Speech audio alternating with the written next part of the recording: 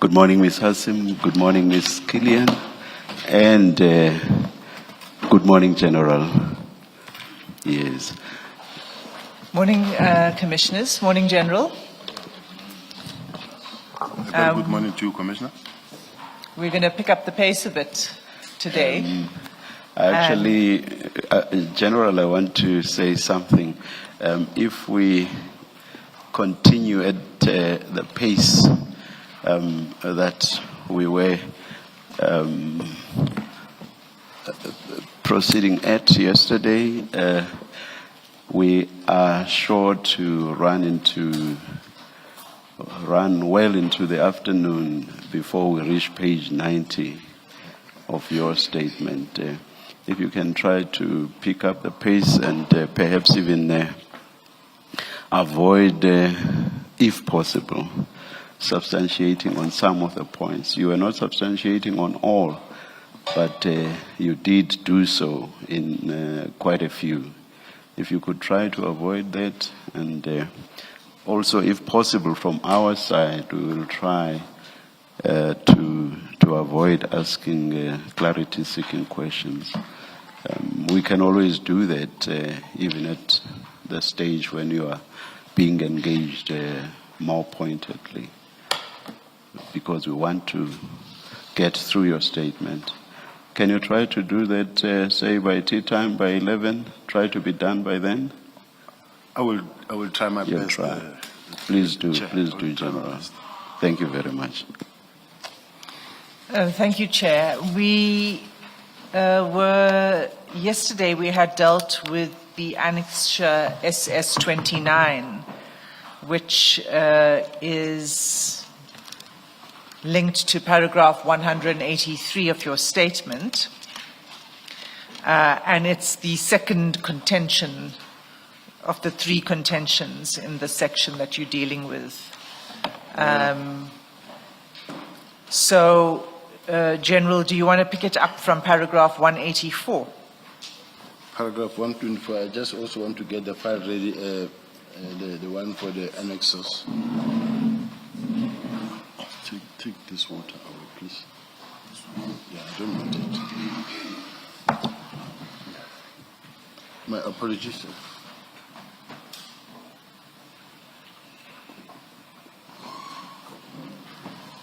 This paragraph?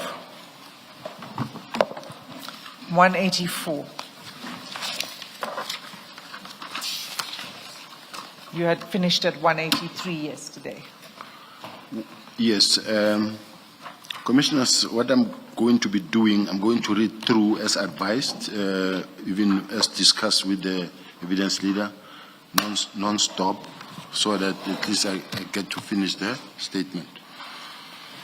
So, as it is apparent in this document, the Deputy National Commissioner Crime Detection is the custodian of all case dockets within the South African Police Service. The information not expressly records the operational challenge that arises when case dockets are investigated within other environments over which the Deputy National Commissioner Crime Detection has no managerial oversight, while still being held accountable for the performance outcome associated with those dockets. It is further confirmed that such dockets are included when detective service performance is measured, thereby reinforcing the necessity for investigative accountability to reside within the crime detection environment. This evidence directly contradicts the National Commissioner's attempt to portray my intervention regarding the dockets as improper or misplaced. The information note confirms that proper investigative command and accountability must reside within the crime detection environment, precisely as I had maintained. His effort to characterize my insistence on adhering to this established governance principle as a point of contention is therefore unfounded and appears crafted to create the false impression of discord or power struggle, when in truth my position aligned squarely with approved SAPS policy and performance accountability. Furthermore, I attached hereto a letter dated 9 January 2024, authorized and signed by me in my capacity as Deputy National Commissioner Crime Detection, addressed to the Divisional Commissioner Crime Intelligence, marked Annexa SS30. This correspondence highlights the poor performance of detective service arising from long outstanding case dockets that remained within the crime intelligence environment, including counterintelligence investigation. Then I marked here with a pen page 484, so I'm not going to go there, I'm just going to read through the statement. The letter records that 71 case dockets, 81 charges, were currently retained at National Head Office of Counterintelligence Investigation and requires that feedback on these dockets be provided to the crime detection environment. It reinforces that investigative accountability for case dockets properly resides under the Deputy National Commissioner Crime Detection. It further illustrates that my engagement on this issue was consistent, transparent, and directed at ensuring compliance with approved South African Police Service performance structures, rather than reflecting any personal or improper motive.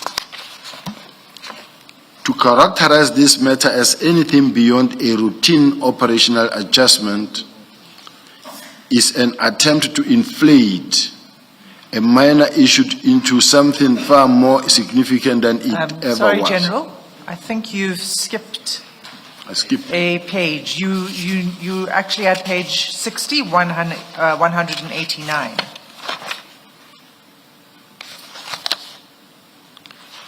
Apologies. I don't know if I should really read it from the previous part so that it flows. Or You must I can just continue carry on? from 189 additionally. Additionally, yeah. Additionally, and as appears from Annexes SS29, the National Commissioner did not approve the request insofar as it relates to counterintelligence dockets. Contrary to the narrative he now seeks to advance before the Commission, I accepted his decision and left the matter at that. I did not pursue it further, nor did I insist upon any transfer of counterintelligence docket. It is therefore incorrect and misleading for National Commissioner to suggest that I was intent on removing counterintelligence docket from the crime intelligence environment. Then I said, please refer to page 484. Paragraph 190, notwithstanding the above, it must be emphasized that my proposal was entirely unexceptional and fully consistent with generally accepted governance standards. It is concerning and quite frankly unbecoming for the National Commissioner to elevate such routine matters of operational oversight into so-called point of contention, when in truth they were matters that any person properly discharging the responsibilities of Deputy National Commissioner Crime Detection would be expected to raise. His attempt to retrospectively label ordinary and policy-aligned oversight as something untoward is unwarranted and should not be countenanced. Just to add that this is what the National Commissioner expects me to do, just what I read above. So, paragraph 191, the National Commissioner's third alleged point of contention relates to my view that General Khumalo should not continue to oversee the PKTT and that its oversight should instead be assigned to General Senthumule. My position was premised on the operational reality that Crime Intelligence Division was suffering the consequences of General Khumalo's extensive involvement with the PKTT, resulting in this diminished focus on his core mandate and responsibilities. To characterize this matter as anything beyond a routine operational adjustment is an attempt to inflate a minor issue into something far more significant than it ever was. In any event, the holding and expression of views in both lawful and inevitable in the is both lawful and inevitable in the proper discharge of executive and operational functions. Such engagement form part of ordinary decision-making and operational discourse, and is neither prohibited nor irregular. The expression of such views or options cannot without more be transmuted into evidence of impropriety or misconduct. Properly understood, the National Commissioner's complaint against me is not a bona fide complaint. It is contrived, selective in its focus, and premised on an incomplete account of the events leading to the disestablishment of the PKTT. In particular, it seeks to isolate my conduct from the broader institution and leadership context within which the relevant discussions and decisions occurred. The complaint further fails to engage with or account for the National Commissioner's own leadership responsibilities, including his prior knowledge of, participation in, and contribution to the discussions and processes that culminated in the disestablishment of the PKTT. By omitting this context, the complaint advanced a distorted narrative that improperly characterized routine operational engagement as misconduct, while deflecting attention from the National Commissioner's own role in the decision-making process.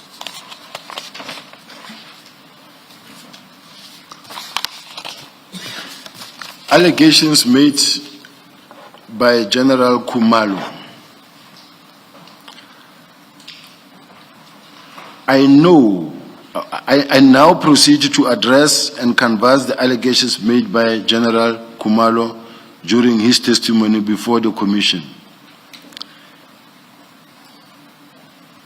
At the time of depositing to this affidavit, I had not been finished with the written statement and the complete transcript of General Khumalo's evidence before the Commission. I have accordingly not been in a position to properly consider or analyze his evidence in its entirety. In this regard, I refer to Annex SS4 and SS5. Being correspondence exchange between my attorneys and the Commission concerning the documents I requested, which were necessary for the preparation of this affidavit, and which, as at the date hereof, I had not yet received. But I also attached. I'm sorry, General. Ms. Hassim, if I'm not mistaken, in my reading, I think I picked up about 3 such complaints, possibly even 4. Is it correct that the General did not get the documents he's referring to, and if so, what's the evidence leader's explanation?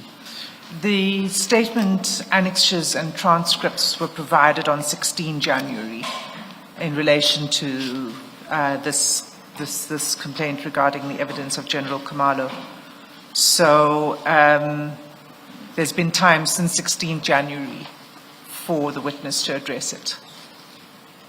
All right. And that was going to be my question now to the witness, which All right, is let's to say, General, that this was provided to you on the 16th of January, right. and you haven't supplemented. All right, let's leave it then. Let's deal with it during the questioning, Sure. if that's found to be necessary.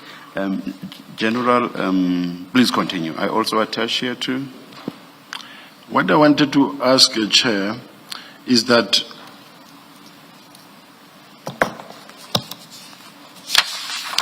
you wish to respond to? yes, as you can see, Chair, this part I underlined. General, may I suggest this?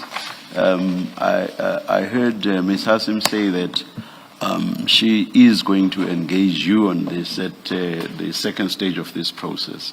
May we leave the explanation you want to give for that stage, please?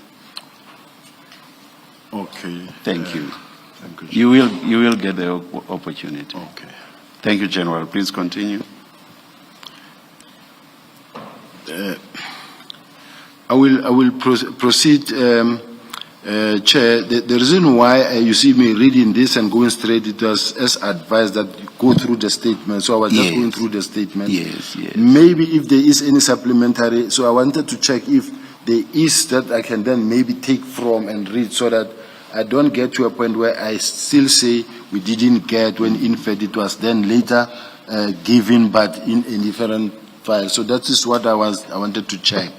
Because sometimes if it was indeed sent on that date, it's something that I should be having, but I will proceed reading, Judge, as what I have in front of me. Please, Thank you, Chair. You should do so. And my colleague, Commissioner Khumalo, has just showed me the date stamp of the commissioning police or sub-center.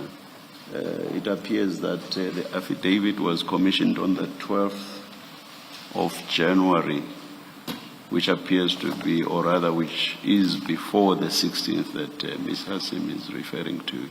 So factually what you say may well be correct, but as I say, let's engage further on this at a later stage, if that will still be necessary. Please I will continue. just proceed reading. Please continue. Thank you. Yeah, yeah. Oh, sorry, I was not. I'm not sure whether we're talking past each other. So the statement is correct that at the time, the annexures and transcripts in the statements had not been provided to the witness, but they were then provided on 16 January.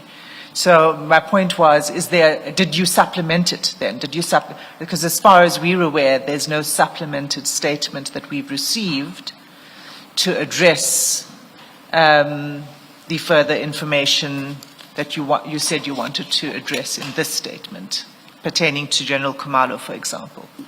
What I may say, my legal team may advise if we did, of which I think we responded. However, I did make my own notes on the side in case I have to continue on General Khumalo, but then I don't want to deviate. I have made my own notes of what I want to say, but as maybe directed by the chair, I will read. Yes, General. Let us do that. Thank you, Chair. Let us do that. Paragraph 197. In these circumstances, I confine myself to addressing only those aspects of his testimony that were glaring to me at this stage. I respectfully reserve my right to supplement this affidavit and to deal fully with General Khumalo's evidence once the written statement and full transcript have been made available. General Khumalo testified before this commission that a white BMW, which he asserted was assigned to my office, was observed on 27 November 2024 at the residence of one Katiso Molefe, and that the driver of the vehicle was allegedly seen collecting a white paper bag from Molefe. I submit that that testimony is factually unsustainable. The white BMW in question was only assigned to my office on 4 August 2025. I attach here to a diary entry made on the very date the vehicle was received, marked SS32. The entry records not only the receipt of the vehicle, but also its condition at the time. Then I have written here page 501 and 502 in a red pen. Accordingly, at the time the vehicle... General, sorry to interrupt. Just for the record, Chair, the witness did this past Monday submit to the Commission an additional annexure SS46, which is to be read with this paragraph 200. It's not reflected here because it only came on Monday. Continue, General. Accordingly, at the time the vehicle was allegedly seen at Mr. Molefe's residence, it was neither assigned to me or my office nor under my control. The premise upon which General Khumalo's evidence rests is therefore demonstrably incorrect. In addition, On 27 November 2024, I was in Cape Town on official subs business, attending a meeting of the Portfolio Committee on Police. I attached here to marked SS33 corroborating documentation, including the hotel receipt for my accommodation and the official agenda of the Portfolio Committee meeting for the date. The document objectively confirmed my whereabouts. There are no obscure or contested facts. They were readily verifiable through elementary checks of vehicle assignment records. General Khumalo's failures to undertake such verification before presenting this evidence materially undermines the reliability of his testimony. More significantly, the omission of these readily ascertainable facts resulted in evidence being placed before this commission that is not merely incomplete but misleading in effect. The testimony creates an inference of proximity or association with, when tested against objective records, cannot be sustained. In these circumstances, General Khumalo's evidence on this issue must be approached with caution. The demonstrable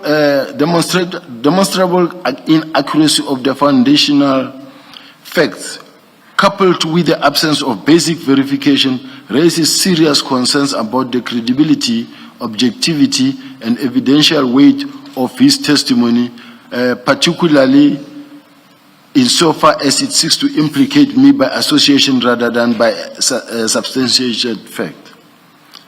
In addition, the persistence in advancing these allegations without verification and in circumstances where objective record directly contradicted, in my view, place his motive for doing so squarely into question. It is also noteworthy that General Khumalo presented this commission evidence depicting the said notorious white BMW following and providing protection to me during October 2025. This raises a fundamental difficulty. According to the testimony of the National Commissioner, information allegedly implicating me in the involvement with an alleged drug cartel had already been made available to Minister Mngunu as early as January 2025. If that is so, it is unclear why evidence from October 2025 relating to a vehicle assigned to my official security detail only in August 2025 is being relied upon to retrospectively link me to alleged conduct said to have occurred in November 2024, at a time when the vehicle was not assigned to me at all. The chronological disconnect is stark. Evidence post-dating the alleged conduct by almost a year is being deployed to suggest corroboration of events which, on the objective fact, could not have involved me or a vehicle under my control. This incongruity renders the evidence not only irrelevant to the allegations it seeks to support, but also misleading in its effect. When viewed holistically, it underscores a pattern of selective presentation of facts divorced from their proper sequential and factual context. In my view, this is not a benign oversight. It materially undermines the reliability and probative value of the evidence, and taken together with the earlier inaccuracies, place General Khumalo's credibility and his motive for advancing this narrative squarely into question. The cumulative effect of the evidence placed before the Commission reveals a pattern of selective disclosure, whereby information is chosen and presented in a manner that advances a predetermined narrative about me rather than a balanced, objective account of witness C. Now, account of the facts. That's how the sentence ends. Can you please repeat? Sorry, you misread the last line. It should read rather than a balanced and objective account of the facts. Now, my concern, commissioners, this is a very important part of that was the nation believed that I'm involved, and a white paper bag they went to collect the paper bag associated with me. I don't want to elaborate much, but what I want... Don't you think this statement does that fairly substantially, because the simple point made there is that, as I understand it, at the time the BMW appears to be linked to you, it had not yet been allocated to your office. And I think you make that point quite clearly. Do you think there's a need for substantiation? Yes, Commissioner. All right, I think there's a particular specific but need. please be brief. I will be brief. That vehicle was allocated to the detectives for quite some time. It has been with the cold case unit for quite some time. Now, at the time, it was used by my two protectors. These two is a team that I chose when they were at... This is the team that I deployed at the border gate of Mozambique to fight crime that side. I said, let me call the people that I trust. And then they sent them, whilst I was already on suspension long time ago, they knew about this BMW. They had it. They had the footage. They had the CCTV footage.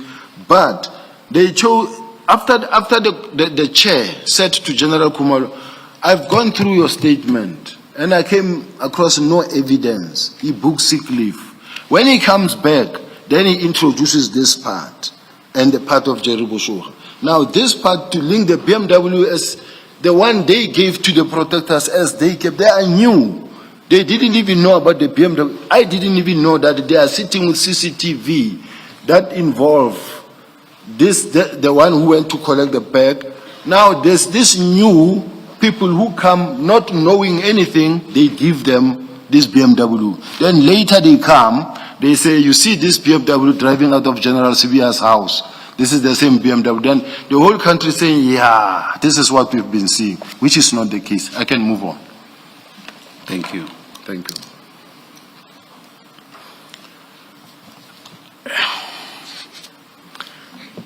Allegations made by witness C.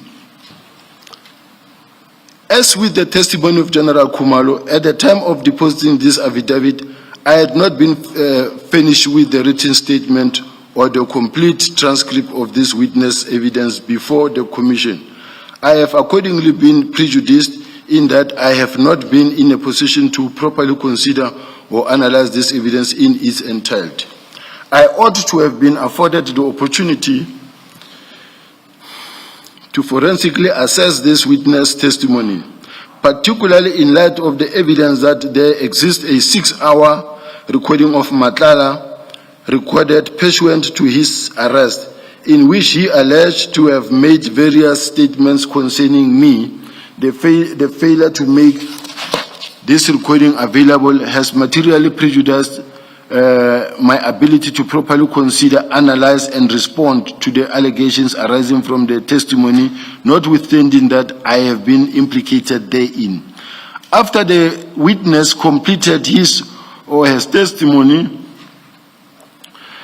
I specifically contacted my attorney to request the full recording referred to in that testimony. Said correspondence addressed to the commission by my attorneys is attached here to mark SS34. That recording has not been made available to me. I have no evidence as to how this recording was extracted or obtained.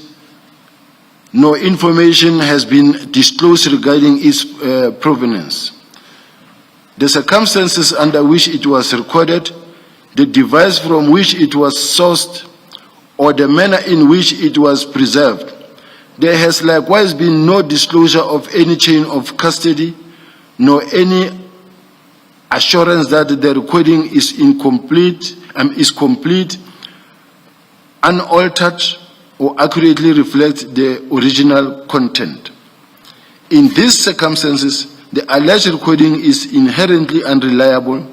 Its existence and purported content raises serious concerns as to authenticity, accuracy, and integrity, including whether it may have been edited, selectively presented, or otherwise manipulated. Absent proper disclosure and independent verification, it cannot reasonably be relied upon as evidence against me.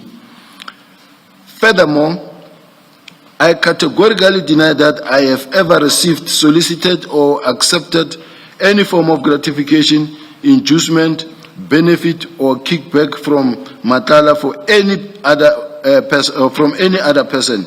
Any suggestion to the contrary is false, unfounded, and devoid of any factual basis. It is untrue that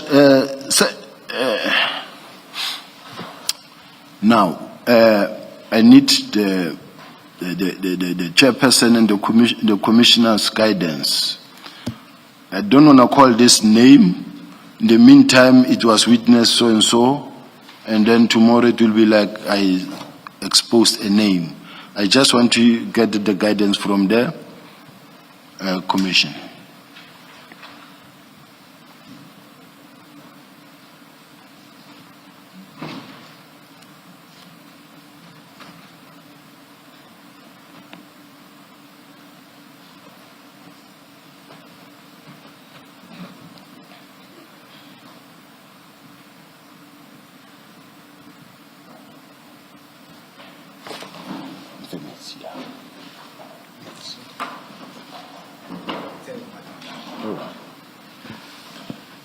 General,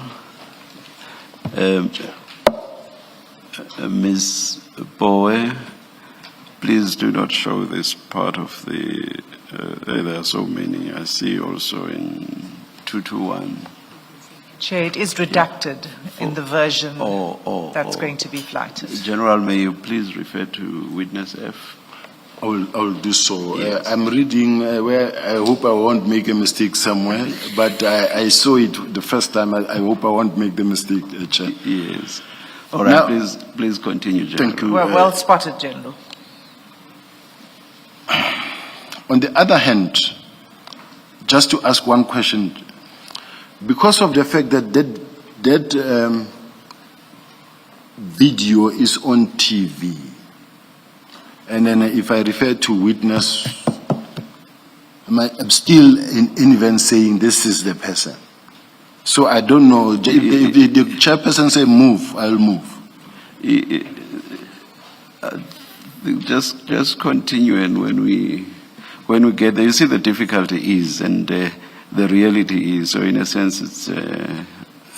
Let me not use the word I almost used.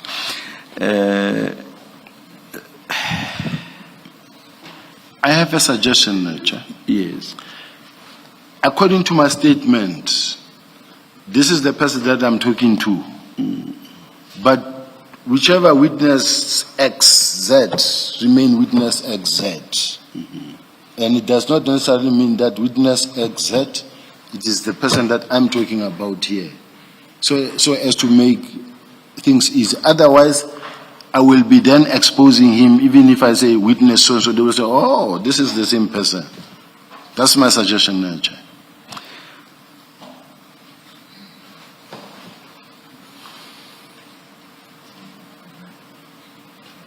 Just use F. We do have the difficulty that everybody knows we have, but just say witness F. Thank you very much. Thank you very much, Chair. For what it's worth.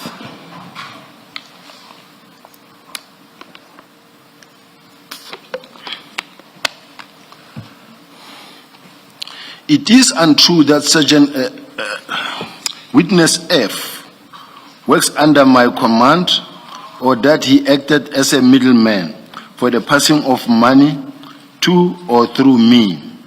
Whilst Witness F falls within my broader portfolio, he does not report to me.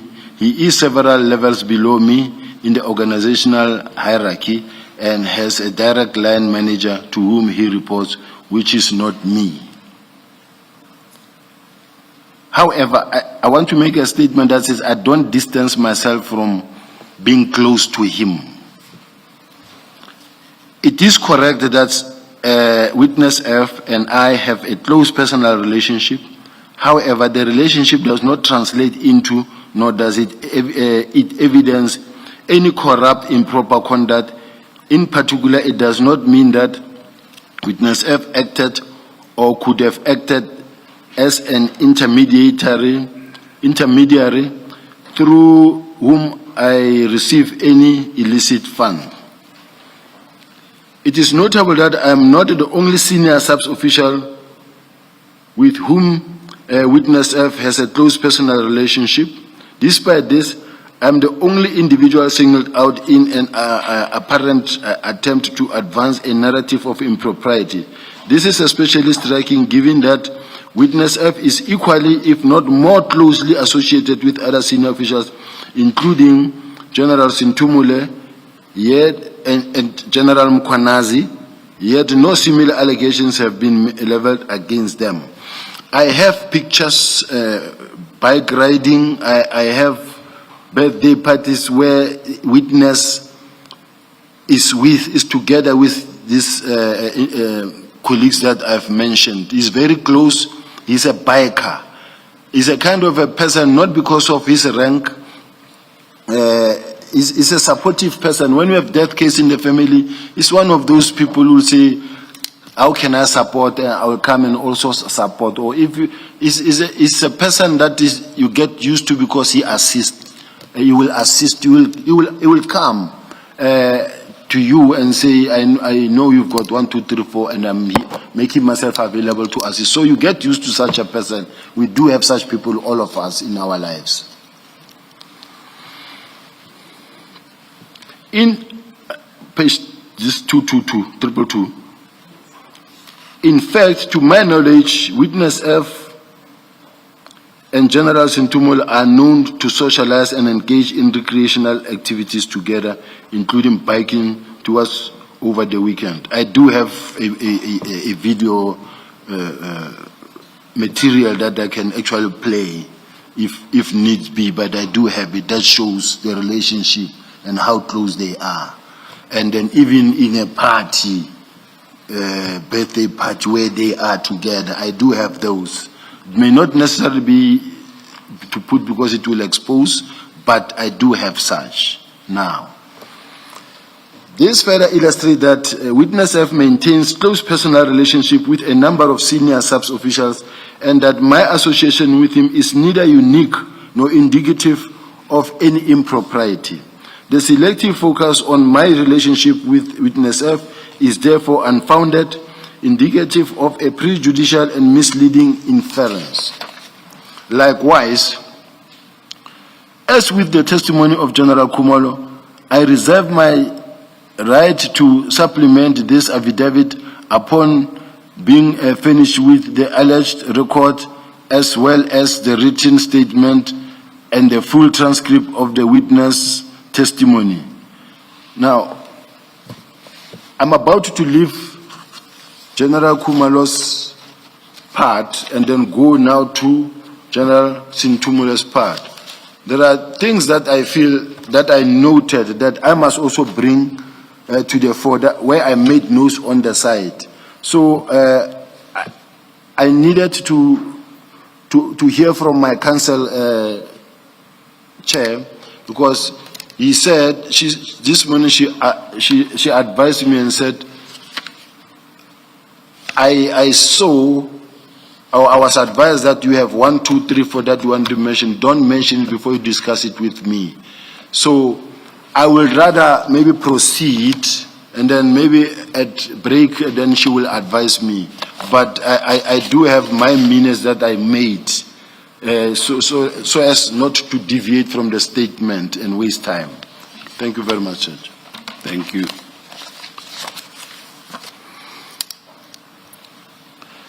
General Senthumule's testimony. At the time of depositing to this affidavit, I had not been finished with the written statement and the incomplete transcript of General Senthumule's evidence before the Commission. I have accordingly not been in a position to properly consider or analyze her evidence in its entirety. In the circumstances, I respectfully reserve my right to supplement this affidavit and to deal fully with General Senthumule's evidence once the written statement and full transcript have been made available. Notwithstanding the above, I wish to draw the Commission's attention to General Senthumule's public criticism. During her testimony before the Commission of the disbandment of the PKTT and the withdrawal of the 121 dockets. However, on numerous occasions during telephonic conversation between General Senthumule and myself prior thereto, she was openly critical of the PKTT. Especially, I recall a particular telephone conversation in which General Senthumule expressed the view that the PKTT was untouchable and alleged that, in her opinion, the task team was being used to siphon the budget allocated to it. She further indicated that she did not believe that the PKTT genuinely engaged in effective policing or delivering meaningful investigative outcome. I was also able to retrieve a recording. Sorry to interrupt, but again, for the record, I must point out that you did provide the Commission again on Monday with 2 annexures, SS 41 and 42, and you requested that they be read together with this paragraph that you just read out, section 228. I'm just putting that on the record. I was able to retrieve a recording of this conversation from my device, and I finished a copy thereof to my attorneys for forward transmission to the Commission. I wanted to play that recording, to request that it be played. It's not long, but I know that the kind of a person who came here before the Commission and testified, and I want the Commission to hear the same person, the different language, the same person is now talking.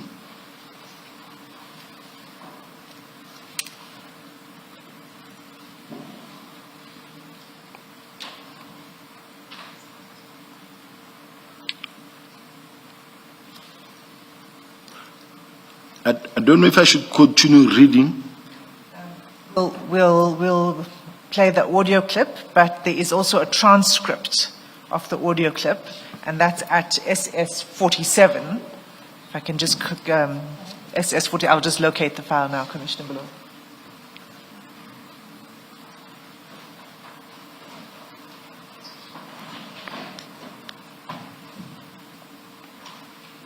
File 2A.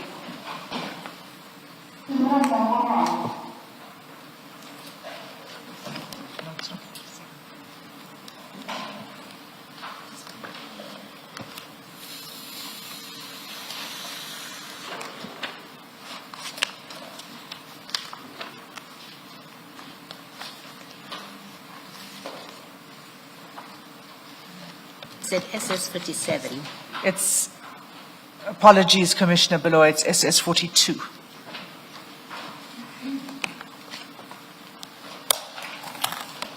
Page 627.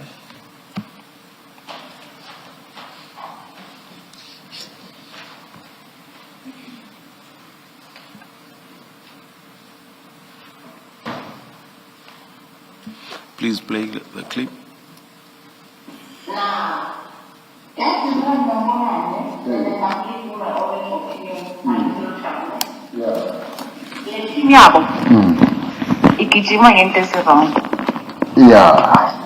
Under the guise of the task team. Nathi sikhona lapha siyaphandwa lapha siyaphenywa lapha. Yabona and ngiyacabanga ukuthi eNatali I'm sure ba busy because this is where these things are cooked. What I find embarrassing, and when I talk to people, sometimes you are complicit to crime being complicit because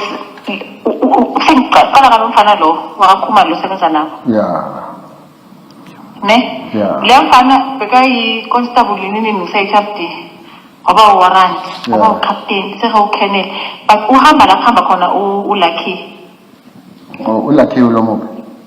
Ulucky umfana. Oh. So at some point there was into ngathi bayarelate bayafana futhi. Kungathi they relate. Oh, fana nomkhwanazi. Yeah, kakhulu futhi. So and uyena lo suspect ukuthi uthathe imali. I would suspect uye lo NPA ethatha imali but ngithumela ushabalala. Manje into engayi understand ukuthi Khumalo, like, Khumalo, things right, like, mina kuthi general ngafunda ukuthi uba isilima kuyanceda yabona ngoba mawusuka ubabonisa ukuthi uyabona kula wenza khona izitha so rather abacabanga ukuthi uhleli la abacabanga ukuthi uhleli khona but the same young Khumalo we are busy. I asked him the other day ngimbonise ngathi ufuna lona la bathi ngimbuthi athi ngathi wacishe ngawo cishe ngathi hawu so umkhoneza ukuthumele ngala ugijima ngami lo uthunyiwe because trust me at some point he was his driver ne mara ukuthi nje ngela ungambona ufana no Lucky at some point I can't remember wathi no ngathi bayahlobana yabona so I understand ukuthi le team wayengakhona ukuma sorry but it is because khona udoti nje abawupushayo that I can tell you because yini into enzima that's why ngithi mina tomorrow sibize ukuthi ama docket if as a court there's no need for it ukuthi hlali yenzani if case ya court niyabizwa niyasapuna nina witnesses you understand niya on that day hayi ukuthi kumele nihlale ngathi nilinde I think uconsultant no Lucky wathi no ama docket wamalethela kini but akakwazi angisho kune instruction general ukuthi aye kuwe yes yebo so which is why ngithi mina yabona ukuthi without ukuthi siveze ukuthi mina ngime kuphi asiyenza ohlala ubona usibize nje uthi hayi mina instruction general Senthumule give me feedback yebo yeah ngizombiza but angithi uzongitshela nje anginikeze excuse ukuthi akekho local or ukuphi angithi ubonile ukuthi yena siya attend wonke umuntu uyattenda yena akaveli yena ufonile nje ubala sama documents ngathi mina sonke base size college onke wathi naye uhlale office ngathi mina kumnandi kuba ngoba wena uvunyelwe yabona yena ubusy uyazi ngokutshela babusy bagijima ngame left right and center hot monitoring bazama amafoni wami ngapha nangapha ngiyathola konke lokho yabo but into ebuhlungu general ne ukuthi umgodi mina ngafunda ukuthi umgodi mawugubha akungeni lo mgubhela ungena wena iproblem ukuthi ngihlala nomphathi wami ungathi akazi lo dokotela uyazi okunye ngicela ukuphendula lokho lengenayo tu okay general mina tekele sharp general. Thank you very much, Commissioners. When she says Umene Tekela, she's actually saying, referring to the National Commission, and say the National Commissioner Imene.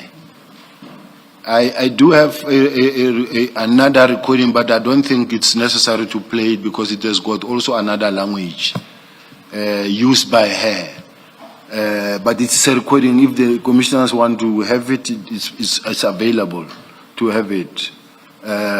So I just wanted to show that one moment she was saying when she speaks about General Mkhwanazi, say Ushamas, we bambishisa, wenza so. In the meantime, on the other hand, this is the language that she speaks to me as we speak. So and the reason why I recorded something that led to this is that the National Commissioner gave me information about what she said about me, and she said you can go ask her. And then in going to confront her, I realized that if I were to go confront her, she might come back and say, I came to threaten her, I did this and I did that. And so I realized that might be dangerous. So I went straight home. When I'm at home, because the National Commission said, you can ask her. She was sitting here where you are sitting in a private jet and said she was sitting there and she said 1, 2, 3. So as a result of that, I called her, but I chose to make sure that at least let me record the conversation so that tomorrow, even when she makes allegations, I'm protected. That's the sole reason why I had to record that. But I will move on now. But General, let's just place the date. Look at the first page, at page 626 of the transcript. Is the SS42? Is the date recorded there, to your recollection, the date of the discussion between you and General Senthumule? It has got It has got the date on it, the recording. It's, this is in file 2A, file 2A, page 626, SS42. And then there's recorded at and then date held. So I wanted you, or rather I wanted to know if you confirm that that's the date you had the discussion with General Senthumule. That's the date, because I see the verse number on top. Please read the date into the record. This is to certify. Not just the date, just Or the read date. yes. Or the date, it will be on the 23rd of 4/2025. Thank you, General. That's all. And that was the date on which you had this conversation with General Senthumule? I take it because I know it from my phone. There's got the date now. I see the date. I confirm. If this date that I see is that what is in the recording, I confirm. Well, can you, in the adjournment, just double check that that is the correct date of the conversation? I will do that. And then the last.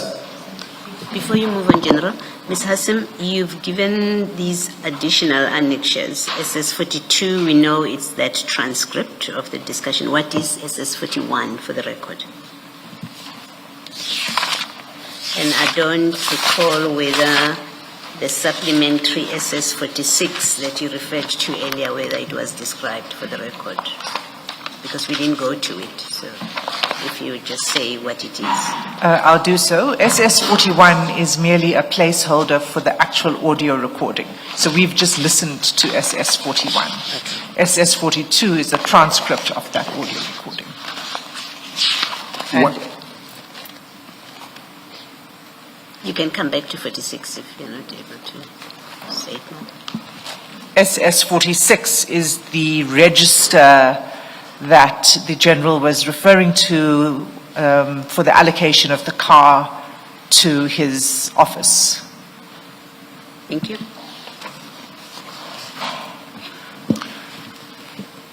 The second example that I want to give, which is in fact criminal in nature. General Senthumule said to the commissioners in her testimony here that I was paranoid that I'm being investigated all the time. Now, what happened? And she said her gadgets were taken by the Hawks, her gadgets were taken by IPIT. What actually happened is that I applied to have a security threat assessment conducted for me because of the work that I was doing. Especially coming back from the city of Joburg, where I had protectors due to the high level of corruption, the work that I was doing that side, and she rejected it. At that time, as I came in, I reported under her. Now she rejected it. So she rejected what exactly? My request. She disapproved it. The National Commissioner called her and said, but you can do it, because even myself, when I was there, at this level, I had protection. And then she said, she wrote there, I've got paperwork and I think I attached it. She said, I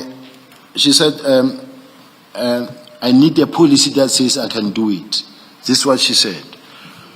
After quite some time, weeks later, I get a call from Department of Finance. Department of Finance is saying, General, we keep on getting this overtime claims about people that are bodyguarding you. Do you have protectors? I say, no, I don't have bodyguards. He said, but we've got this paperwork with her signature and staff officer's signature claiming overtime for me, for the protectors that are protecting me. People that I've never seen, their names are there, I know them, I've seen them. I've never met those people even to date.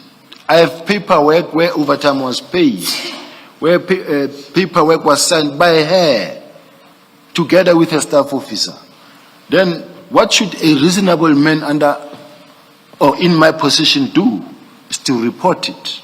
And I reported it to IPIT. So IPIT, please look into this. And I didn't want to maintain a bad relationship with her. I became neutral and unchanged. I continued to work with her as if everything is normal.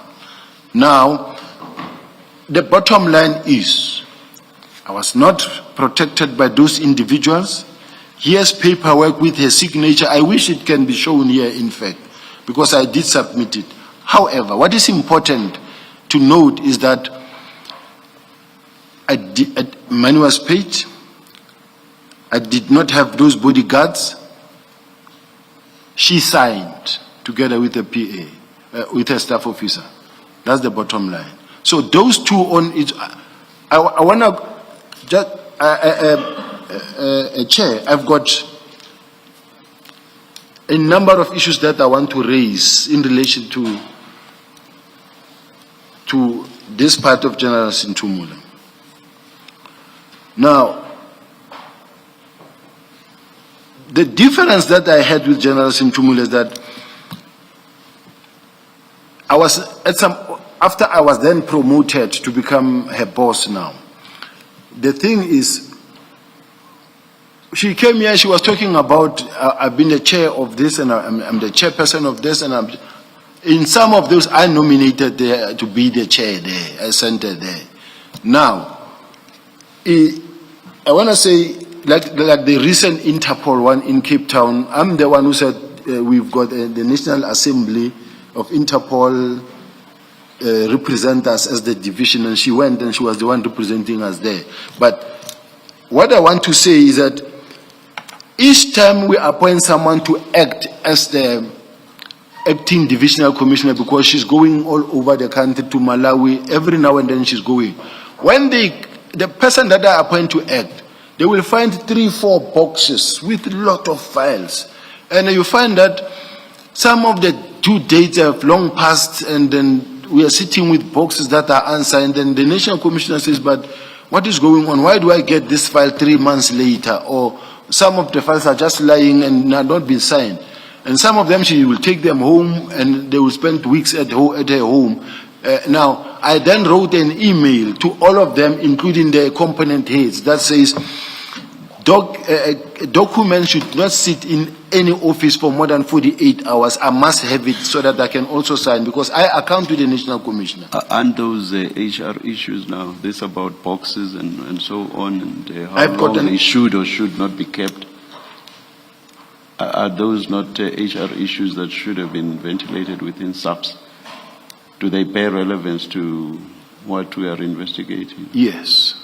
What I'm saying is that I'm leading to, there's a number of things, including that what is being investigated, but something caused the situation to be the way it is, where I have to then, she said I'm a touch and go. Today you are in good terms, tomorrow you are not. But the problem is that I have to do my work. For me not to fail the National Commissioner, I also have to be strict on some instances.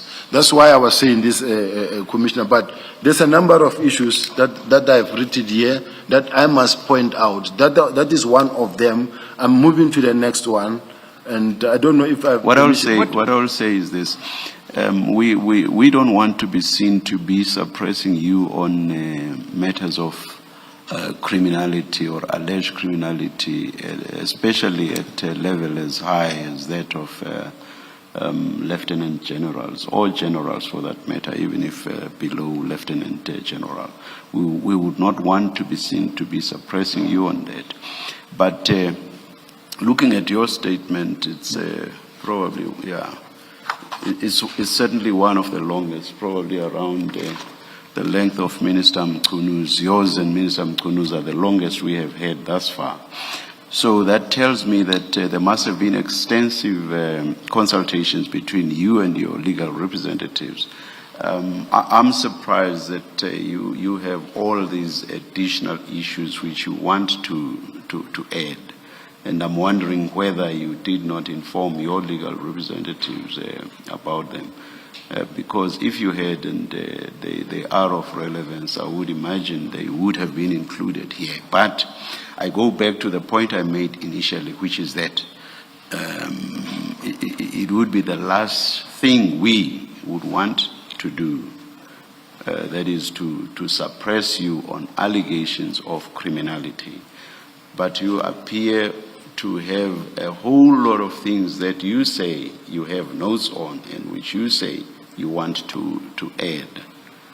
I would say this, perhaps, Ms. Killian,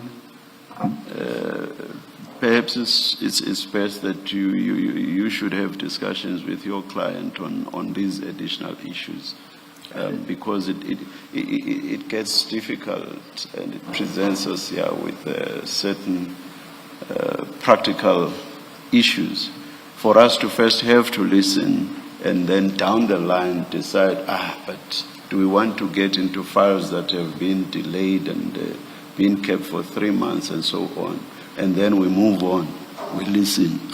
We don't want to listen to that as well. It just presents us with difficulties. Thank you, Chair. I understand what is raised, and this has been discussed with the witness. We will again raise it during the tea time. I think if he moves on his statement and keep those additional issues for discussions and consultation purposes. Yeah. The other option is for the witness, subject to your advice, of course, to furnish us with a supplementary statement that touches on all these issues. If it is necessary, we will consider that position. Thank you, Chair. Thank you. General, please continue with your statement. So Chair. I again emphasize that we are not suppressing you on testifying on matters of criminality that bears reference to, relevance rather, to our terms of relevance. But please take advice from your I do, Chair. May I ask a question, Chair? Yes. Or just a comment, and this with respect as well. No, I'm not arguing. Please don't punish me for that, Chair. What I want to raise, Chair, is that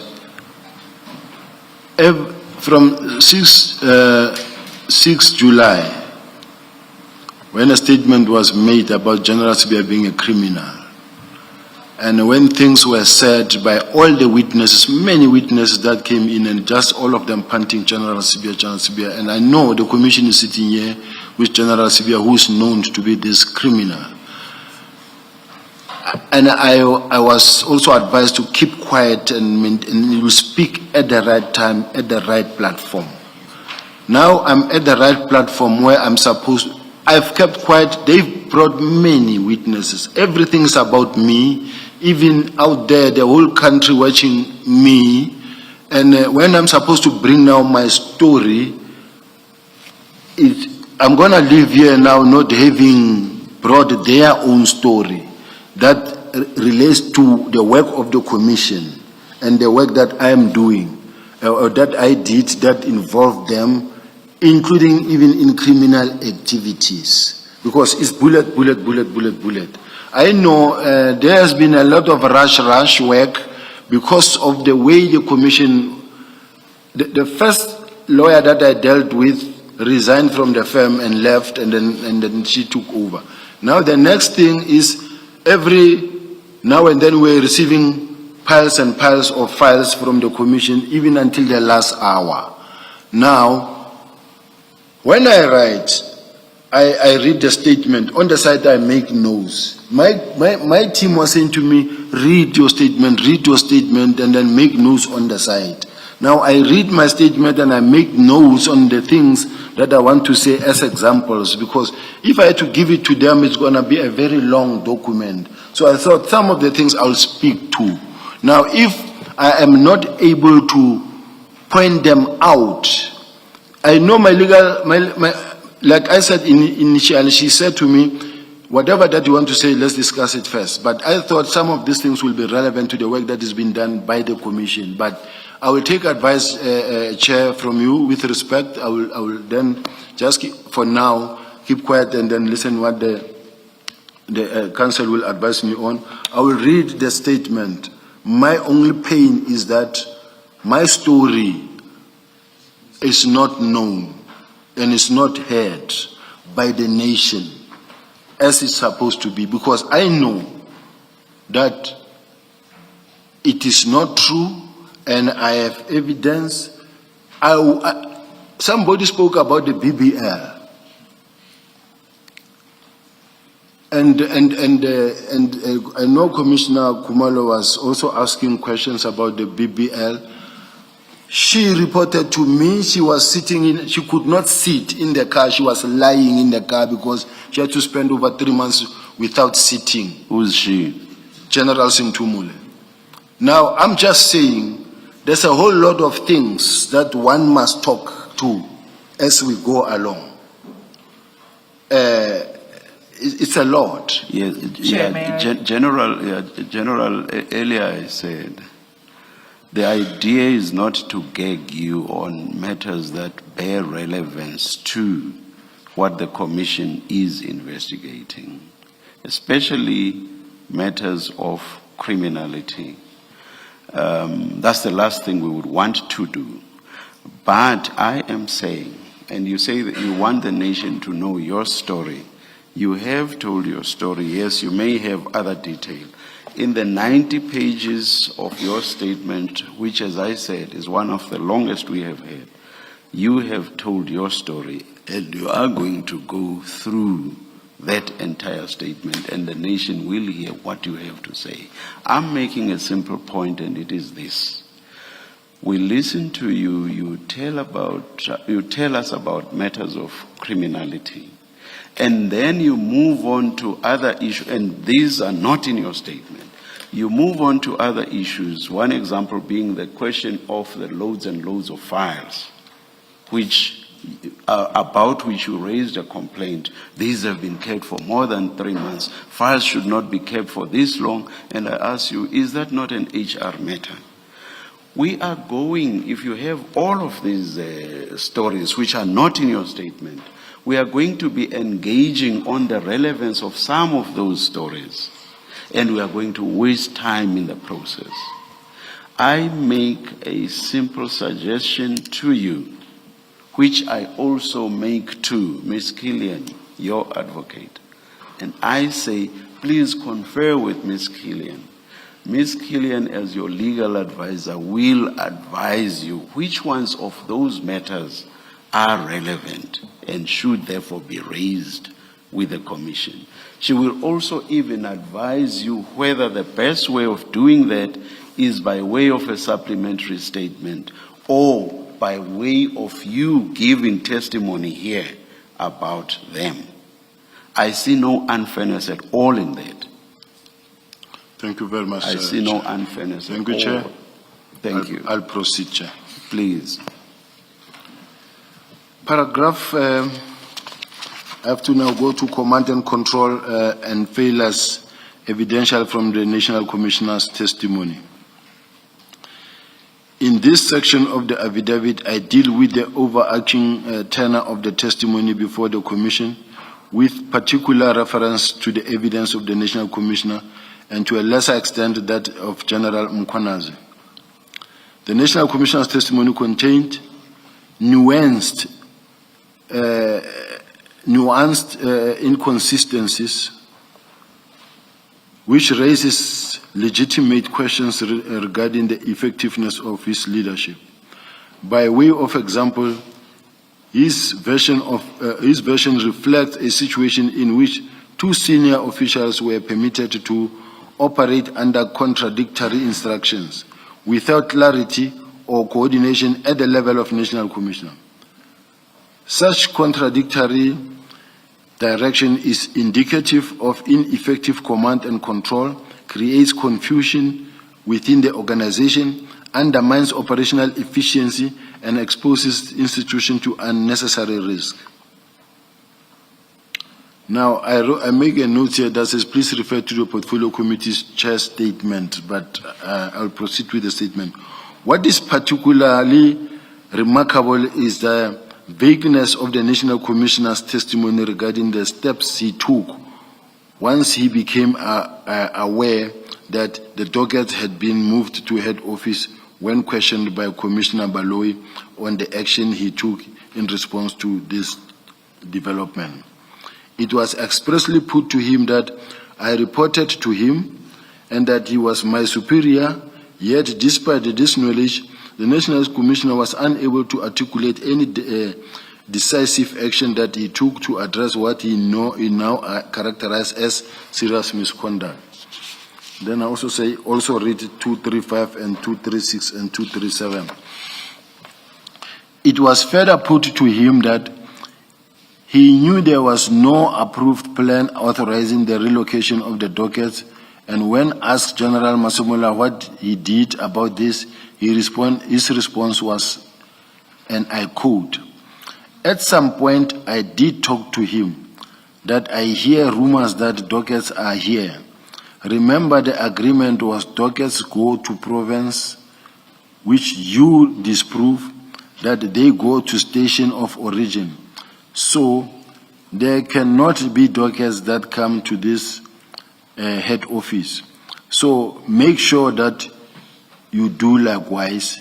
There should not be dockets that is here." I'm continuing with the statement, but I wanted to just quickly point out that the Commissioner also says that they said dockets should go to province. He agrees that the docket had to go to province. It is extraordinary that this constituted the response of the National Commissioner of the South African Police Service. General Masemola has repeatedly asserted that my purported instruction to have the dockets brought to head office was highly irregular and improper. Yet, when confronted with precisely the same circumstances he now elevates as a grave irregularity, the extent of his intervention was limited to vague and informal remarks about rumors rather than any decisive or corrective action. Considering the fact that General Senthumule said, I did inform the National Commissioner, so it's not rumors, he was told by General Senthumule. I'm proceeding. Such a response is wholly inconsistent with the seriousness he claims to attach to the matter. His failure to act in the face of what he alleges was a serious procedural impropriety fundamentally undermines the credibility of his allegations against me and reflect a concerning abdication of leadership responsibilities at a critical juncture. This is, in my view, calls into question the sudden outrage directed at my purported conduct and suggests an after-the-fact reconstruction of events rather than a genuine concern.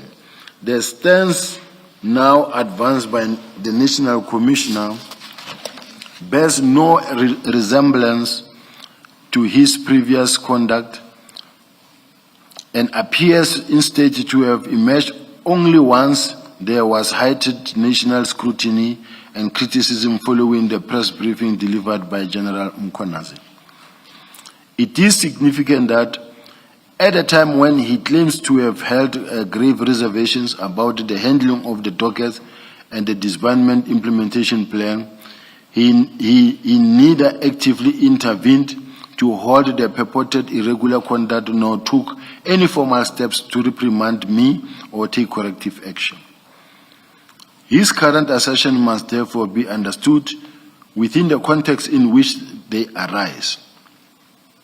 They are calculated to create distance between himself and operational decisions made under his oversight and to deflect responsibility at a moment when public attention has intensified. Such conduct creates the distinct impression that the narrative now advanced is shaped less by an accurate recollection of events and more by a desire to protect his own position in response to external criticism. These inconsistencies warrant a cautious approach by the Commission in assessing the credibility of the evidence and his attempt to attribute impropriety to my actions. Of equal concern is the National Commissioner's testimony regarding the events surrounding the attempted return of the dockets to KwaZulu-Natal. He testified that I was not supposed to remove the dockets from the province without knowledge of the provincial commissioner. Yet, despite this alleged impropriety, he stated that I should finish what I started and ensure that the dockets were returned in the same way that I had taken them. Just to remind the commissioners that considering the fact that they were brought by General Khumalo and he sent Sergeant Khumalo. They were brought by CI to head office, not by me. It devised logic that the National Commissioner of the South African Police Service would respond in such a manner. Even if one were to assume, for argument's sake, that he was genuinely dissatisfied with the relocation of the dockets to head office, his response upon learning of the failed effort to return them to KwaZulu-Natal and the reasons therefore ought to have been to intervene decisively. One would reasonably expect the National Commissioner, as the ultimate custodian of command and control, to take charge of the situation, to engage directly with General Mkhwanazi, and to issue clear formal directives to ensure that the dockets were returned through proper channels. Instead, his purported instructions suggest abdication of responsibility and a lack of meaningful leadership involvement in an operational matter he now portrays as critical. His reaction in this irreconcilable with the seriousness he attributes to the issue and raises material questions about the reliability of his testimony and the adequacy of his oversight in the circumstances. Importantly, this conduct demonstrates a leader who was not exercising effective control over a matter falling squarely within his responsibility as National Commissioner. It is also noteworthy that the National Commissioner claims that he only became aware in early May that the 121 dockets classified as under investigation by the PKTT had been removed from the PKTT and handed over to General Senthumule, an event he characterized as yet another surprise. It is with respect remarkable that a general of his standing who attended the very meetings at which the operational implementation of this establishment plan was discussed, could repeatedly profess surprise at developments arising from decisions in whose formulation and oversight he was directly involved. It is equally difficult to accept this aspect of his version. On his own account, he was working closely with General Khumalo in putting together the phased-out disestablishment plan. It was General Khumalo who, on the 28th of April, handed the case dockets to General Senthumule. Yet the National Commissioner would have the Commission accept that General Khumalo, who was operating in close coordination and proximity with him throughout his process, did not inform him. On the very day that the docket had been handed over, that proposition is quite simply impossible. Now I'm moving to allegations of a potentially corrupt relationship with Brown Moti. I know Brown Moti as an activist based in the Northwest province. During or about December 2024, Moti began contacting me, during which communications he warned me that certain individuals were purportedly attempting to have me removed from SAPS. He further informed me that false information was being circulated about me.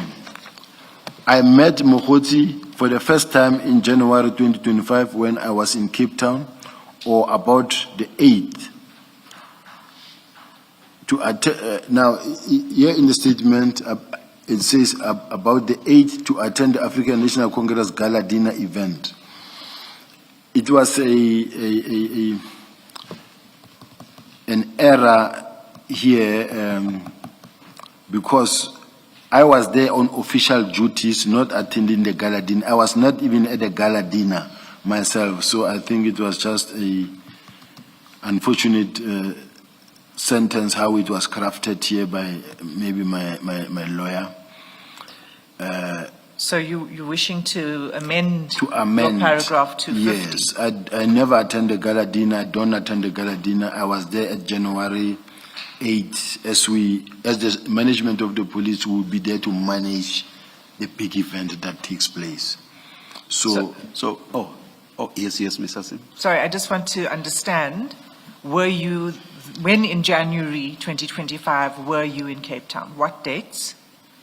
it is somewhere from the 5th until the 12th. I think we've got paperwork around that that shows the. Okay, so you were there from 5 to 12. You can provide us with that I paperwork. I have it. You'll get it over Okay. lunch. 5 to 12 January 2025. And for what purpose were you there? It is meetings with the minister, including also running over to January 8 and beyond. What do you mean by running over to January 8? We went there to Cape Town. The whole management of the police was in Cape Town because if there's going to be a big event, a major event, there will be a deployment in that specific province. And then some of the meetings and operations will be held from that particular province where there's going to be a major event. Did you attend the ANC gala dinner? No. Okay. It's what I'm trying to correct. Thanks. So would it be accurate to record it like this? I met Mokgotsi for the first time in January 2025 when I was in Cape Town from 5 to 12 January 2025 on official business for meetings with the minister. I did not attend the ANC Gala Dinner event.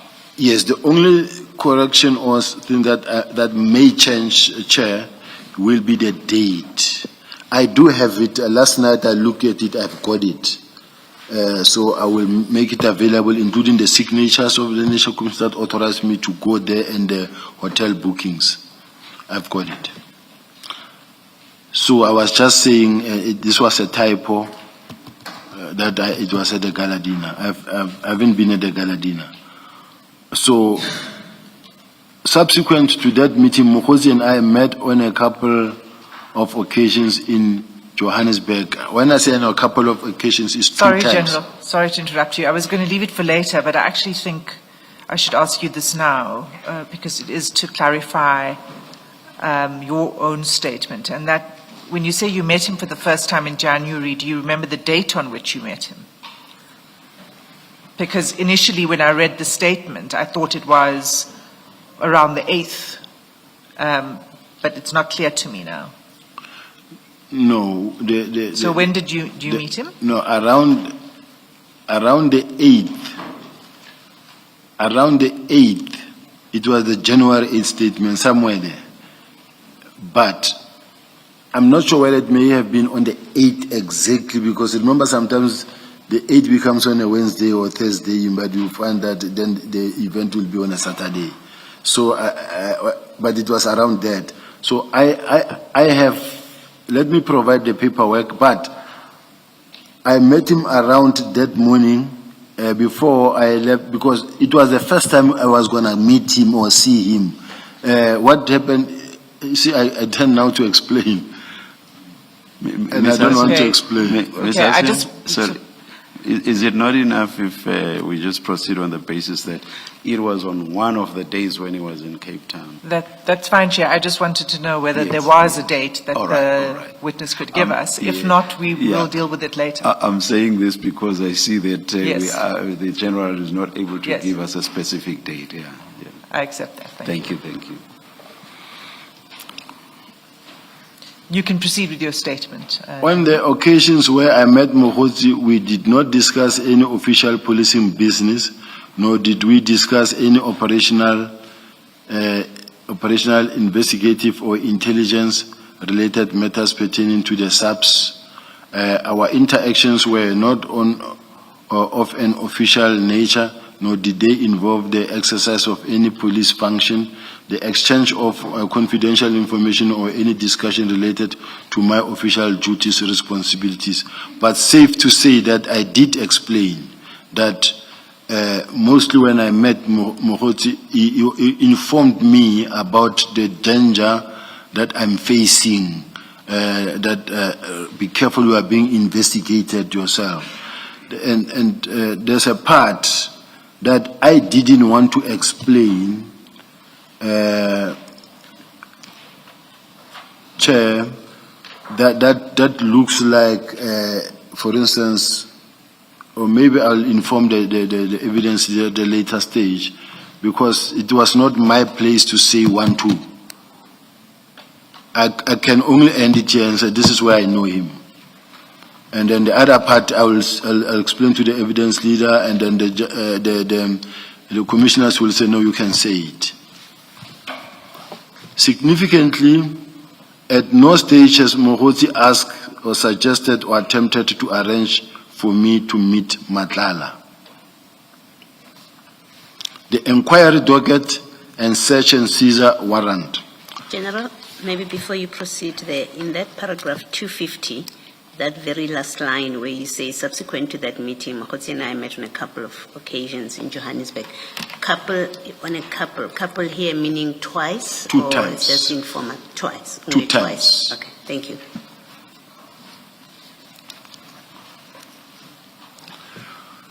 The inquiry docket and search and seizure warrant. On 7 July 2025, an inquiry docket PHQ 2/07/2025 was opened to investigate allegations arising from a media briefing by General Mkhwanazi concerning the disbandment of the PKTT, with Brigadier Sipokunene appointed as the investigating officer. On or about 25th of August 2025, Brigadier Kunene launched an ex parte application in terms of Section 29, subsection 1A of the Cybercrime Act for the issuing of a search, access and seizure warrant. That application identified me and 3 others as suspects in respect of offences including defeating or obstructing the course of justice, fraud, corruption under the Prevention and Combating of Corrupt Activities Act, and contravention of the Powers and Privileges and Immunities of Parliament Act. Pursuant to that application, Mudau Judge J granted an order on 25th of August 2025 authorizing the search and seizure of 2 iPhone devices belonging to Madlanga. On 8 October 2025, Mudau J granted a further order ostensibly based on the same ex parte application, authorizing a separate warrant, 1, directed at me alone.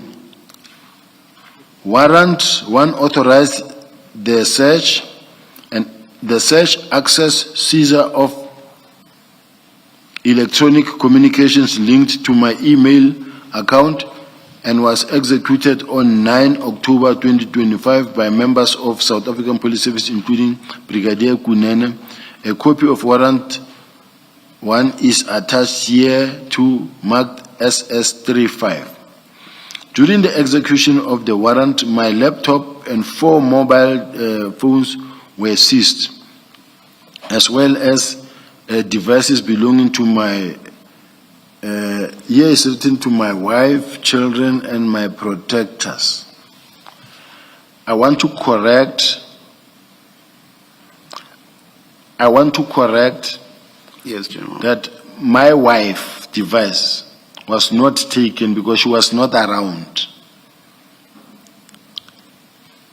My children, they just looked into their phones and left them. They went through them to see what is inside, and they left the one for the children. So it's something that just needed to be corrected. And So should it read, my laptop and 4 mobile phones were seized, as well as devices belonging to my protectors? Yes. Now, I don't know somewhere. But does the rest of that sentence still hold true? It will be true. Because even for the protectors, they took their cell phones as well. So I don't know if it's, I will read. Notwithstanding that several of those devices were not authorized by the warrant, a further mobile phone was seized from me on 17 October 2025 when I came back from ad hoc committee. On or about 21st October 2025, a letter of demand was addressed on my behalf to Brigadier Kunene and the National Commissioner detailing the defects in the warrant 1, recording the unlawfulness of the search and seizure and demanding the immediate return of the seizure items. No response was received. A copy of this letter of demand is attached here to marked as SS36. I must say, till to date, I still don't have my devices, and some of the information that I needed was in the devices. I don't have.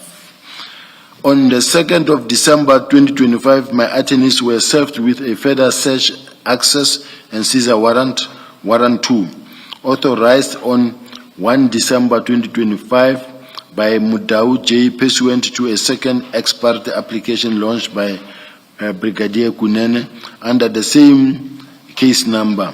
Upon consideration of that application, it is apparent that the founding affidavit is, in all material respect, a duplication of the affidavit used in the first ex parte application, save that the number of alleged suspects was increased without explanation and additional individuals were authorized to participate in the search and seizure operation. Now,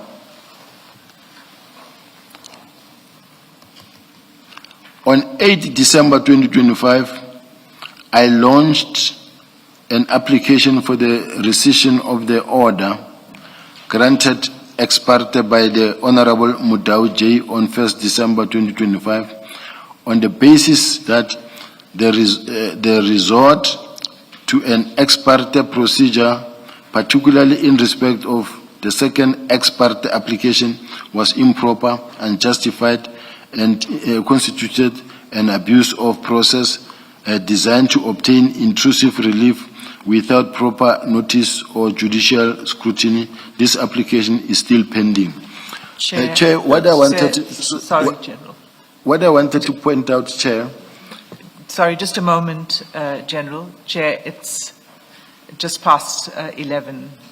I wasn't sure whether we should just continue to 11:15 or take a break. Thank you, Ms. Hassim. Let's just listen to what the General wants to point out, and then we'll take the break. The issue of in the previous paragraph that I just read, the issue of the additional non-subs individuals were authorized to participate in the search and seizure operation. Something that I just want to confirm again and ascertain with my legal team when I'm back.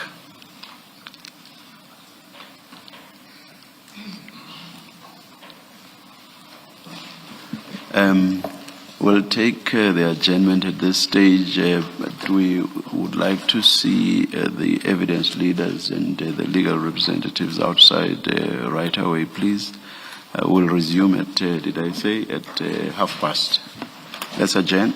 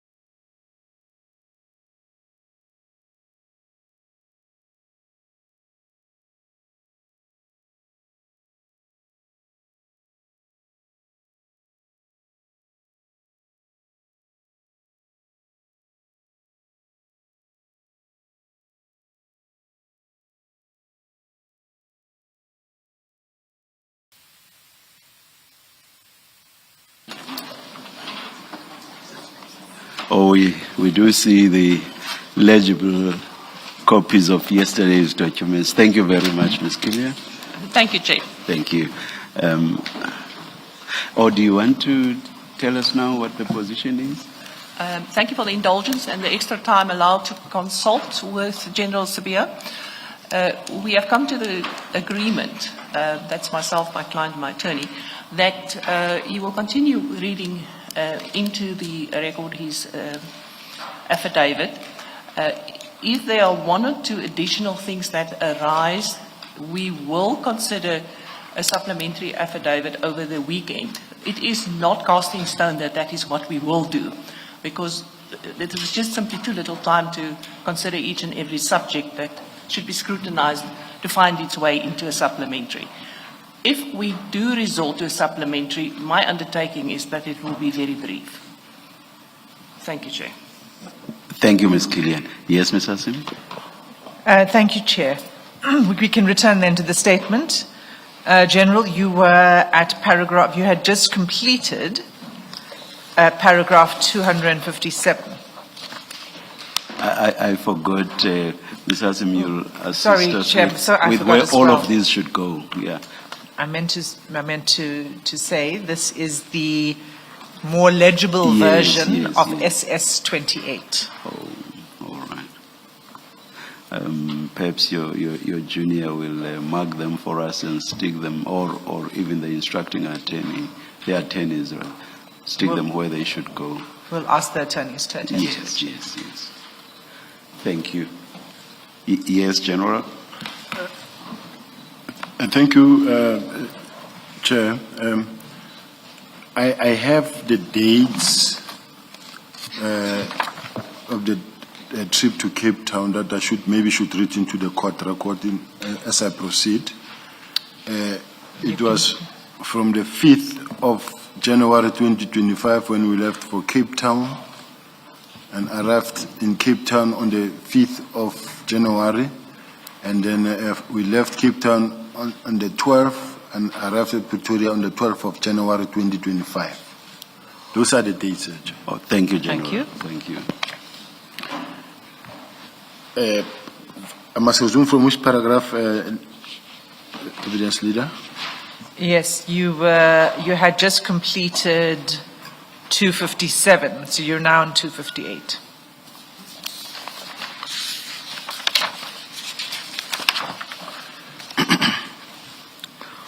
On the 2nd of December 2025, my attorneys were served with a further search, access and seizure warrant 2, authorized on the 1st of December 2025 by Mudau J, pursuant to a second ex parte application launched by Brigadier Kunene under the same case number. Upon consideration of that application, it is apparent that the founding affidavit is, in all material respect, a duplication of the affidavit used in the first ex parte application, save that the number of alleged suspects was increased without explanation and additional non-subs individuals were authorized to participate in the search and seizure operation. General, were you able to clarify? You were going to check whether that this is accurate, the non-SAPS individuals. I am able to clarify, and I was clarified, and I'm quite comfortable with what is in the paragraph. Okay. On the 8th of December 2025, I launched an application for the rescission of the order granted ex parte by the Honorable Mudau J on 1st December 2025 on the basis that the resort to an ex parte procedure, particularly in respect of the second ex parte application, was improper, unjustified, and constituted an abuse of process designed to obtain intrusive relief without proper notice of or judicial scrutiny.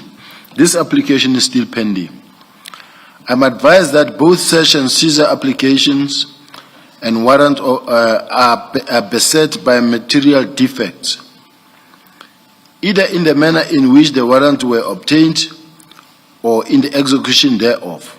In my view, These cumulative irregularities demonstrate a concerted and improper attempt to obtain incriminating material against me, rather than a bona fide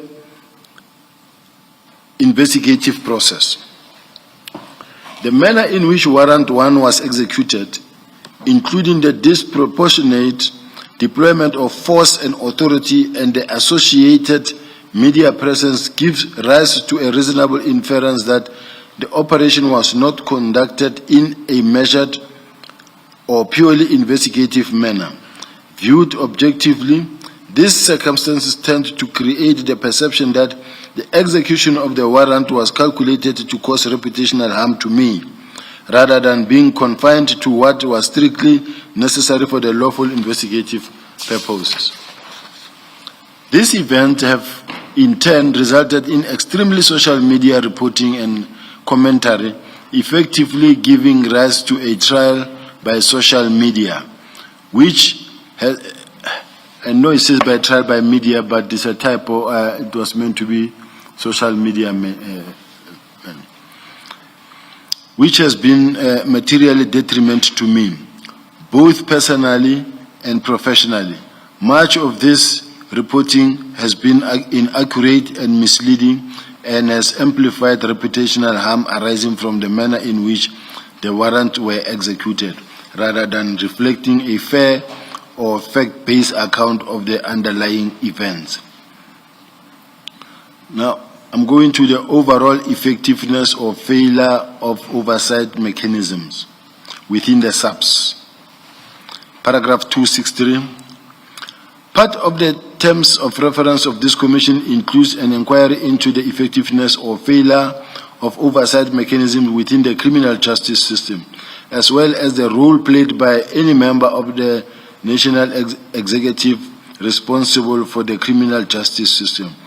This encompasses an examination of whether such persons were complicit in, aided or abetted, or otherwise participated in alleged criminal activities, whether they failed to act on credible intelligence or internal warnings, and whether they derived any financial or political benefit from such activities. In such section of my affidavit, I accordingly address conduct within the leadership structures of SAPS, which in my view warrants scrutiny within the scope of the Commission's mandate. Overtime claims in respect of my protection. I became aware of an application for overtime payment in respect of the period 1 May 2023 to 31st of May 2023, allegedly relating to the protection service rendered to me by Warrant Officer Monageng and Warrant Officer Sekhodi, which application was approved by General Senthumule. I attach here to marked Annexer SS37 a copy of the information notice reflecting this application, as well as the purported hours of overtime allegedly worked. The application records overtime purportedly worked during May 2023 by Warrant Officer Monageng and Warrant Officer Sekhodi for my protection. This is incorrect. During the period in question, I neither requested nor was allocated any protection service, and no protection details was assigned to me. At no stage during May 2023 did Warrant Officer Monageng or Warrant Officer Sekhodi or any other member of the SAPS perform overtime duties for my protection. The overtime reflected in this application was therefore not rendered as recorded. Upon becoming aware of the existence or an approval of this application, I referred the matter to the Independent Police Investigation Directorate for investigation. The application purposed to claim overtime for services that were not requested, not authorized by me, and not performed. The approval of such application in the absence of any factual basis raises serious concerns regarding the accuracy and integrity of the approving authority and the lawfulness of the payment claim. The foregoing raises the question as to how General Senthumule approved the overtime claim in the absence of any verification that protection service were requested, allocated, or rendered, notwithstanding that such verification would have been readily ascertainable. As the approving authority, General Senthumule was required to exercise due diligence to ensure that overtime claims were supported by objective proof that services were authorized and rendered. This would ordinarily include verification of protection allocation records, duty rosters, or confirmation from the protected member. None of this appeared to have been undertaken prior approval of the claim. The approval of an overtime claim in these circumstances is not a minor administrative lapse. It implicates systemic weaknesses in financial and operational controls, particularly where claims relate to protection services, which are sensitive, strictly regulated, and easily verifiable. The approval of such a claim without basic verification raises legitimate concerns about whether oversight mechanisms were functioning as intended. At a minimum, the approval of the application reflects a reckless disregard for the verification obligations attendant upon the approving authority. At worst, it raises the possibility that the approval was granted with knowledge that the service claimed had not been rendered. These are matters that properly fell within the investigative remit of IPIT. Now moving over to governance and oversight issues arising from close personal relationship with the Office of the National Commissioner. I have on numerous occasions received complaints from various members of the South African Police Service regarding allegations of nepotism and preferential treatment within the Office of the National Commissioner. In this regard, I have prepared a presentation which I take the Commission to and which is attached here too, marked SS38, setting out the familial and personal relationship between certain individuals employed within the Office of the National Commissioner. I raise these issues because the existence of close familial personal relationship within a single executive office warrants scrutiny from a governance and oversight perspective, not because such relationships are inherently improper, but because of the heightened risk they pose to objectivity, accountability, and the effective functioning of internal controls. Where reporting lines, decision-making authority, or access to sensitive information intersect with personal relationship, there is an increased risk of perceived or actual conflict of interest, preferential treatment, and weakened oversight in an institution such as SAPS, which exercises extensive coercive powers and manages substantial public resources. The maintenance of transparent, impartial, and robust governance structures is essential to public confidence and institutional integrity. It is for these reasons that the relationship reflected in Access SS38 warrant careful examination within the scope of the Commission's mandate. In amplification of the above, it is noteworthy that the conduct and role of the other Deputy National Commissioners have not been examined by this Commission, despite the Commission's mandate to scrutinize senior leadership within the South African Police Service and the effectiveness of oversight mechanism at that level. In particular, the Deputy National Commissioner responsible for Policing, General Musikidi, who was implicated in an incident at a macro store, in which it was alleged that she attempted to purchase household appliances through informal means and was subsequently deceived by two individuals who allegedly provided her with empty boxes after she had paid them an amount of 10,000. Following this incident, General Musikidi opened a criminal case of theft against the two individuals, alleging that her belongings had been stolen while they were assisting her to load groceries into the vehicle. The two individuals were arrested, after which General Musigiri later withdrew the charges of theft against these two individuals. The matter was thereafter referred to IPID, which commenced an inquiry into General Musigiri's conduct arising from the incident, notwithstanding the referral to IPID and the existence of an ongoing investigation. An internal report prepared on the instruction of the National Commissioner subsequently cleared General Musigiri of any wrongdoing. What is of concern from a governance and oversight perspective is the apparent disparity in the manner in which this matter was addressed.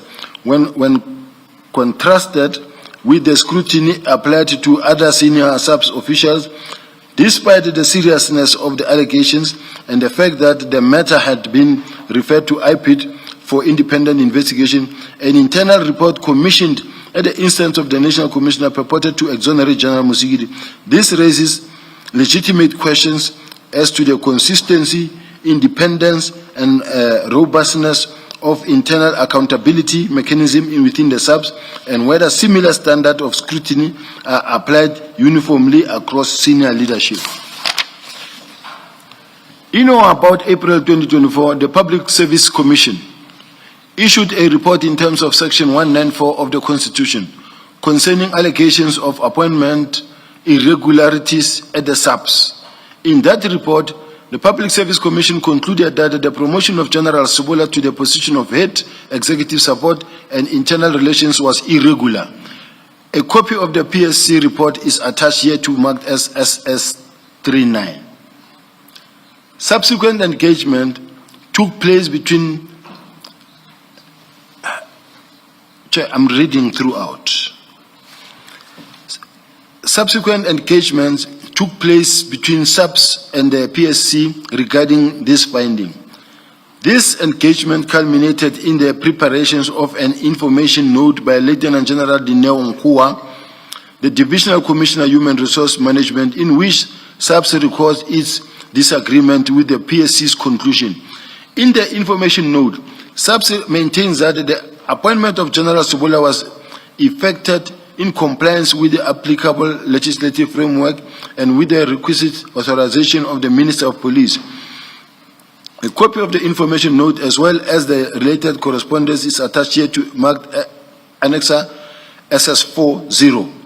The apparent disjuncture between the findings of the Public Service Commission and the position adopted by SAPS management reflects a broader institutional weakness in internal governance control, particularly in relation to senior appointments, compliance with prescripts, and a clear delineation of authority. Effective governance within SAPS requires that oversight finding be meaningfully engaged with remedial steps be taken where irregularities are identified, and that executive authority be exercised in a manner that is demonstrably consistent with the constitutional and legislative obligations. A further point of concern for me is that General Senthumule has publicly denied having an association with Madlanga. This denial is, however, difficult to reconcile with information that has come to my attention. In particular, it appears that Madlanga was invited on the instruction of General Senthumule to attend the Sub-Service Excellence Award, and that the donation was accepted from his company Medicare 24 in connection with that event. I am in possession of a WhatsApp communication which indicate that General Senthumule instructed Major General Manamela to extend an invitation to Madlanga to attend the Service Excellence Award. In or about 2024, it is further alleged that 10 free refrigerators were accepted by General Senthumule as a donation from Medi24. I am also informed that Madlanga and his wife were invited to General Senthumule's private residence prior to a relocation to a trip to Cape Town, not relocation. It's a typo. Sorry, General. The refrigerator donation was to the SAPS or to her personally? It's to the SAPS during the Excellence Awards. Those are the fridges that will be given to the best performer on this or that. Thank you. In addition, it has been alleged that General Senthumule personally benefited from Madlanga in circumstances that were not disclosed. These allegations include that certain elective medical procedures were performed by medical practitioners, the cost of which were paid for by Mr. Madlanga. I am advised that these benefits were not declared through any formal disclosure. I raise these matters because... Sorry, General, just before you move on, when you say it has been alleged, who alleges this? Firstly, I think we had a witness here that spoke about certain senior managers who received BBL. And then in my case, what I said, where I said that because I work with her every day, I had to give her off. Sometimes because she could not sit, even in the car, even in the office, because she could not work. She had to always, at all times, be standing the whole day because she was not supposed to sit. And I even advised her to work from home. So, as to the question as to who alleges, sometimes I shouldn't at this point in time maybe disclose who gave me the information, but I am able to give to the commission if I have to give. I'm forced to give it to the commission because sometimes people's lives could be in danger as well. Well, I think you should provide to us where you get information from. Otherwise, it just is this allegation that's written in the passive tense. It has been alleged. So I would ask that you do give us that information. You can give it to us during the adjournment, if you wish. Yes, may I come back maybe the next morning with that response, Chair, so that I consult extensively in that regard.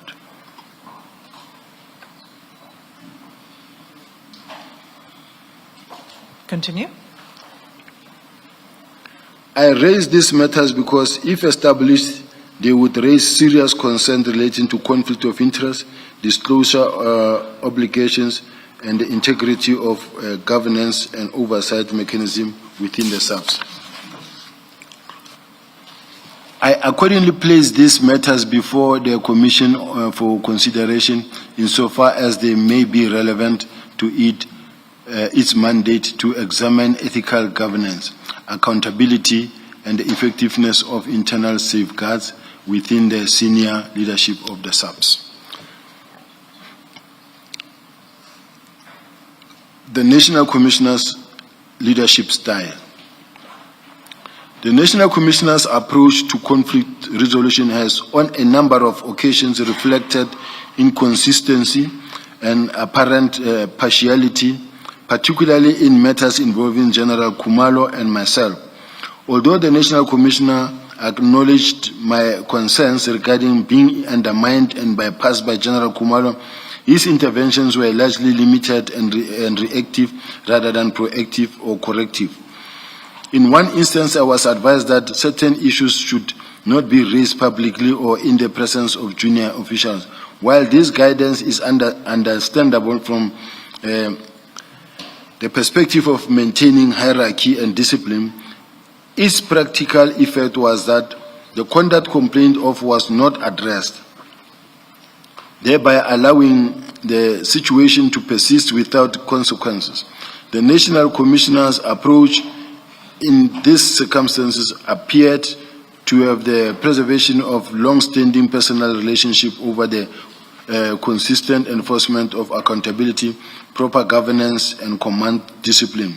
During a visit to Cape Town, the National Commissioner convened a private meeting with the Provincial Commissioner of Crime Intelligence from the Free State. It was the Provincial Commissioner, and then it was the Provincial Commissioner of Free State, and then the Provincial Head of Crime Intelligence, and several senior crime intelligence officials. Despite my position as the Deputy National Commissioner responsible for crime intelligence, and notwithstanding that operational oversight of these matters fell squarely within my mandate, I was neither invited nor informed of this meeting. The meeting proceeded for approximately an hour in my absence. This exclusion had the effect of undermining my authority and bypassing established oversight and command structures. It further illustrates a pattern in which informal and decision-making were centralized, while institutionally mandated oversight roles were marginalized to the detriment of transparent, accountable, and effective governance within South African Police Service. You said informal, I think it's information. 3 lines from the top, 3 lines from the bottom. Which information and decision-making were centralized, while institutionally mandated oversight roles were marginalized to the detriment of transparent, accountable, and effective governance within South African Police Service. A further concerning example of inappropriate conduct relates to the National Commissioner's engagement with my former wife, Ms. Christine Bonang Ngwenya. Without my knowledge or consent, the National Commissioner disclosed to her allegation that I was lobbying for his position and investigating the former Minister of Police, Begitele.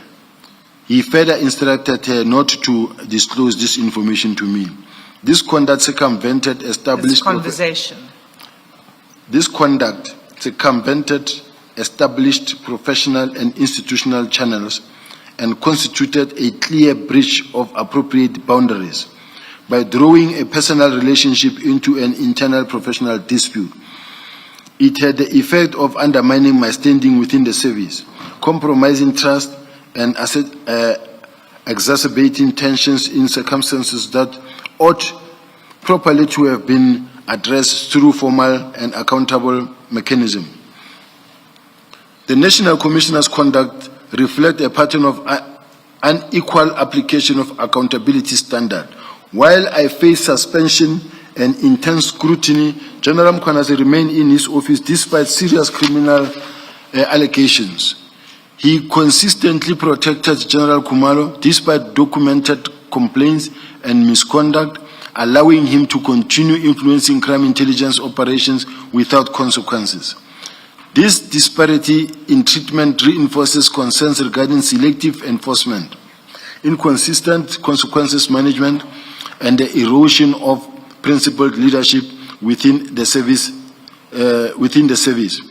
Overall, the leadership approach of the National Commissioner may be characterized as predominantly reactive rather than proactive, marked by partiality and the protection of personal alliances, the centralization of decision-making authority, inconsistent communication, and a tolerance for the persistence of misinformation and reputational harm.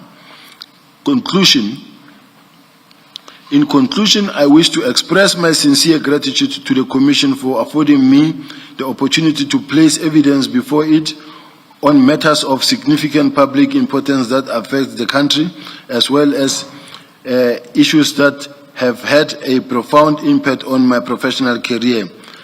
I have approached this process in the spirit of transparency and cooperation, mindful of the Commission's mandate to examine systemic weaknesses, accountability failures, and the effectiveness of oversight within the criminal justice system. This process is grounded in the Constitution of South Africa, which requires that all exercises of public power be lawful, accountable, and transparent, and that institutions entrusted with policing and criminal justice operate without fear, favor, or prejudice. It is my hope that the Commission's findings will assist the President in safeguarding against the use of public funds and state resources for purposes unrelated to the constitutional mandate of the criminal justice system, including the pursuit of personal vendettas, factional interest, or succession battles, but are instead deployed solely in furtherance of the constitutional imperatives of accountability, impartiality, and the public interest. The misuse of state institutions and resources for such purposes undermines the rule of law, erodes public confidence in law enforcement agencies, and diverts scarce resources away from their constitutional mandate to prevent, combat, and investigate crime.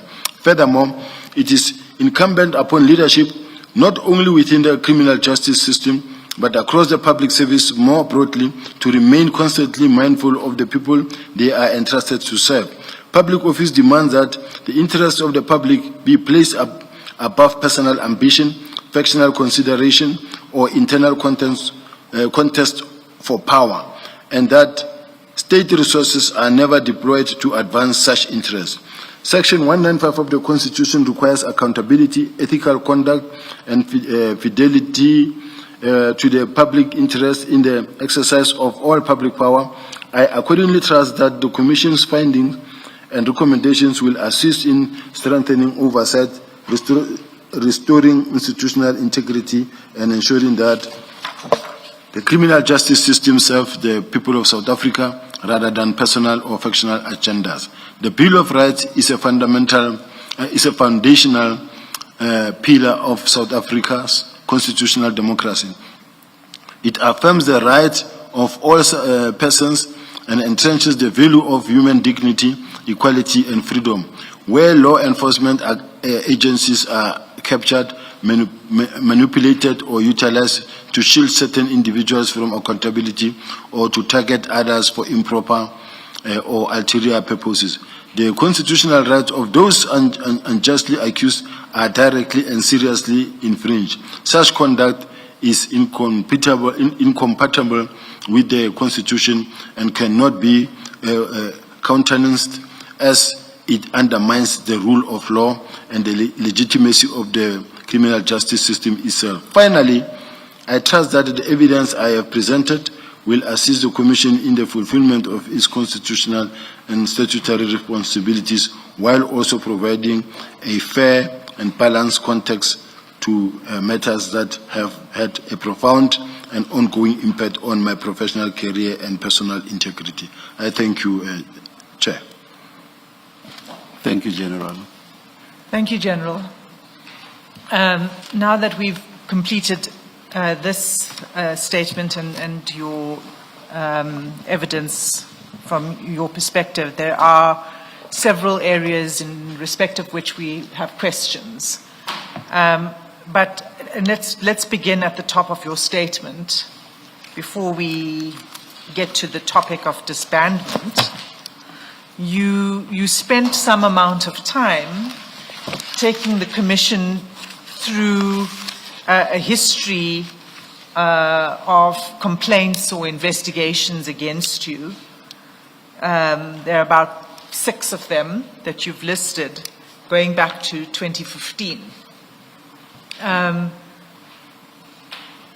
Is it correct that each of these complaints against you were brought at different times in different work environments? Correct. And if I recall correctly, the first is the dismissal by the Hawks in 2015. Is that right? Correct. Then the rendition matter. Then the alleged fraudulent travel claims, allegations of high treason, the public protector investigation, the whole investigation into the city of Johannesburg, your appointment, salary, procurement of equipment, and then finally your suspension. Correct. From the service last year. Correct. And I take it you don't suggest, therefore, that there is one person that is orchestrating these complaints or one group that's orchestrating these complaints against you. Is that correct, if I were to say that? It's not correct. So the reason you provided this is to say there is an orchestrated campaign? Yes, and I gave a clear background in that regard, where it stems from, and as a continuation of what happened and the role players. So I substantiated where I come from. Okay, but when you say it's orchestrated, who do you say is orchestrating it? Because you've agreed that they all happen at different points in time over the last 11 years, in different work environments, brought by different people. Chairpersons, I don't think I need to go any far other than to refer the commissioners to the court papers themselves. Starting from the rendition, starting from Judge Matojane, all the judges that were involved and their comments about what happened, my involvement, whether I was involved or not, leading up to the CT where all the judges where my matters were presented ruled in my favor, and based on the fact that there's no evidence against me or I was not even involved. Except that, I'm not saying that you are guilty of any, I'm not commenting on the merits of any of those complaints. I'm talking more about the purpose for which you've put it before this commission. You're saying because it's orchestrated. So that suggests that there's one person or one group of people that's doing this, and I'm asking you, and you're saying, yes, that's true. Yes. So who's the person? I underlined political interference in my judgments. And then now I indicated commissioners and said, it is this political party, the MK party, that started the marches, that opened criminal cases, that to it around my buildings. Now, and then I also even went to an extent of mentioning that the same minister who was the minister at the time I was expelled, I'm dealing with the same minister who is actually behind the political party that is actually dealing with my situation. So the answer to the question is, it's the MK party. Well, it's one of them. And who else? One of them, remember there are many role players at different stages. Okay, so there isn't one person or one grouping, there are several groupings. Yes. Okay, thanks. I just wanted to be clear on that.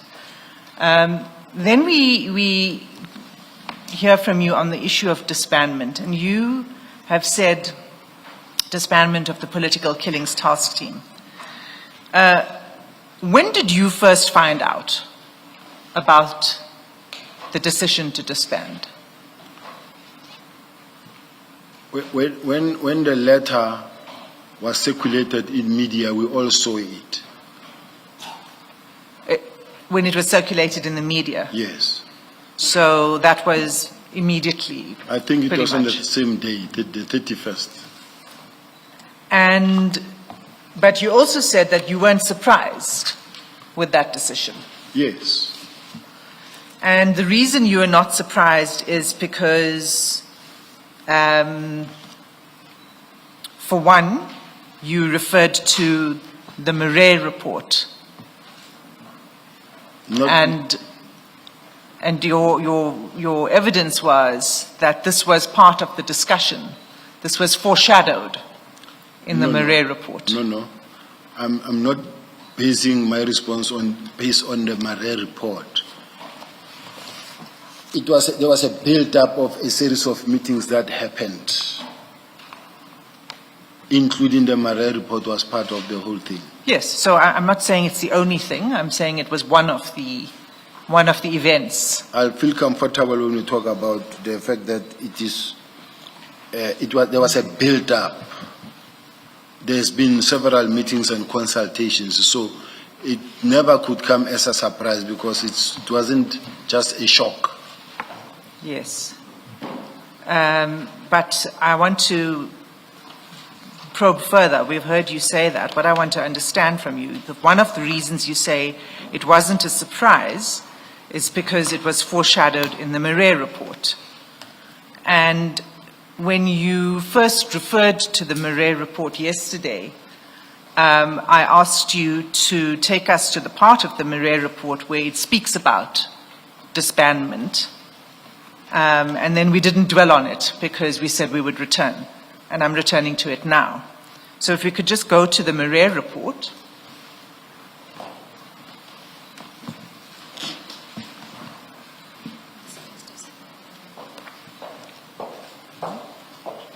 What file is that, Ms. Hassan? File?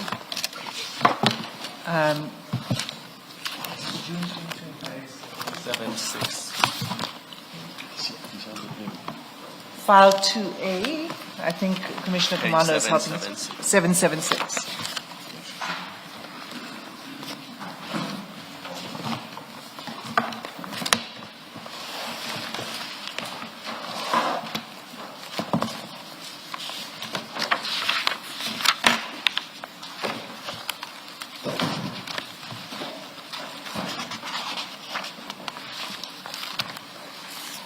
Let me know when you're there, General. Yes, I spent time last night. I marked it, and I marked the relevant sections that I know that maybe the evidence is referring to. So I just want to get to that point. Just bear with me. No, I want the one I clearly marked it.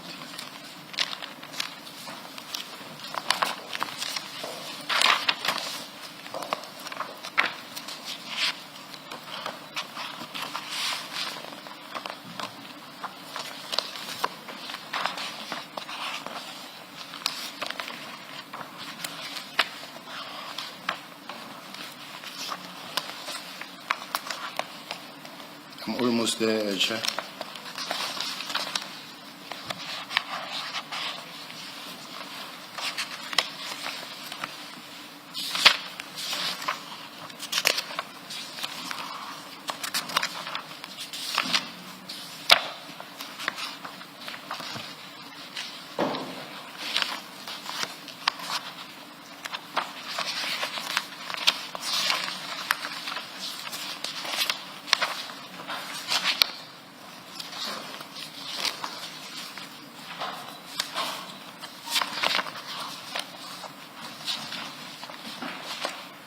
All right.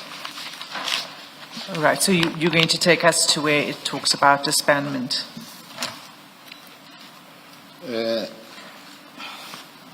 Chair, I need assistance. I've got it where I marked it from, and then this is where I marked it from the file that I was using at the ad hoc committee. But it's the same document that we have, the one that says evaluation of the implementation.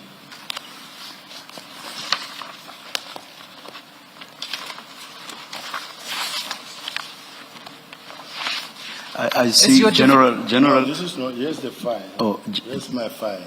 So, General, the document is your concern about the page references? And the file, because I can read from here what I have to respond to the question. May I make a suggestion, General? I see at the foot of each page, there is page 1 of 33, for example, page 12 of 33, and so on, at the foot of the page. So if you refer to that at the foot of the page, then we can find the relevant pages. Is the pages your page concern? 11 Yes, okay. of 33. I want to go to page 10. What is it? Page 10 of 33. Yeah, page 10 of 33. We're still talking about the Murray report. Yes. I want to go specifically to paragraph 6.4.5. And that, for purposes of the record, that's paginated page 785 of the annexures. Thank you, Chair. Yes. This is the one we're looking for. Yes, and then you go to the relevant page 10. Page 10. Okay. I'm going to read few select. I'm not going to go on it, but I'm going to select the relevant sections that I think will assist the Commission. Yeah, so my question is if you could just take us to where in the Murray report it Where talks about disbandment of task teams and in particular the PKTT. I wanna go to paragraph 6.4.4. Now we are at file. Okay, Madlanga commissioned annexer. It's page 785. Yes. I am reading here paragraph 6.4.4 that says, it is evident that the historical specialized capacities are better implemented than the newly established unit. The unit that is the best capacitated according to the personnel strength, FCS 78%.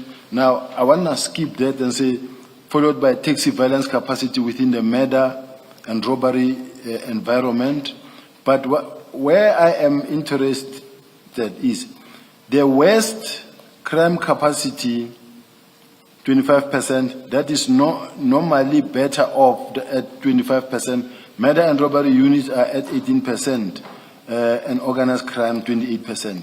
Now, when you go to 6.4.5, the reason for the establishment of these units was to ensure that provincial directed investigations could be conducted with the alternative function to also replace the numerous task teams that were functioning at provincial level.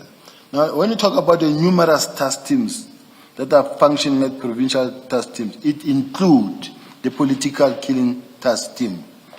Now, next paragraph, it says, it is necessary to look at the status of this provincial investigation unit capacities and make a decision based on implementation of possibly to close down the capacities at provincial level. We're talking the task teams are the capacities at provincial level. Pause there. You're saying, or possibly to close down the capacities at provincial level.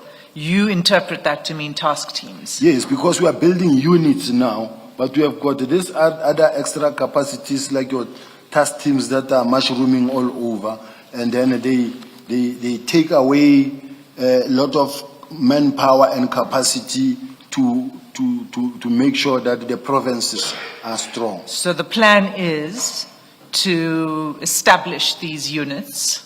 They're called PIUs, re-establish Provincial the Investigation Units. And make them strong. With a view to then taking over, incorporating the work of the task teams into the PIUs. Yes. Okay? Now, let me finish my point so that I rest it. So now, there's a paragraph that says, this would also alleviate the need to establish a capacity without a need in the current circumstances where there are continuous budget cuts, especially for compensation. Closure of the provincial investigation unit would then relieve some pressure on an additional unit that needs to capacitate and resources. Now, in other words, if you were to take the money that you allocate into the task teams, you build capacity, you build your murder and robbery unit to be as prolific as what you say you have as a task team. Or take the same task team, put them in the same unit. Let this unit be a unit that function, but on their normal salary. Now you've got people, you've got units, they are not capacitated. You've got another unit that you put there. This unit that you put there, they claim 35,000 rand, 45,000 rand, overtime, extra money. And then yet you have established the murder and robbery unit. Okay. Only in one province. So the point again is to establish units in order to increase the capacity of these units, and that would incorporate the work of task teams. Yes. Right. All task teams. And throughout the country. And throughout the country. Yes. Okay. And that was the plan. That's what this report was proposing. Can I read the last? You can first answer and then you can read. Do you agree that that was the plan that was being proposed in this report? In the report, yes. Okay, thanks. You can continue. And then when you look at paragraph 6.4.51, it says, these task teams should be placed within the murder and robbery unit to capacitate and direct the focus on a permanent structure with the necessary command and control. Sorry, sorry, General, I've lost you. Where are you reading from? 6.4.5.1, page 11. Yes. Now, it talks about the number of task teams that you can see. I didn't see what you just read. Bullet number 2, from line number 2. That talks about multiple trio task teams. Why don't you start at the front, at the beginning of 6.4.5.1? Okay. Why don't I start with? The beginning. So the 6.4.5.1, what does that read, the first The task line? teams that are not monitored run rampant for years without determining or accounting for the gap left where the members were taken from, mostly at station level. Task teams found operating in provinces are as follows. Now, Okay, it wait, gives- let's Yes. just take it slowly. The first sentence is task teams that are not monitored Yes, run rampant for years yes, without determining or accounting for gap left, etc., etc. yes. Okay? So what this document is talking about is those that are not monitored. The political killings task team was monitored. No, it was not. Why do you say that? Because if that was the case, we wouldn't be sitting with so many cases that are not attended since 2018, 2019, 2020. No, that's a separate issue about the status of investigations in the dockets, and we will come to that later on. But we've had evidence, and I'm sure you've seen it, which is the number of meetings that take place, oversight meetings of the political killings task team, including the interministerial committee meetings. Commissioners, I'm sitting with a budget of over 500 million. And when you look at the workload and the work done, you cannot compare the two. You cannot account for the amount of money. And then, let's look for an example. Cases that, let me answer. No, because you're not answering the question. You're talking about something else. I just want to talk about the monitoring of the political killings task team. There were oversight bodies that, steering committees, and then the interministerial committee that met, that had oversight of the political killings task team. Do you agree with that? I don't. Why don't you agree We with are that? There are minutes of meetings. We are past the ministerial committees now. We are now with the running of the task team. And the running of the task team, I'm saying, if I'm sitting with a situation where every now and then we're asking for 35 million, 20 million, but when you look at the cases that were started in 2018, 2019 are now being finalized now, some of them, and they are still not finalized since 2018, 2019. No, you're not actually. We will deal with the question of the status of investigations of those dockets that are under the PKTT. We'll get there. I'm merely talking at this stage about monitoring. And in fact, what's included in that monitoring is the decisions that are made and that are signed off at senior level within the service. Don't agree. I haven't even finished, and you're saying you don't agree. You don't know what my question is. I apologize, in Judge. I really apologize. It won't happen again. There are budget approvals for the PKTT that take place at least every year. Sometimes it's more than once a year, depending on the period for which the budget is applied. And in those budget approvals, there's an assessment of the PKTT. It's included in the information note. So why would the budget be extended for the PKTT if the assessment was that it was not doing its job?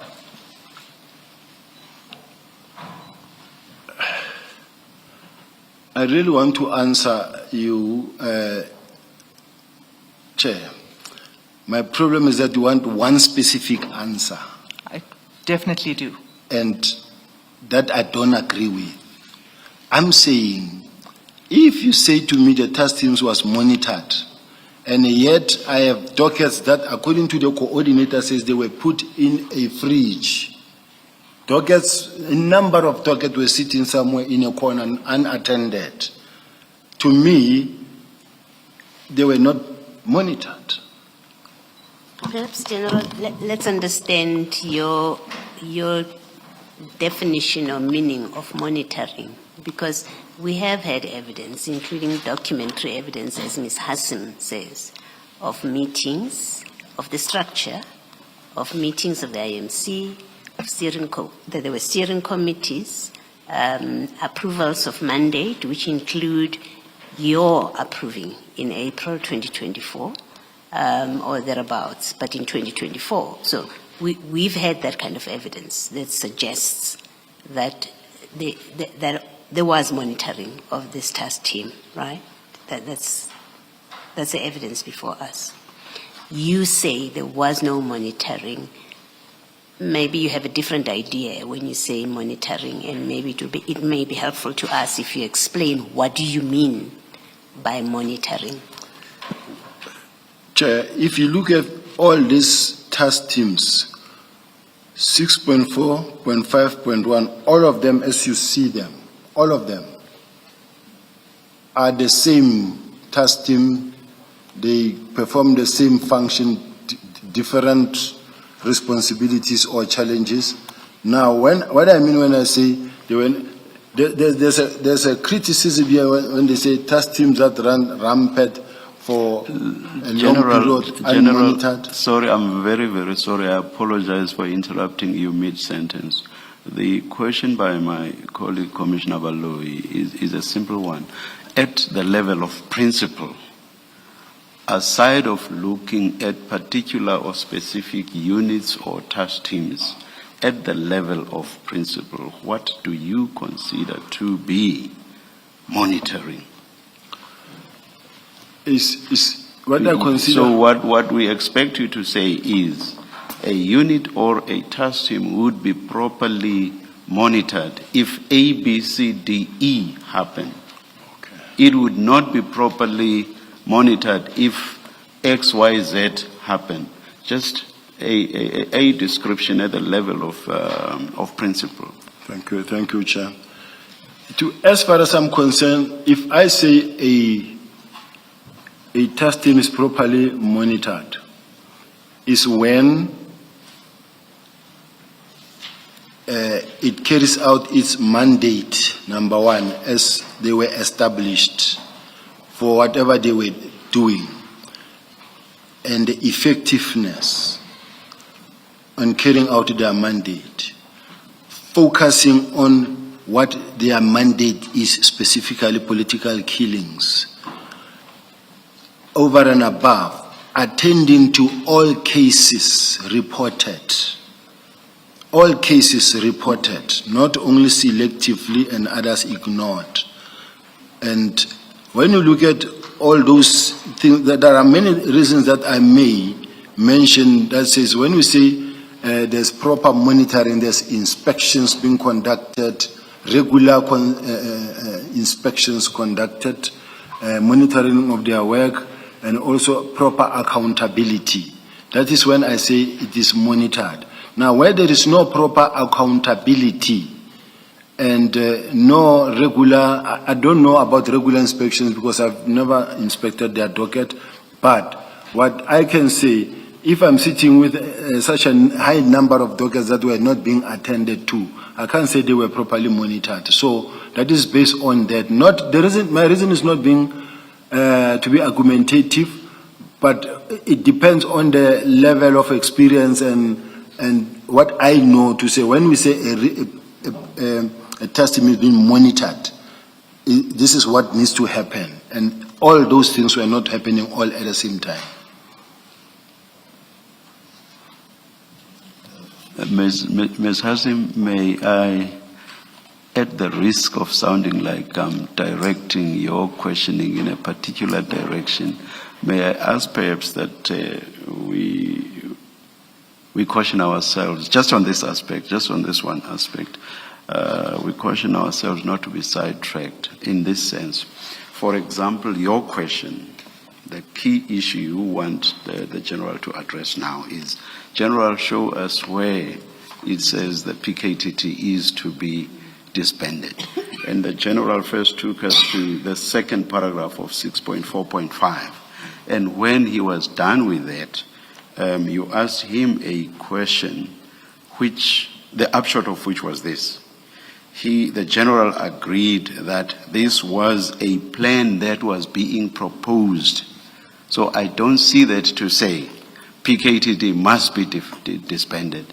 So I think let the next step be, take us to where we are told that the PKTT is being disbanded. If you can come back to the monitoring, and he must take us to where this document says the PKTT is being disbanded. The first one, it says plan, period. Yes. I'm sorry if I sound like I'm directing you. Chair, that's fine. the second point he was talking about is Yes. task teams that are not monitored. Yes, And yes. that's how this opened up the Yes, question the of, well, is the question. PKTT one of those or not?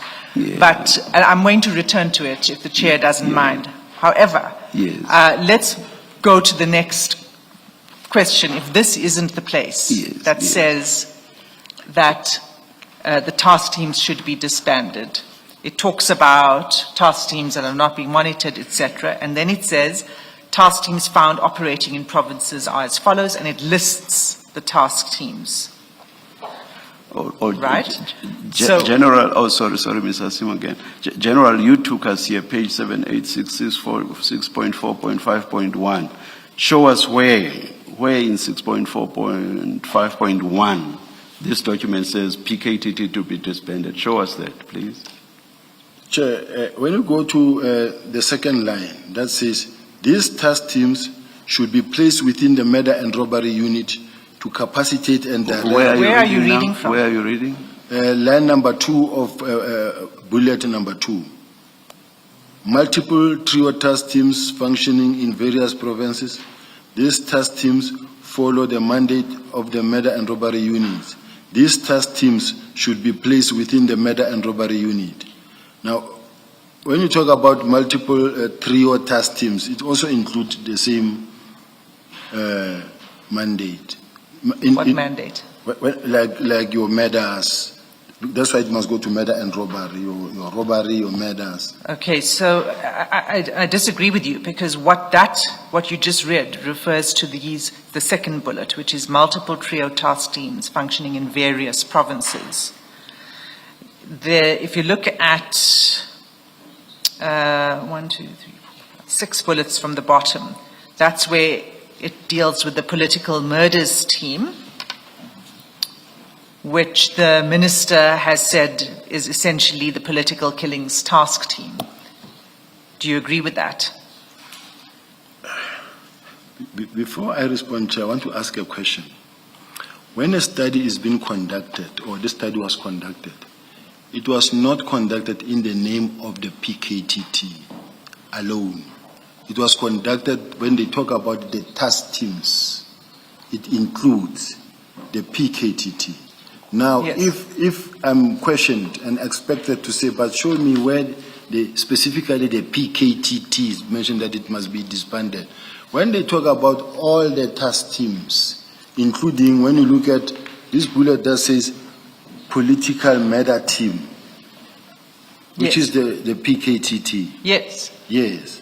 Now, the study was to say we need to capacitate these units that we are re-establishing, like the murder and robbery unit, so that we take all these teams to the unit to build capacity. General, I understand the point being made by Ms. Hassim to be this. The several bullets that you see under 6.4.5.1 itemize different categories of task teams. That's Ms. Hassim's point. And she says, bullet number 2 that you just referred to is not the same category as as the political murders team bullet. That's a different category. So it's not the same category that you referred to, which is in bullet 2. That's Ms. Hassim's point.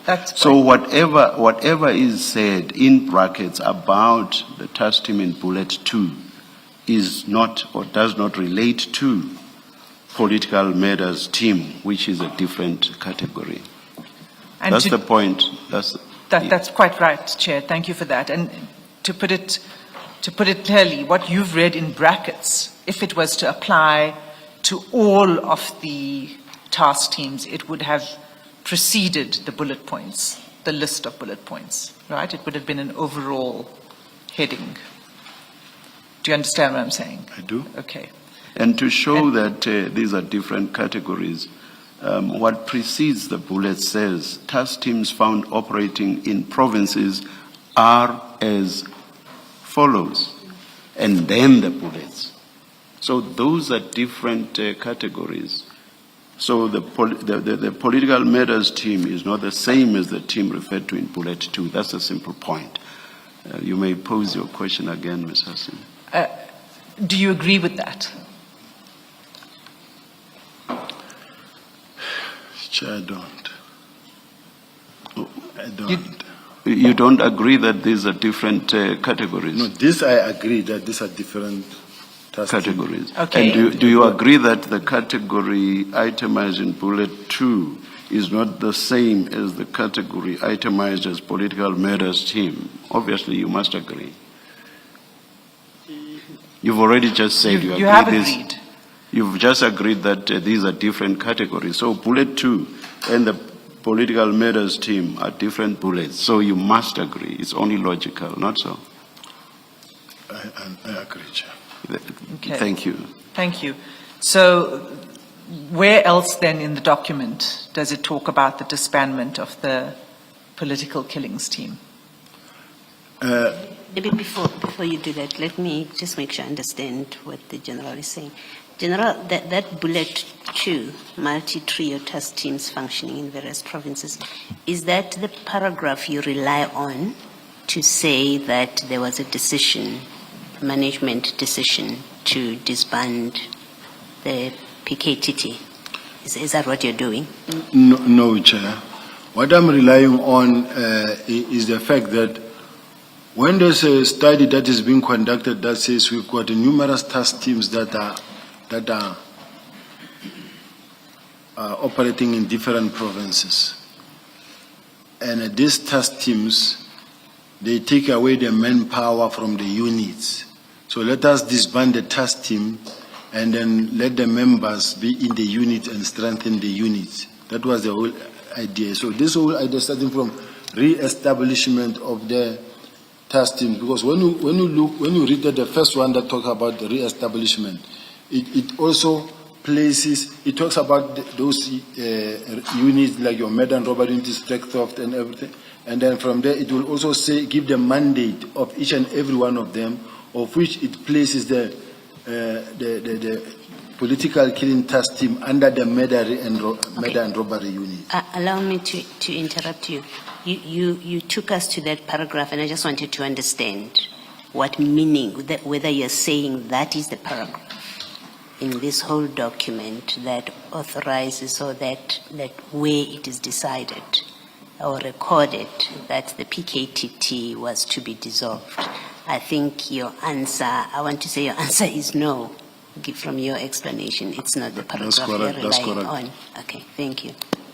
Okay, so then can you take us, is there anywhere else other than the references you gave us thus far in this report where it says that the PKTT should be disestablished? Yes. In my case, commissioners, if there's a decision that says we have provincial capacities that exist in provinces that must be closed down to capacitate the units, as far as I'm concerned, it talks about the people that are at the task teams so that the units can be strong. Now, I don't know if I'm allowed to clarify something, like... Before you clarify, just so that we don't get lost in detail, where is that decision that you've just described now?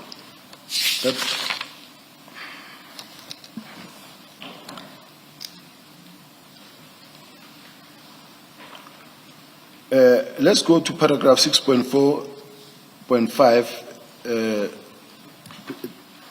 behind. That says, and I'm reading where it says, the reason for the establishment of these units was to... Where are you reading, General? 6.4.5, are you reading 4 lines from the top? Yes. Yeah, if you are not starting from the beginning of a paragraph that you are referring us to, General, you should always tell us the line, please. It makes it easier for us to find where you are reading from. So we do see it. Please read. But before you read, because we've been here already, Yeah. you've read this, and we established that this is the intended plan, right? That was what this report envisaged taking place. This was the plan. It doesn't say that the PKTT should be disbanded. You see, what I think, firstly, Chair, I think we need to agree that when we talk about the PKTT, let's remove the word PKTT. Let's talk the word task team. Because the moment you bracket me into PKTT, and I'm talking about the task teams, I'm applying the whole bigger picture, and then the evidence leader brackets me and say, no, tell me where it says the PKTT. No. Yes, I'll tell you. Yeah, Let you me see explain. why that is happening, General, is the topic that Ms. Hassim took you to is the disbandment of the PKTT. And she introduced her questioning by asking you where you get, or rather, she said, you say you were not surprised when the PKTT was disbanded. And then she next took you to why that was so. You then said overnight you studied SS47 thoroughly and that you have notes on it. And then Ms. Hassim said, show us where it says, that is SS47, where it says the PKTT is to be disbanded. You took us to 645, you read the first paragraph, then you took us to the second paragraph of 6.4.5. After you had read it, she then asked you, but is it not so that what you have just read was nothing but a plan that was, open quote, being proposed, close quote, and you agreed? So it is on that basis that Ms. Hassim says now, but how can you again take us to 6.4.5 when all that it does is to propose a plan? That's where we are. But now you want to explain, I don't know whether you want to explain around 6.4.5 still. Chair, I think where it all started is when how I responded was to say there has been a build-up and a series of meetings leading to that. This is how it all started before we got to now the report that was now, where she focused now on the report. But I said how I relied on the fact that I was not surprised because there has been several meetings and consultations before. This is one of the things that made me comfortable to say in any event, there was a study that was conducted, and this study talks about the re-establishment of the specialized unit. Among others is the murder and robbery unit, whose mandate will be to look into the political killings and taxi killings, police killings, all those killings. Yes, General. We must start somewhere. Yes, you referred to several meetings and documents and so on. We must start somewhere. So we have started with SS47. All that we want, and that was indeed Commissioner Baloyi's question, is for you to show us a decision that says, PKTT, you are now being disestablished or being disbanded. Show us that. You've taken us to 6.4.5. All that we are able to glean from that is a plan that was being proposed. You have taken us to 6.4.5.1. There as well, we see nothing, unless you go back to it and show us, we see nothing that says PKTT, you are being disbanded. We don't see that. Show us, take us, you said you went through this document overnight and that you did so thoroughly. Show us a decision that says PKTT, you are being disbanded. All I can say, Chair, is that in all these documents, re-establishment and this one of evaluations of the implementation of... We'll go to, you'll take us to others. Let's not be disorganized. You'll take us to others, please, General, please. Let's deal with SS47. In SS47, show us where there is a decision that says the PKTT is being disbanded. You'll take us. We will give you the opportunity. You will take us to the next one. We will not gag you in this regard.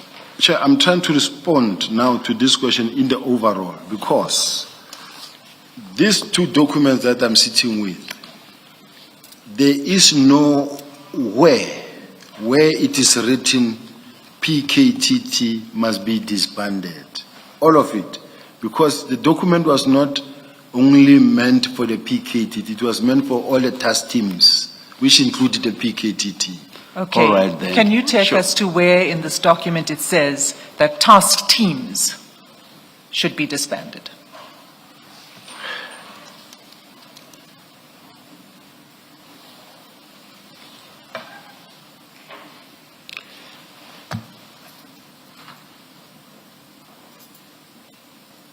The reason for the establishment of these units was to ensure that provincial directed investigations, Sorry, where are you reading from? 6.4.5, line number 1, 2, 3, 4. Then Are you reading the same thing again?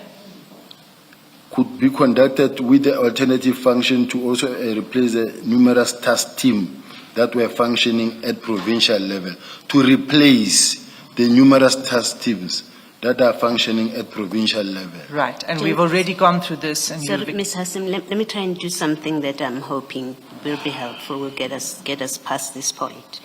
General, your 645, that paragraph that you referred to, it starts off, it speaks about provincial investigation units, and it says the reason for the establishment of these units, which is the part you're reading, was to ensure that provincial directed investigations could be conducted with the alternative function to also replace the task teams that were functioning at the provincial level. Now, if you turn to page 796 of the same document, I'm getting there. 796 of the same document, Yes.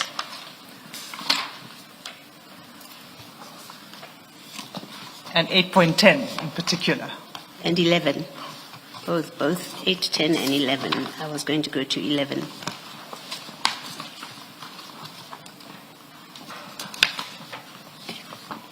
Yeah, at 796. Let's start at 8.11.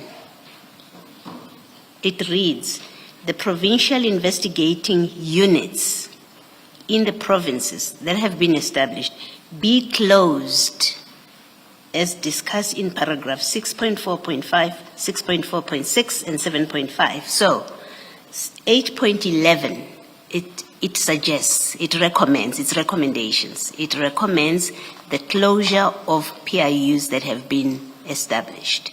And then 8.10 says, current task teams be subjected to an impact analysis by organizational development and strategic management in the province to ensure the feasibility of the existing teams. So 8.10 puts it beyond doubt that this document does not recommend the closing of task teams at all. It says they must be subject to an impact analysis. And then 8.11 says the PIUs that are referred to in the paragraph that you are referring to, 6.4.5, that have been established must be shut down. So 6.4.5 is not where you go when you're looking for a decision, whether there was a decision to close task teams in general or the PKTT. It's not in 6.4.5. And then And in fact, 8.10 contradicts what you're saying. 8.13, can I read it, Chair? It says the provincial investigation unit be removed from the structure of the detective service as a prioritization as well as cost-saving measures as referred to in paragraph 6.4.5, 6.4.6, and 6.75. However, That says nothing. No, before you go to however, can we agree that the text that I have read, that you have read, that the chair and Ms. Hassam have referred to, all of that text, nowhere does it speak about the closure of task teams in general, and nowhere does it mention the closure of the PKTT in particular. Can we at least agree on the text that we have read? I agree, Chair. Okay, thank you. Okay, thanks. And I take it you don't wish to take us to any other part of this report? Can we move off this report then? Just one last sentence that I want to make, Chair, in relation to this thing. When I'm sitting with a document as approved by the National Commissioner, I understand that the National Commissioner signed it on the 5th of the 6th month.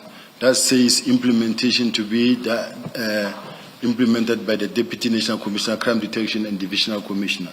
Implementation of specialized units. Specialized unit meaning including, among others, the murder and robbery unit, which is to take care of the political killing task team. As far as I'm concerned, it was actually dealing with the same issue. But if the commissioners are of the view that for as long as there's no weight that says disband the PKTT, then all this is irrelevant, I will then accept. There's not much I can say about it. Or any task team?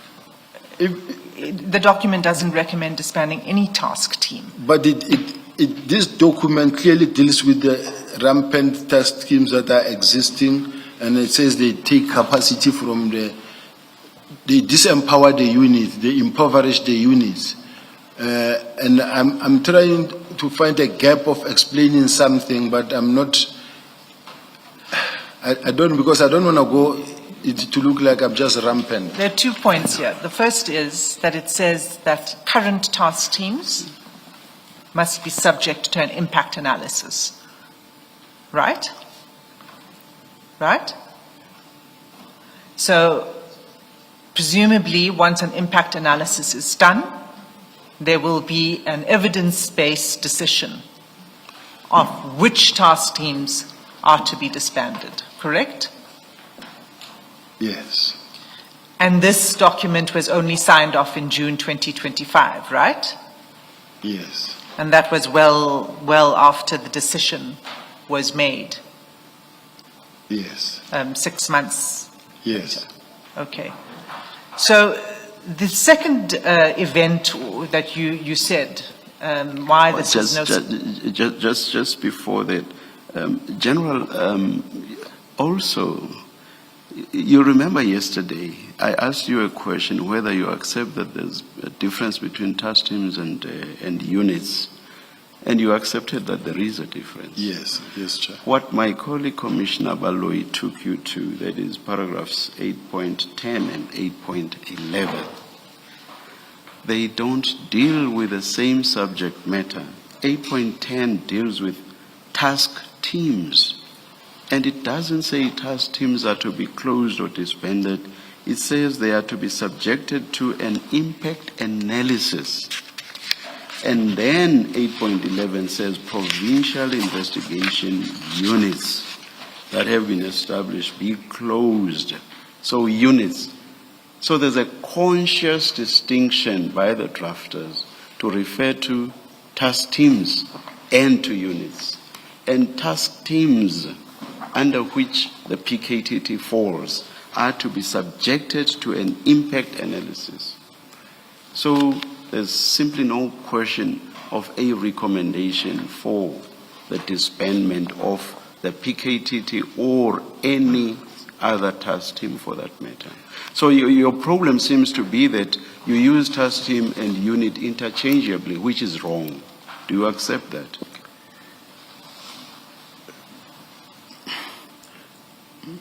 Can I ask the Chair a question? No, please respond to mine. that I can't distinguish between a testimony and a unit.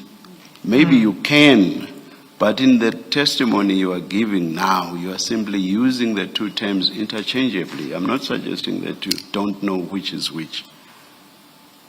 8.10 addresses task teams and those are to be subjected to an impact analysis.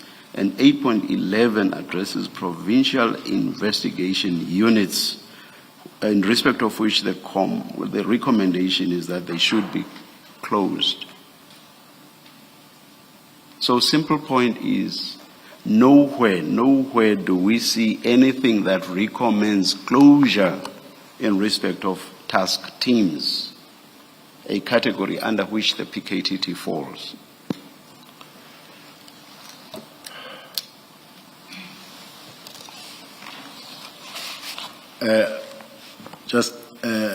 Chairperson, let me accept and move on.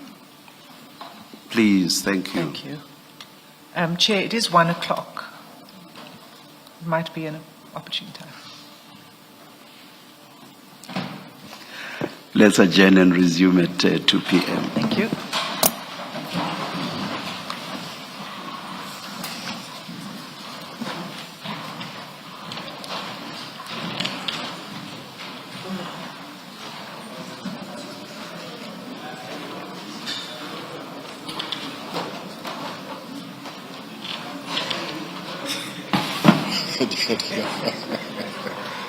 Ziyaporoma. Zikhala.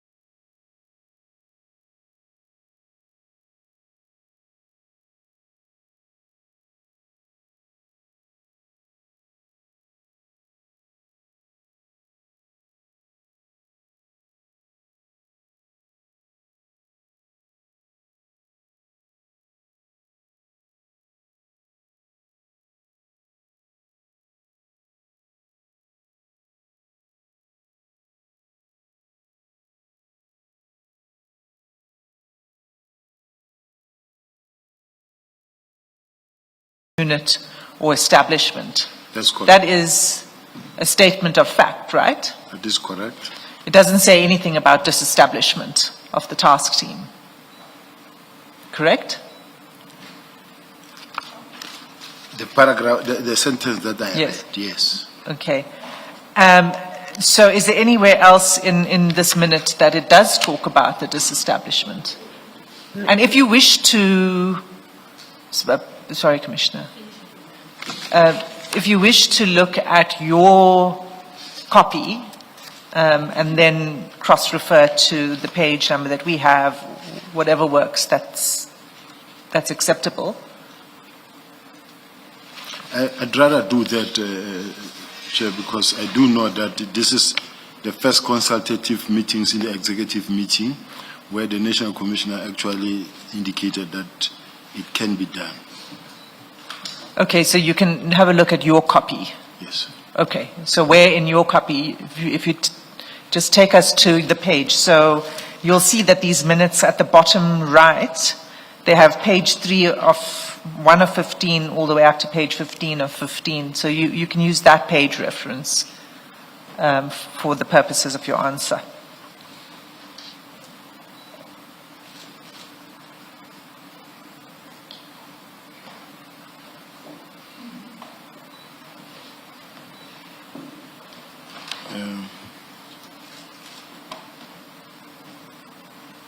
Chair, without, so that we don't waste time, can I come back to it?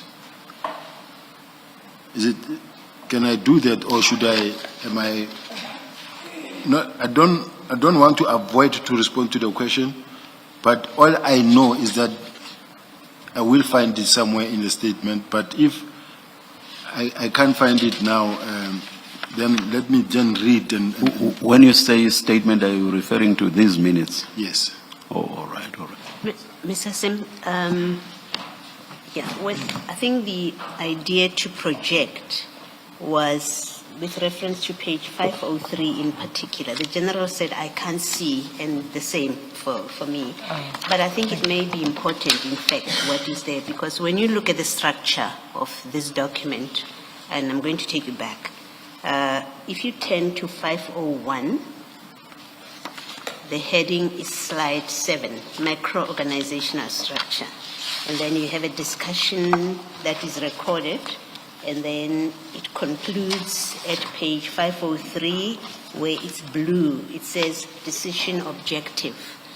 And that's the format. And then the next heading is slide 8. And if you page through, you see that some decisions are made and directives. And I think we should look, we're now looking at what the General has read in isolation of the discussion under slide 7, under the heading slide 7. And I think we do need to see what those dark parts are and what the decision is.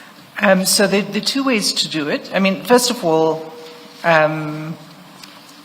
it's projected, but also I think your copy wouldn't have these highlights, so it would be easier to read. Is that so, or do you also have that on your own copy, your personal copy?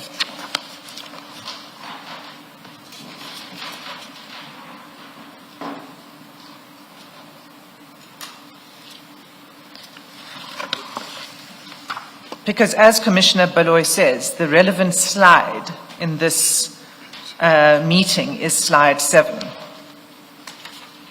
Slide 7. Slide 7. So it starts on page, let me refer to page 2 of 15. It starts on page 2 of 15.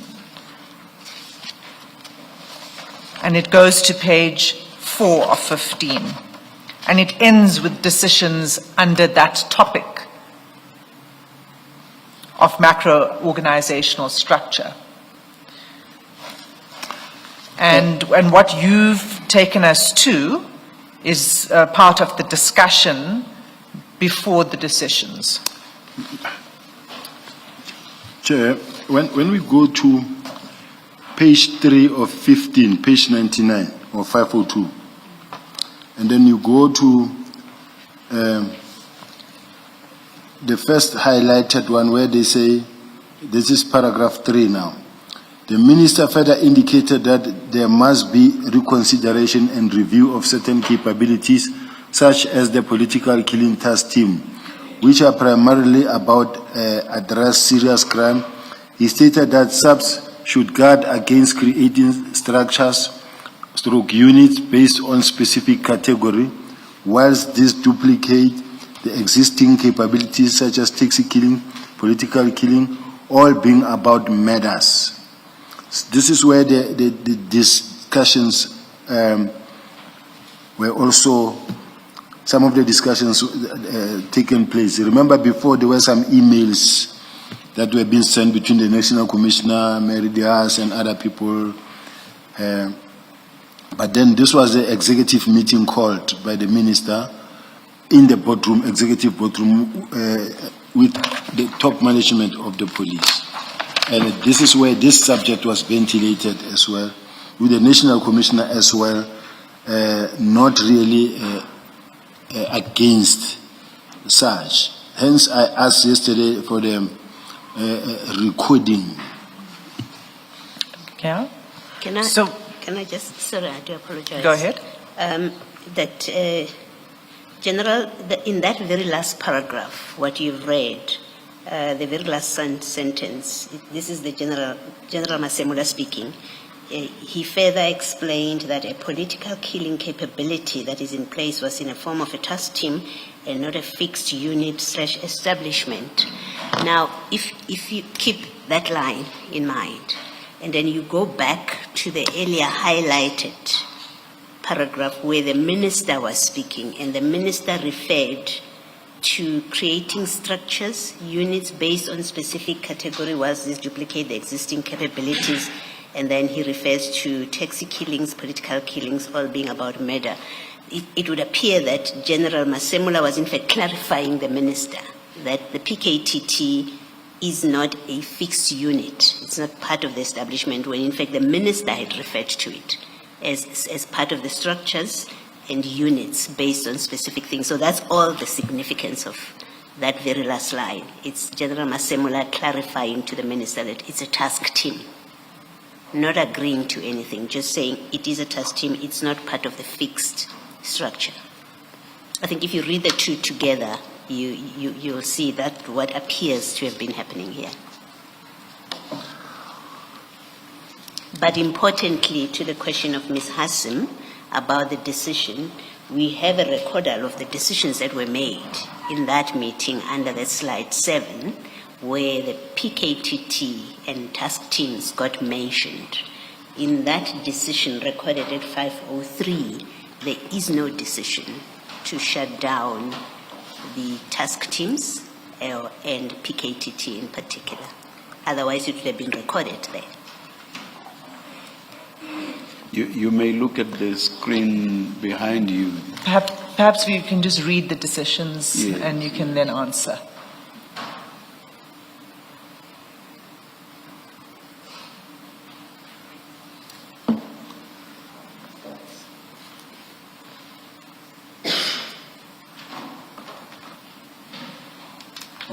The one on top, I was reading from slide 8. I'm sorry, Acha.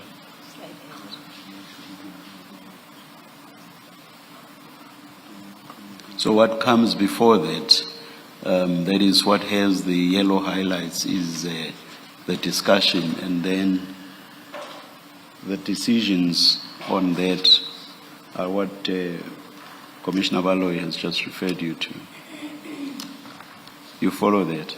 I follow, Chair. Yes. And Ms. Hassim now is saying, do you see that there is no decision there, or was it Commissioner Baloy, that the PKTT must be disbanded? Where they are, the actual decisions now. It was, at that point in time, Chair, it wasn't a decision taken that says disband or it must be disbanded at all. It was a discussion to say there must be a reconsideration. This is now the foundation and the beginning and the momentum as it started gaining. To say there must be a reconsideration of this, because now we are duplicating resources. So there's no, in the decisions, would you agree that there's also no decision that's recorded for a review to take place of task teams, including the political killing task team? Unless I don't read English well. Because when I see here, it says the minister further indicated that there must be a reconsideration and review Yes. of certain capabilities. Yes. So that we've read that, and we've, this is clearly the discussion that took place. But the minutes reflect the decisions, and there are 3 bullet points.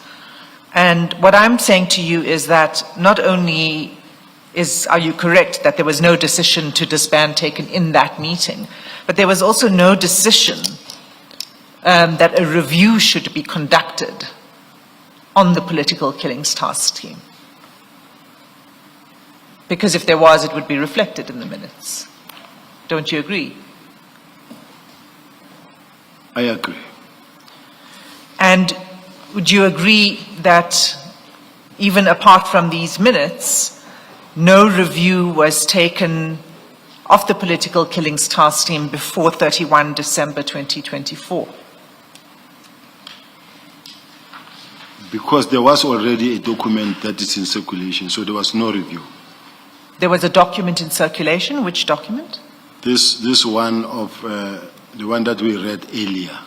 The Murray report. Yes. Okay, but the Murray report we've already established was talking about proposals for the future. I'm saying, was there a review ever undertaken?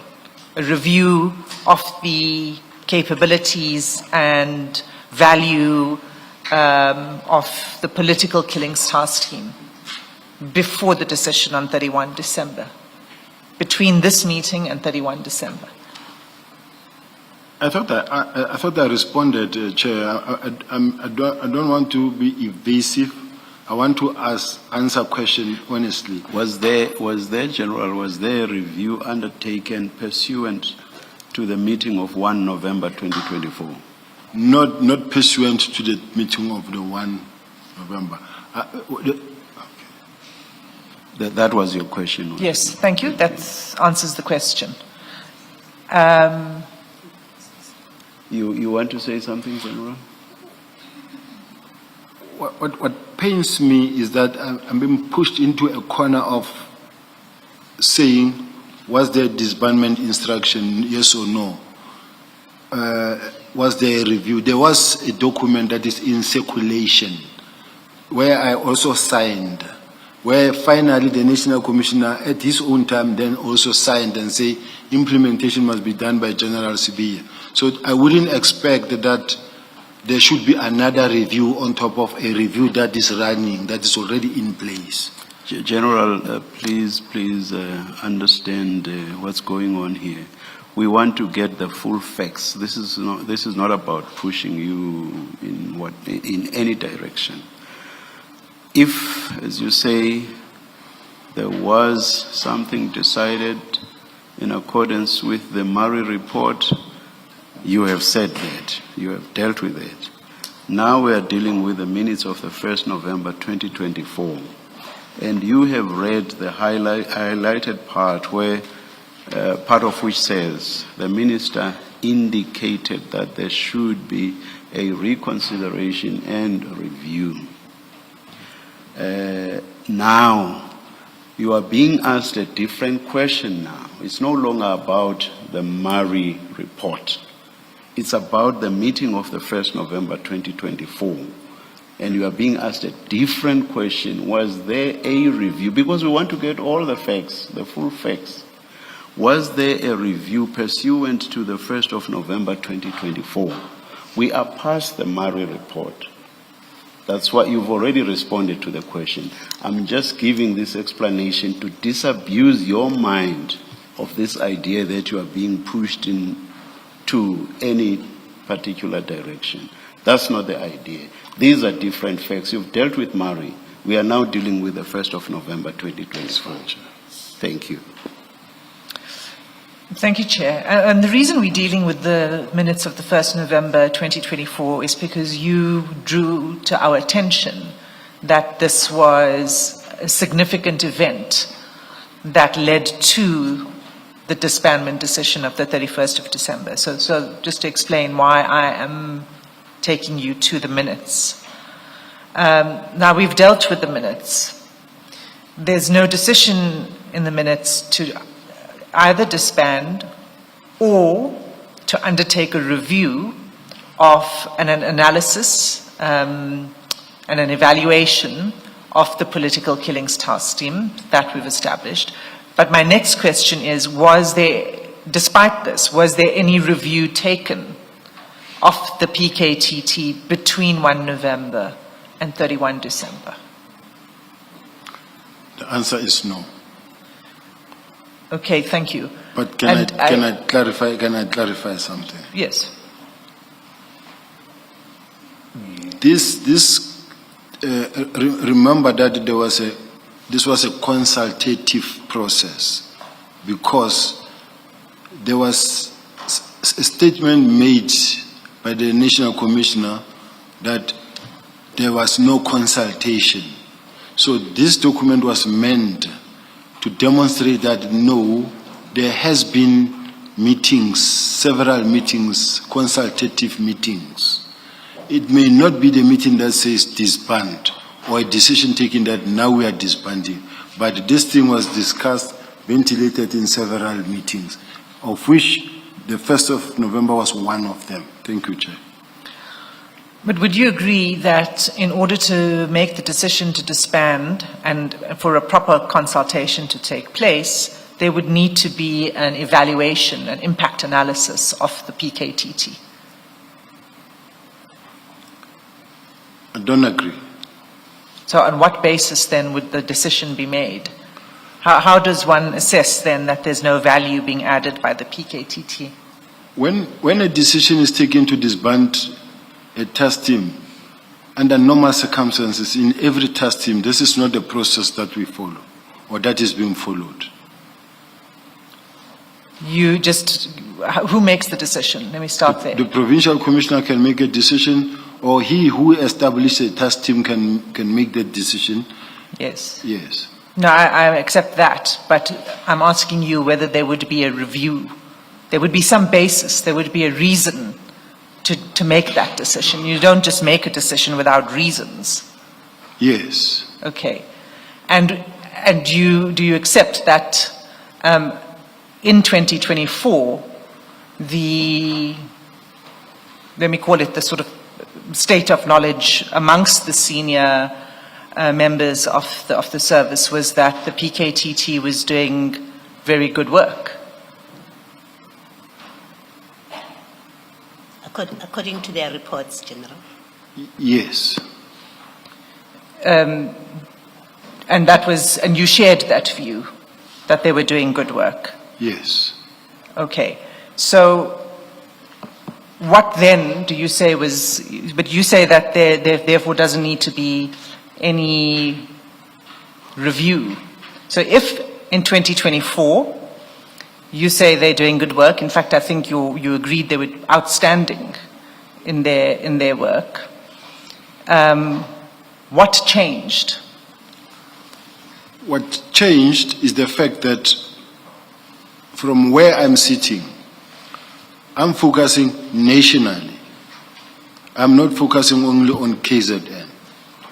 Now, as far as I'm concerned, from where I'm sitting, the capacity that is in KZN does not exist in Cape Town, where I'm sitting with gang violence, where people are dying every day. Eldorado Park, Westbury, many other areas. I have also instances where other political killings that are taking place throughout the country, like in Madlanga, where they are not being attended by the PKTT.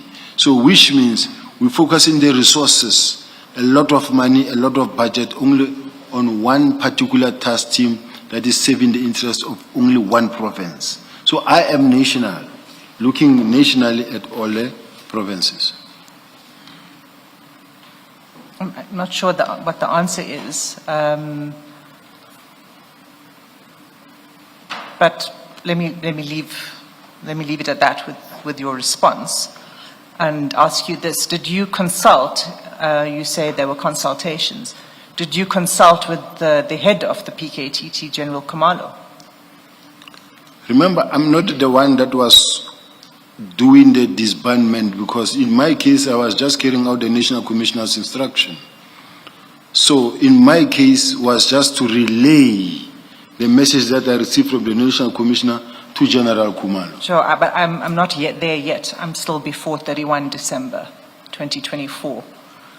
What consultations were there with the head of the PKTT before the decision was taken? We know there was no impact analysis, but was there consultation with the head of the PKTT? These meetings, including the 1st of November, those were the consultative process that were taking place. I personally didn't have to consult with General Khumalo because I was not part of it. I was not involved in it. Okay, are you aware of any consultations with General Khumalo on the issue of He was disbandment? part of the meetings. Was he part of this meeting on the 1st of November? All the meetings, yes, he was part. And in those meetings, concerns had been raised? Yes, and he So- even presented in Parliament, and yes. In November 2024? No, I say there was consultative and he was in agreement. He was in agreement Yes, with the disbandment? yes, General Khumalo? all of them.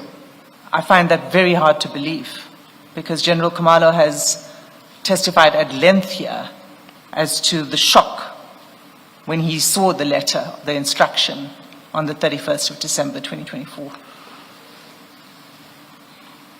When we are to believe that, that is what he was supposed to also demonstrate in Parliament on the 5th of March, to say that I was in shock when that was discussed. But that is not what happened. He said the minister gave a directive to the National Commissioner. There has been several meetings held, and the disbandment will take place in a form of in phases, and then the cases will be taken to murder and robbery unit. The provinces, all the 9 districts have stabilized. Only eThekwini district is still the one. So all I'm saying is that if he was not in agreement, together with the provincial commissioner and the national commissioner, they were in the meeting in Parliament, and they didn't Okay, oppose. but that was after the decision was taken, General. So I just want to stop you, because I'm really only dealing with this small period in 2024.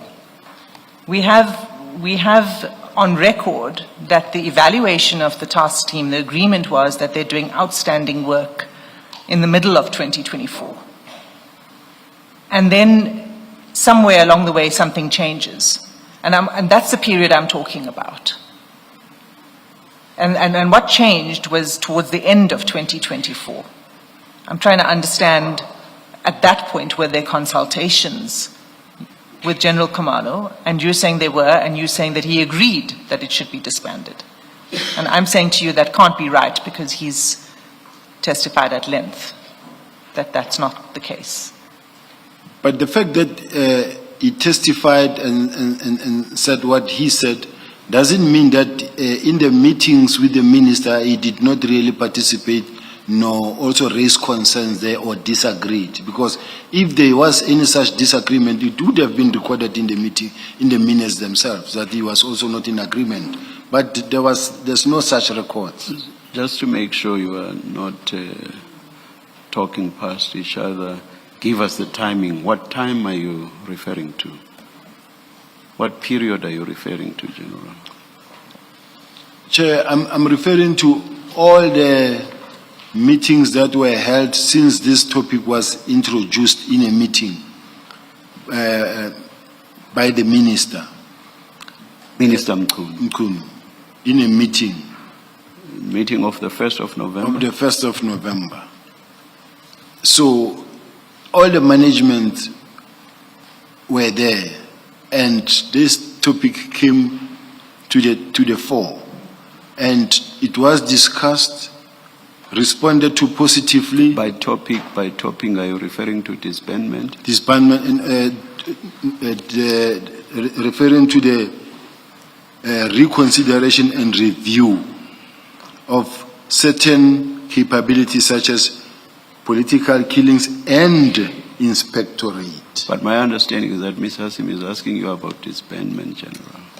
I can't hear the I'm chair. saying my understanding is that Ms. Hassim is asking you about disbandment, not the reconsideration and review that we dealt with earlier. That's correct. Yeah. Because we've moved off from review and reconsideration and those things. The question is about disbandment. Yes. All I can say is that he's never visibly indicated that he doesn't want to comply or he doesn't agree. He hasn't done that. General, can I just ask, maybe I'm trying to see if we can get to the answer of the question that you're being asked. This meeting is on the 1st of November. Yes. The disbandment letter is the 31st of December. What do you say happened after the 1st of November? Because on the 1st of November, the minister says there must be reconsideration and review. He expresses that view. And then we know it's not in the decision. The decision is not made. When you say there were discussions, what meetings or what forum after the 1st of November before the 31st of December were held with a discussion about the disbandment of the PKTT was raised, and where do we find a record of that discussion? Because it is an important topic, so I would imagine that it is recorded somewhere, and it would have been in a formal meeting. So I think you do need to be specific, more specific than saying it was discussed. You need to say there was this meeting and there was that meeting. And this is what was discussed, and this is the decision, and there has to be a minute of that meeting. All I know, Chair, is that there was that meeting of the 1st of November, and then from there, it was just what was placed on the table. We all didn't expect that there will be a letter written, but on the 31st, the letter came. But in between, I am not in a position to tell what happened. You're not aware. You're not aware, or you know there were no meetings between the 1st of November, at least none that you participated in. Meetings after the 1st of November, there's no meeting that you know of or that you participated in that discussed the PKTT and made a decision it will be disbanded. Is that what you're saying? What I'm saying is that I have never been in any other meeting. I have been in all the meetings where this was discussed, but between November and... Those meetings are before the 1st of November. Remember, we are talking about a defined period. From the 2nd of November to the 31st of December is what we are trying to establish, whether there was a discussion and a decision from the 2nd of November and to a date before the letter of disbandment. No, there was no any other meeting that I can think of now from the top of my head. Okay. Leading to the 31st. Okay, thank you. Okay, thank you. General, can I ask a question? Looking at paragraph 63 of your statement on page 23. Page 23, Yeah. my statement.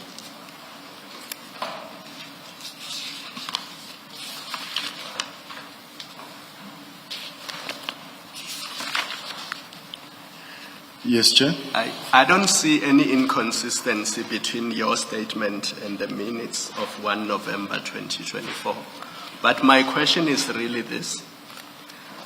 Was there a review by the SAPS Executive Committee as contemplated in paragraph 63 of your decision? Because you are part of that Executive Committee, not so? It's correct. You are. Was there a review by that executive committee which you are a part of? Not at all. So we know this did not happen.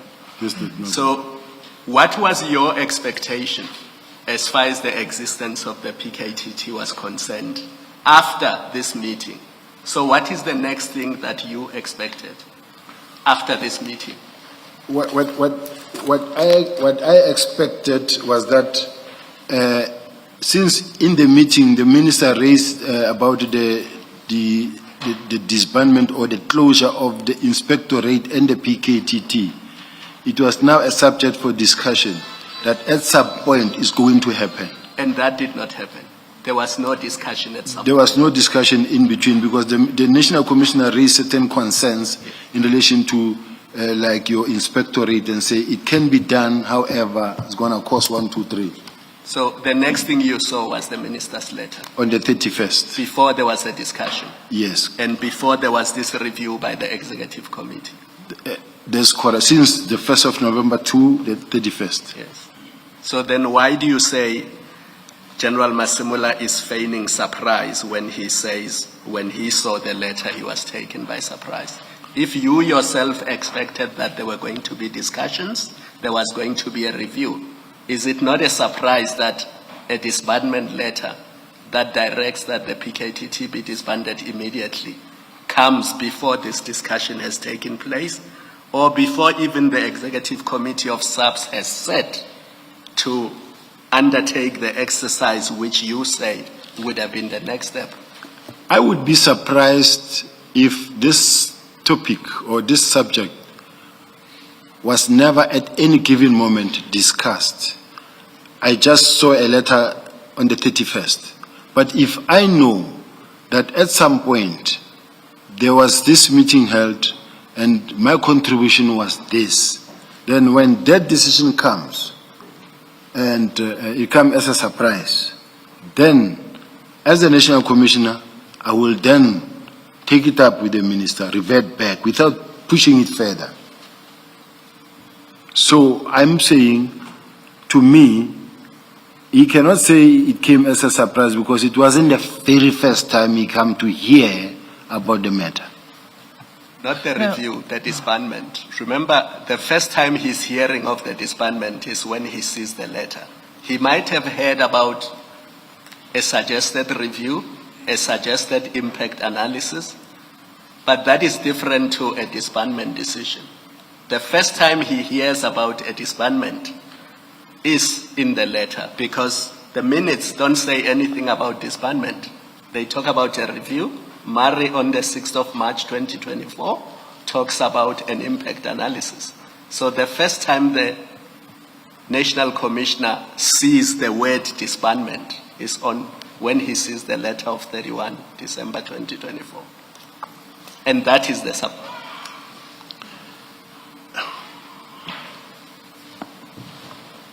When the chair starts looking at me like that, I feel threatened now.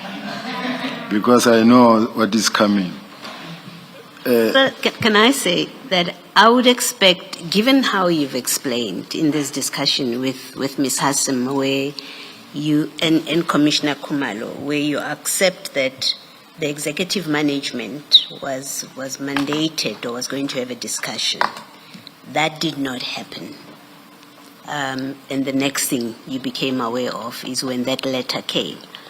If that is so, on that version, I would expect you to say, I was also surprised, because we had a meeting on the 1st where the minister spoke about reconsideration and review, and then we as executive management were tasked, or we're going to have a discussion about this.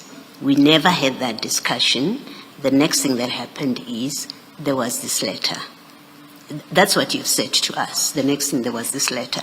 I would expect you to say, the letter also caught me by surprise. Unless, of course, you knew that that letter is coming, which was not, and you would have known not through the formal processes and not through the documents that are in front of us. Somehow you would have known it. But you've told us I knew nothing about it. The last time we had this discussion was on the 1st of November. And after that, there was nothing. executive management didn't discuss it. I expected to say I was surprised. Quite honestly speaking, Chair, I was not surprised for simple reasons. Remember, there are a trail of emails that were exchanged, even some of them sent from the National Commissioner's Office to the Minister in relation to the political killing test team and the suggestion that it be disbanded. However, in the meeting where the Minister raised... And you would have been copied. And remember, we are talking about the period from the 2nd of November.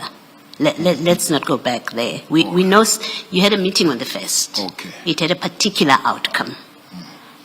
So we're looking at from the 2nd of November up to the date that letter came out. What happened? Right? So if you say there were a trail of emails, it has to be, because that's a discussion we are having now. We're talking about from the 2nd of November, and my question is, if that's the period you're referring to, when you say there were a trail of emails, my next question would be, where you copied, is that how you come to know about it? From the 2nd of November up to the 31st, were you copied in those emails? Can we have copies of them if you were copied? If not, how do you come to know about them? But it's a specific window that we are discussing. In between the meeting of the 1st of November up to the 31st, I know of no meeting or no consultation. I was never involved in any form of discussion. I also saw that letter as it was circulating now on the media. Thanks, Gerard. Thank you. There's another peculiarity I want to raise with you. The letter of the 1st of November, we're staying in that period. But it's, in fact, not inconsistent with the Murray report. The discussion on the 1st of November wasn't only about the political killings task team. The political killings task team was cited as an example. So, was there any consultation on any other task team? Any review that was done on any other task team other than the political killings task team after 1 November? It was the inspectorate. It's not a task team. It's a division. No, it's a directorate. But I just want you to confine your answer to task teams, because do you agree that in the meeting of the 1st of November, the discussion was about task teams and the political killing task team was cited as an example? No. It was specifically about the political killing task team and inspectorate in that meeting. Okay. And if you look at the minutes, let's just see the language of the minutes. It says there must be reconsideration and review of certain capabilities such as the political killings task team, which are primarily about, I think he means addressing serious crimes. So it's cited there, such as an example. And then if you look at the second sentence, he states that the SAPS should guard against creating structures or units based on specific category while these duplicate the existing capabilities. Example, taxi killings, political killings, all being about murders. So you referred to the taxi killings task team. So this is what I'm saying to you, is that what was under discussion for review was not only the political killings task team, right? Yes, I am aware that in the Eastern Cape, or I think Umtata, there was one. Now, I'm not sure whether it was disbanded or just established, but there was a political, there was a taxi violence killing. We sent a team down there that had to be disbanded as well. When was that? It could be round about the same period. I may not be right. I may not be accurate with my date, but I'll confine myself to the question in relation to the task team, to say it was set as an example. It was as an example. So, which to me would also give one a reason to think that it's, let me put it this way. I would have thought you yourself would also be surprised that it was only the political killings task team that was being disbanded out of all of the task teams. You were not surprised by that. Is that right? No, I was not surprised. Why not, when the discussion was about task teams, not only the political killings task team? I think I did explain that I've got a bigger priority. This task team is just a task team. I have a bigger priority to address the matters in the country, throughout the country, where people are dying in numbers. So this was just part one of a small task team that is taking a bigger budget that could be used to address a bigger picture. So to me, when that happens, it suits the program of making sure that we create a capable state throughout the country. There are other task teams with big budgets, do you agree? Yes, I agree. Some with bigger budgets than the political killings task team. Yes, I agree. And why then was this one singled out in your view? Because it was singling out, we can see that, of this task team. I think there's a difference in a sense that when you talk about the one for illegal mining, it's a continuous phenomenon which is far bigger than the issue of the task team, and it is funded from Kara Fund. And its handling is not only provincial. It's not only provincial, it is throughout certain provinces that has got a illegal mining problem. Okay, but other than the illicit mining task team, what about the other task teams with bigger budgets? I'm not aware of any that will have the similar amount of money because, in fact, we were crafting all the extensions and then the request for funding for the budget in terms of the millions. Sometimes they would be requesting for 37 million just for 1 month. Now, I'm saying, to me, I was interested in making sure that I capacitate the murder and robbery units, because this murder and robbery units, the same task team could just be plunged into the murder and robbery unit. Then you still have the same capacity doing the same job, but not in the form of a task team, but you having it as a unit with the same capacity. Okay, I'm going to leave it there. I'm going to say to you that it seems very peculiar that only one task team is singled out of many where others have bigger budgets. Some have been going on for longer than the political killings task team, have been in existence for longer than the political killings task team. Just before you move on, just one question in the hope that there won't have to be follow-ups. General, on your point about why General Masemula could not have been surprised and why you were not surprised, you rely in your paragraph 63 on the minutes of the first, or rather the meeting of the 1st of November 2024, and you then refer us to those those minutes. What I want to know, because we have seen that the decisions themselves, which you were referred to, the highlighted part in the minutes,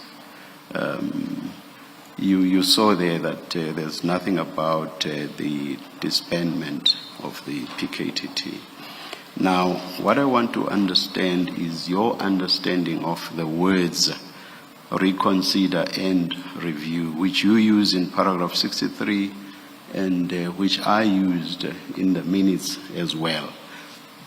Fine, I'm engaging you at the level at which you debated or argued. That's not in the decisions. It's in the discussions, in the minutes. But I will engage you regardless of the fact that reference to reconsider and review is not in the decisions. I just want to engage you at the level of your reliance on the discussion.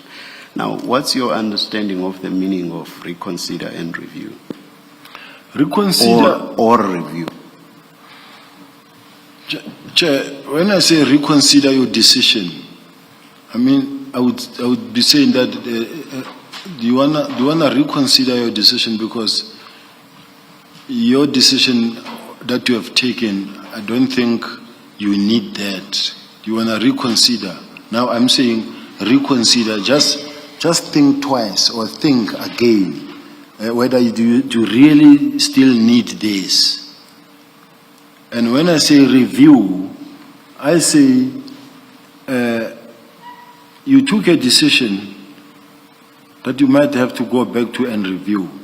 Because as far as I'm concerned, this is no longer really serving all the people of South Africa equally.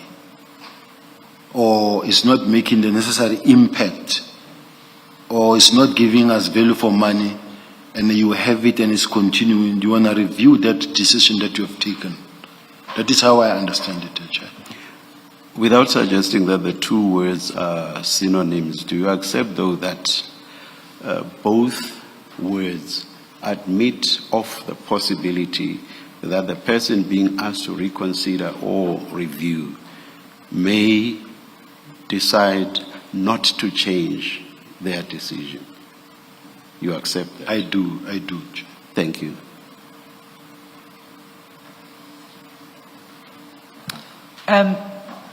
General, you said that there were emails also after 1st November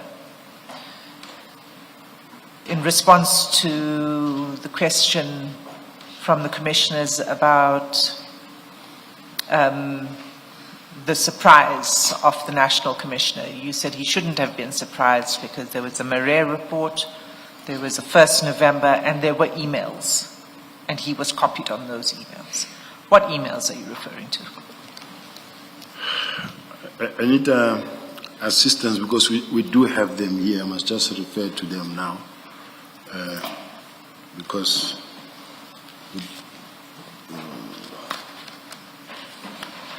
emails during what period, General? It will be before November. No, Sorry? Sorry? It will be before November. From when? Oh, before November. I take it that it will be before the November, because she asked me what emails. All right, okay. That forms part of the build up towards that meeting, towards the disbandment. All right, okay.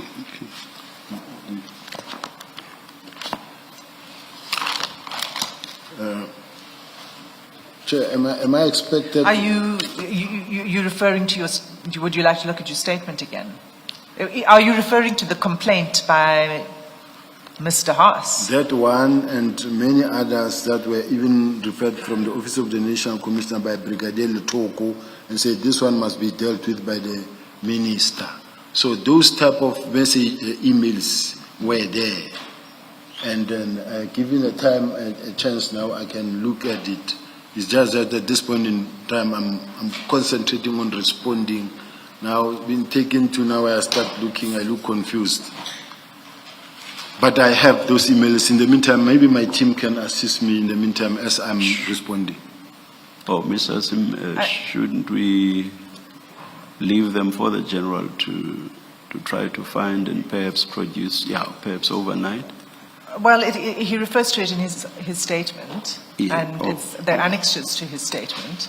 So maybe I could assist the General to find it. At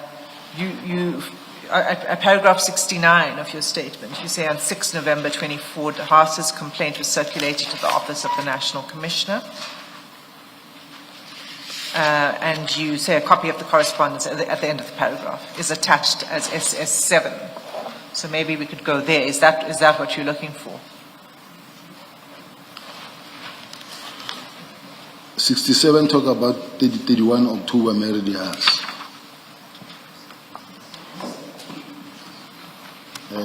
I just want to get to all of them.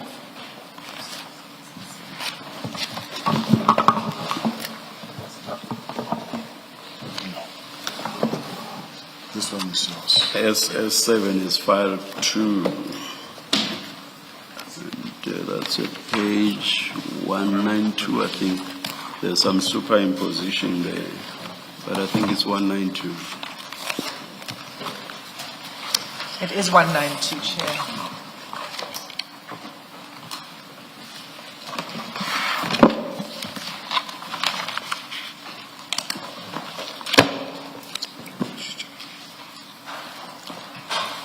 Yes.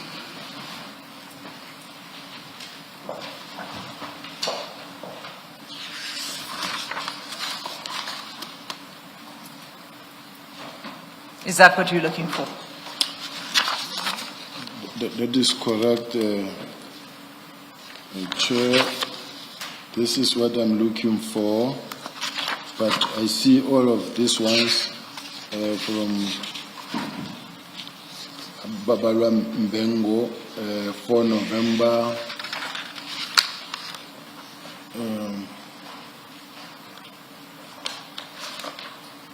And needs the house is SS6. SS6 is the complaint itself.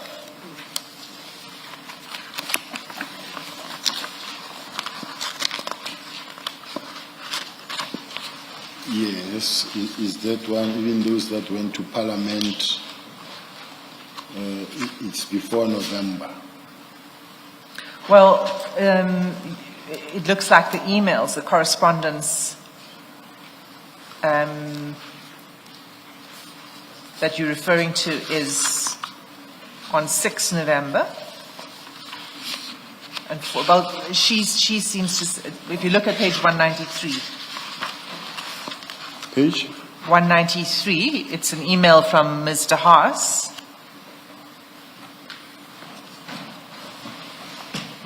to several recipients, and then that is forwarded to the minister.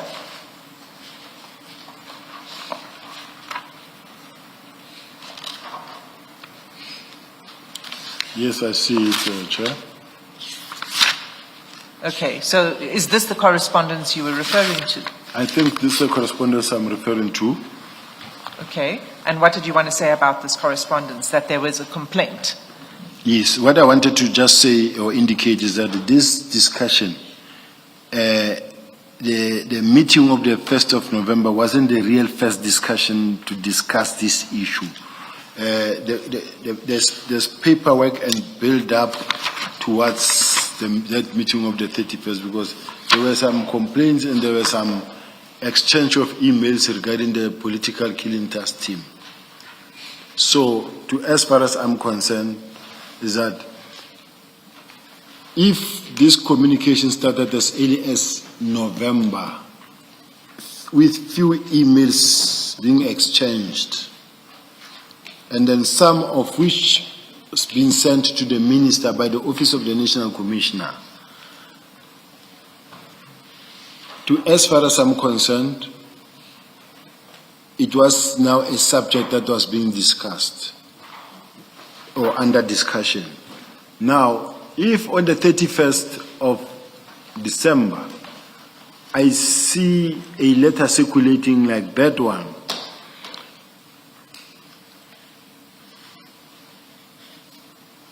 it was something that I saw, and we all didn't expect it, but it happened. But to say I was surprised, I can't say I was surprised, because it was once discussed. So it came. And the fact that even in the meeting of the 1st of November, the National Commissioner just indicated that this is just a task team, not a permanent unit. It was meant to evolve in a permanent unit maybe. That's why I didn't get the shock of my life, because it was already a known subject. Okay, I'm not going to go back to the 1st of November because we've dealt with that and we've said that the minutes don't reflect a decision. And I'm not going to reopen that unless you want to say something, you want to change what you've said earlier. I think we closed that off. I was trying to probe with you what other, because you said there were other emails. Now, we know that the emails you've just referred us to is this complaint from Mr. Haas. Wouldn't the appropriate thing have been to investigate the allegations that were made in the complaint? That would be the appropriate next step. Wouldn't you agree? I agree that the allegations needed to be investigated.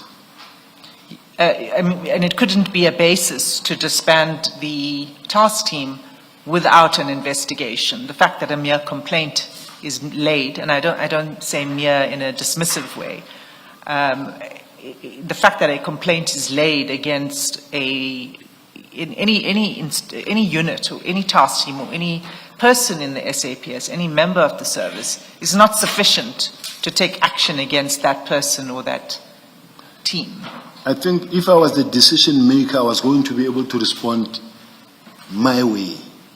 Because now this was the minister's decision. No, I want you to respond your way because I want to understand why, we're talking about why you were not surprised. You said you were not surprised because there was this complaint. It was already there on the table. So the question is, the appropriate response to this would have been to conduct an investigation into the allegations. Yes, but it wouldn't still be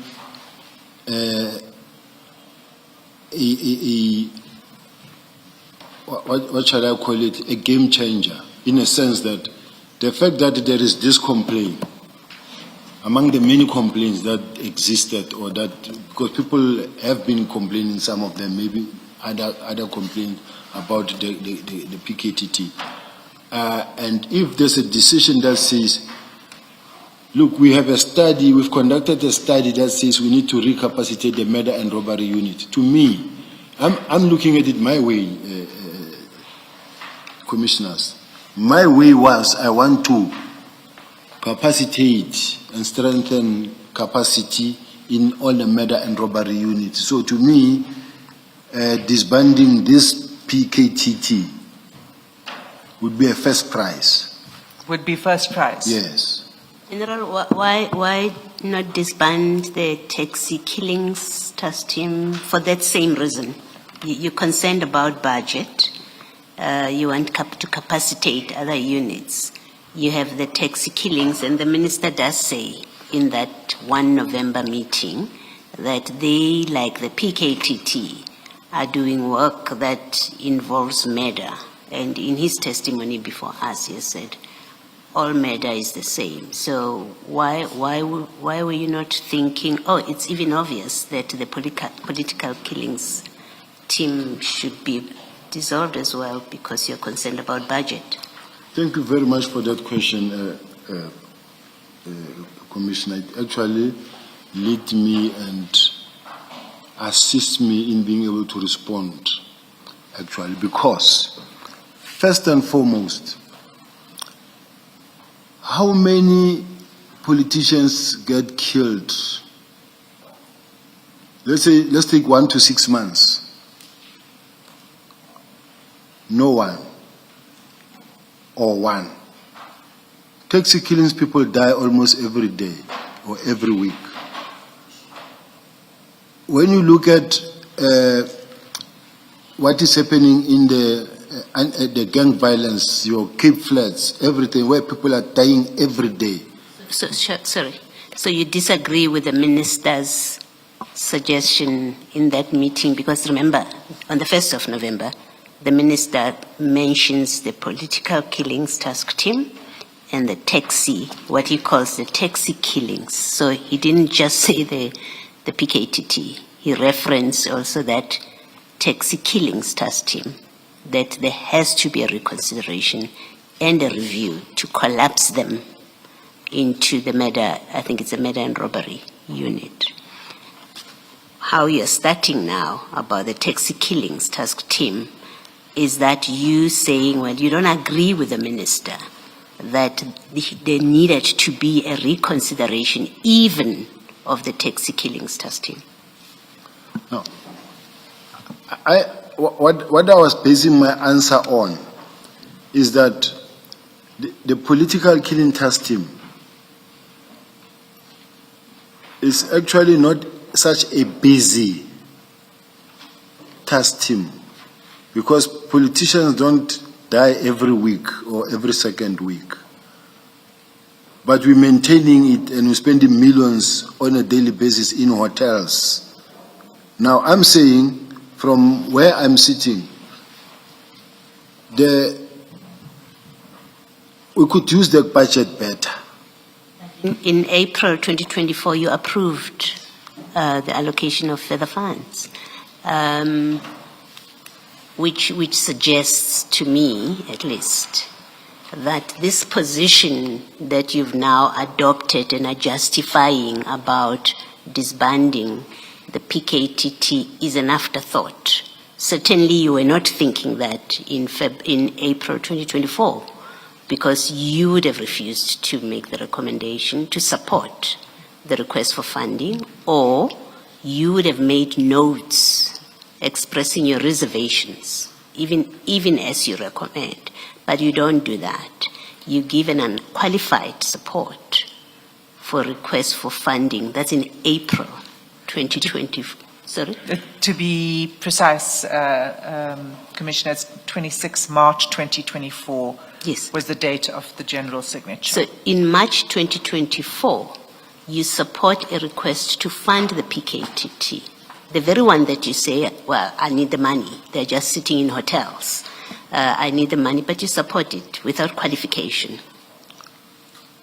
You have to be able to reconcile that. Otherwise, it's a later change of mind about the PKTT, what you are now telling us, because your conduct in March 2024 suggests you did not have the concerns that you are now expressing after it is disbanded. Now, let's look at the first date. Is there, when I recommended, is March 2024. 26 March 26 March. And at that point in time, it was in fact the very first time I'm included, even in the correspondence or communication of saying we need budget. I can't stand on the way when they say we need budget. It must via my office. It was the first time, because it has never happened like that. Now it comes to me, I can't say no, and I can't question it, because this thing is being brought to me. That must go to the National Commissioner for signature.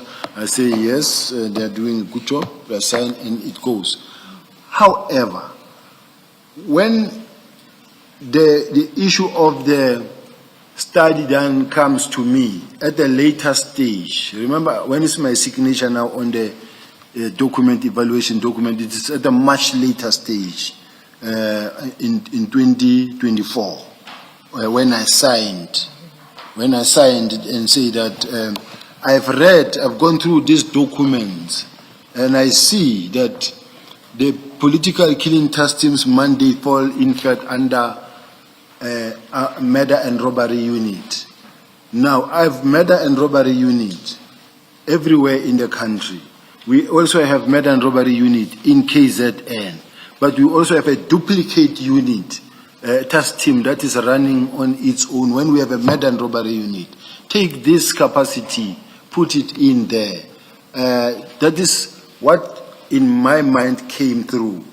So in March 2024, when you sign, are you saying you didn't realize that what the PKTT, that which you are approving at that time, they do work which falls under murder and robbery? Is that what you're telling us? I didn't have that benefit of that report at that point in time.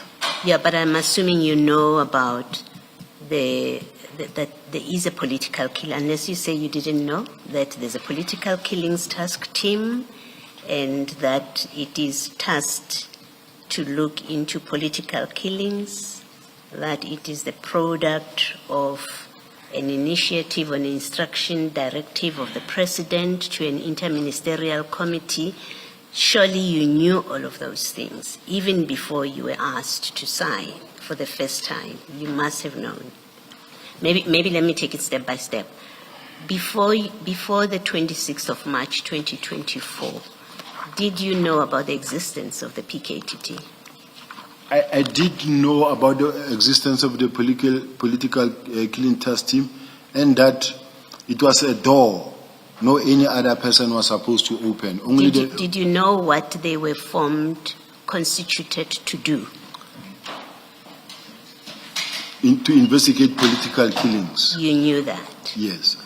And you knew that the political killings that they were formed to investigate are matters that even the murder and robbery unit can investigate. You knew that? I knew that. Okay, so you knew all of that on the 26th of March 2024. That's correct. And you still signed and approved funding, even That's though correct. you knew that. That's correct. Okay, thank you. Thanks, Ms. Asu. Sorry, what I want to, can I raise one little thing? Sorry, I'd like you to come in, but because it's linked to what Commissioner Baloyi was saying, you might want to respond to both. Because it wasn't only political killings. The PKTT was also looking into the killings of traditional leaders. They had their mandate extended to cover that aspect. And then they were requested to, of course, go to Fort Hare. So to just put it in perspective, it was a national task team looking at several areas of concern, not just the political killings in KZN. Actually, that is where I was going when I wanted to say something, to say, remember that, and I mentioned it in terms of percentage, to say that political related, I don't know whether it's 18% or 24%, and there are drugs related. In other instances, it is not political related. In other instances, there's so many. When you look at that document that we wrote and say this document, all these cases are cases that were put in a fridge, that were not being attended to. Most of them, only something like 69 or 60 were political, but the rest are not political. Some will be land issues, but some will be.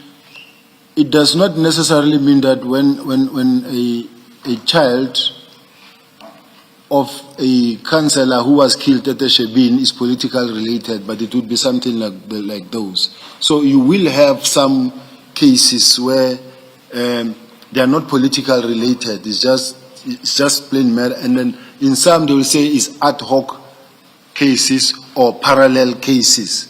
Now you have a unit that is just investigating everything, when in fact there are units. Yeah, no, General. There's no disagreement with you that you had units that did the kind of work that now got assigned to be carried out by the PKTT. There's no disagreement. The same way with taxi killings task team. There's no question about that. The issue, at least that I'm discussing with you, is you now think PKTT rather, is a bad idea. It's a waste of money. Let's put the money elsewhere. And all I was seeking to establish with you was that must be a view that you formed only after the 26th of March, 2024. Has to be, because you sign and recommend or support funding for them for another period in March 24. So it's a view you formed after March 2024, and I think we've agreed that. You've said up to that point, you knew they were there, you knew their purpose, and the work that they did. and you supported that. You give an explanation that, well, I didn't know anything. The National Commissioner, it had to go to the National Commissioner. I couldn't say no.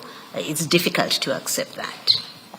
That someone at your seniority, if they hold real, genuine views when they are given a document to sign, they wouldn't look into it and say, what is this, even if you didn't know. But you knew about the PKTT. So what I'm checking, or what I'm discussing with you, is something changed with you after the 26th of March. It has to be. Something changed that you now hold a different view about the PKTT that makes you say, of course they had to be disbanded. Can I respond? And the question, yeah, in your response, I would like to hear, what is it that changed? Chair, what I want to say is that I was promoted to the rank of a Lieutenant General with effect from the 1st of July 2023. Now you count the months leading to March when I signed, when you're still getting comfortable in the new position where now you're looking into various documents and various how to improve service delivery or how to improve your office in such a way that it is able to be effective. Now, after that March to where it was, I am now in the system. I now know what I want to achieve. I now have had the benefit of being to El Dorado Park myself, Hanover Park. I've had a lot of experience of what I see, and I have now a report in front of me that says we have had this study that looks into these task teams, and then because there is something that is attached to that I want to say that make me more support the idea of the task team is not a good idea, is that I have this member carrying 600 docket, 800 docket, 500 docket, 400 docket. Now, they're no longer working on this docket, but they're tired of this docket. But what they want to do, the shortest route is to say, I wish they can send me on a task team, and someone goes on a task team and they leave those dockets there. And those dockets must now go to the station, to the branch commander, who must redistribute them to other members who are carrying a lot of docket. Sometimes they say, oh, you think he's clever. He's going to a task team, he leaves this, they put them there. When you come back, after 2 years, 3 years, your dockets are still there.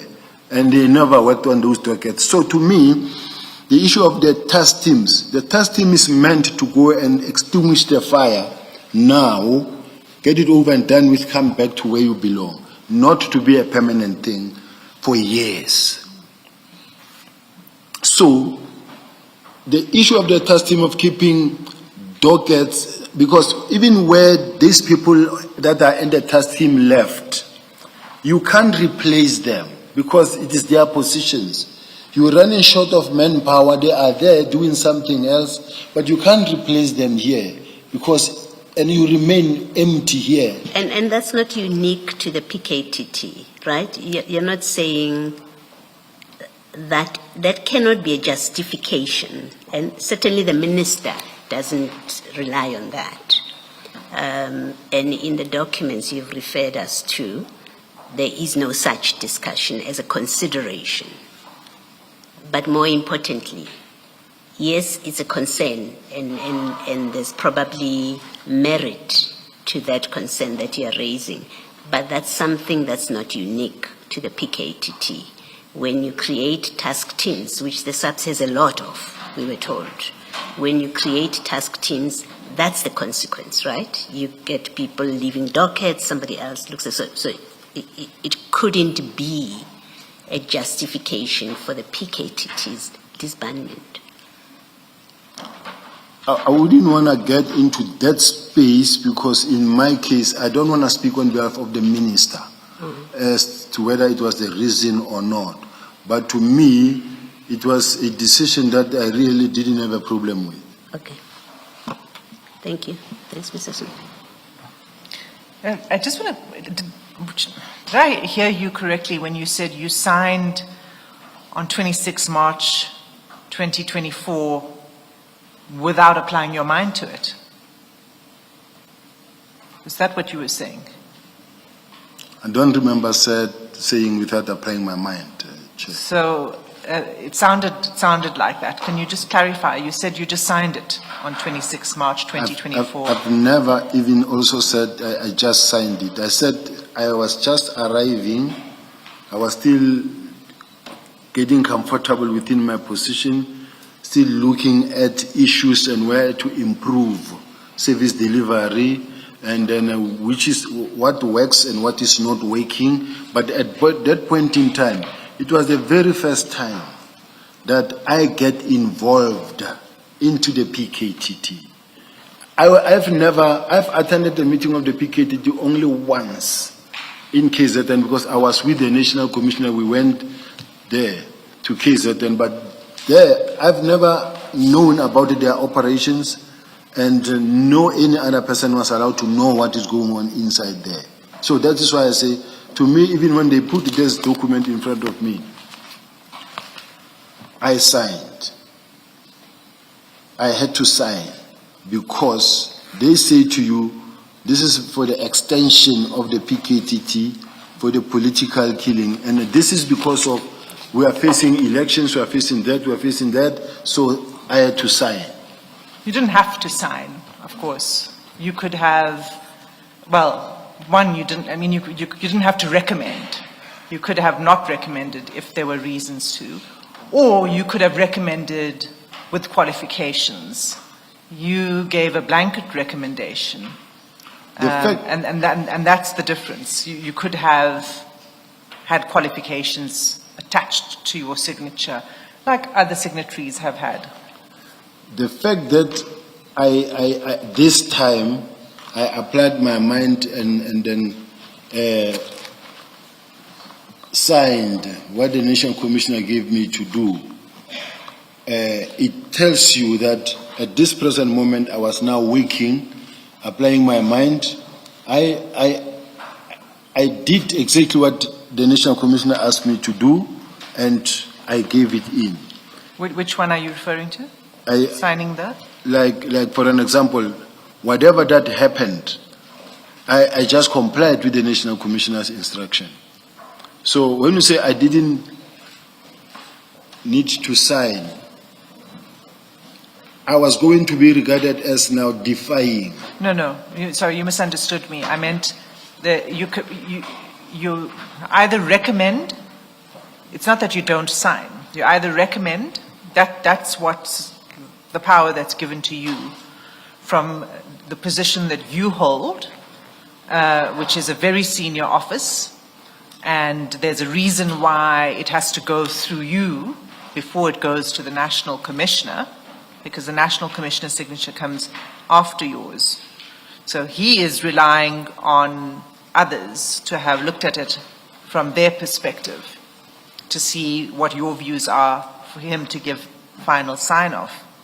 So when you receive it, your task is to apply your mind to it and make a decision whether to recommend, not recommend, or recommend with qualifications.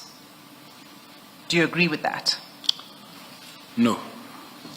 Let us look at the current situation on what I'm going through now. Let us look at the current situation where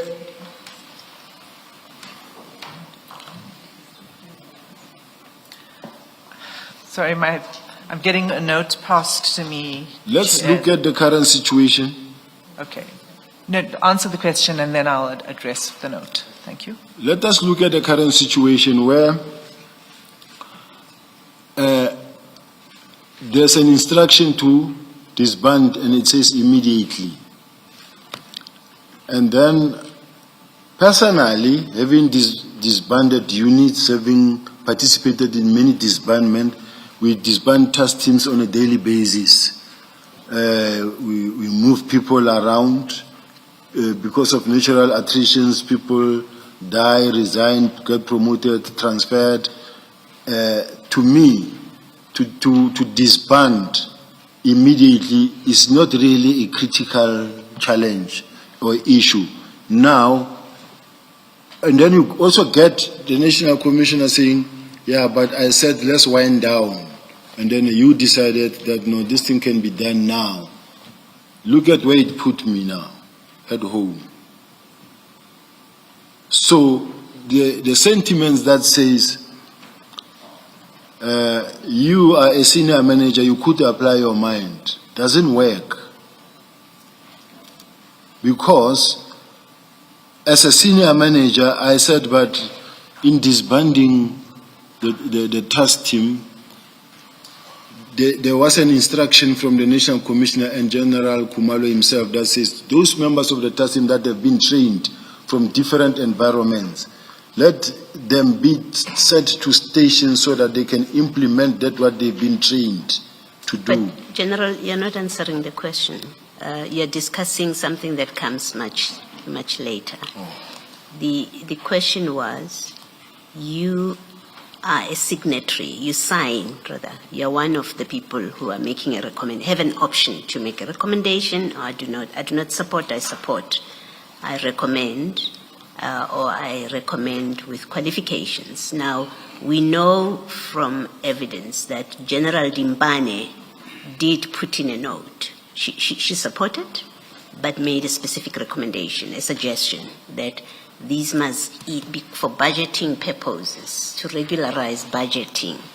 This task team should be regularized into a unit, something to that effect. Discontinued. Something to that effect. And the National Commissioner had a response to that in that same form. So you had the option at that point to say, I support, because you say, I'm new, I don't know this environment, but this work rightly is work that the murder and robbery unit should be doing, and maybe consideration should be given to that. I think that's what Ms. Hassim is putting to you, that you did have an option on that form to sign and recommend, because you don't want to get into trouble with the National Commissioner, as I understand you, and you don't quite yet have an understanding of what things are like, but you at least know the work that they do, and you know that it falls within the murder and robbery. So you could have said something, but you signed without qualification, which is what causes this debate. On paper, you had no problem with approving that funding request. You had no problem with it on the documents that you signed. Yes. And it's only later that you pick up problems with it. I agree. Okay. Thank you, Commissioner. Chair, I think it might be best if I ask your permission to let Ms. Killian address you on the note that was addressed, rather than me addressing it directly with you. Yes, Ms. Killian.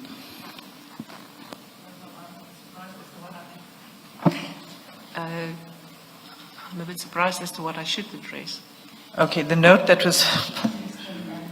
Yeah, let's just, few minutes, you'll indicate when you're ready for us. Thanks. Let's adjourn.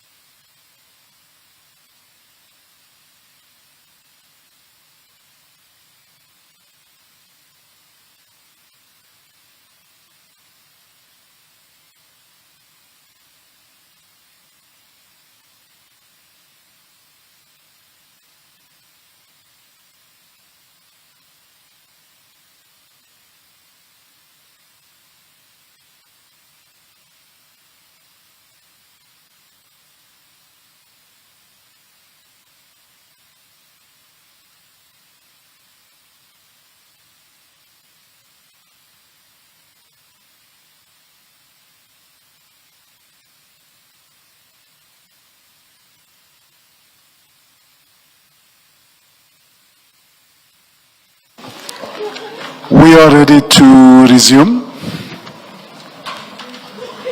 All those whose cell phones were ringing, please make sure that they are off or on silent. Thank you.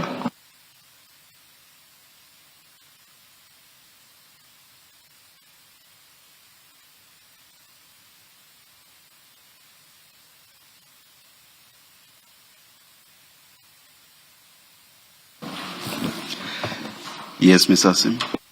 Thanks, Chair.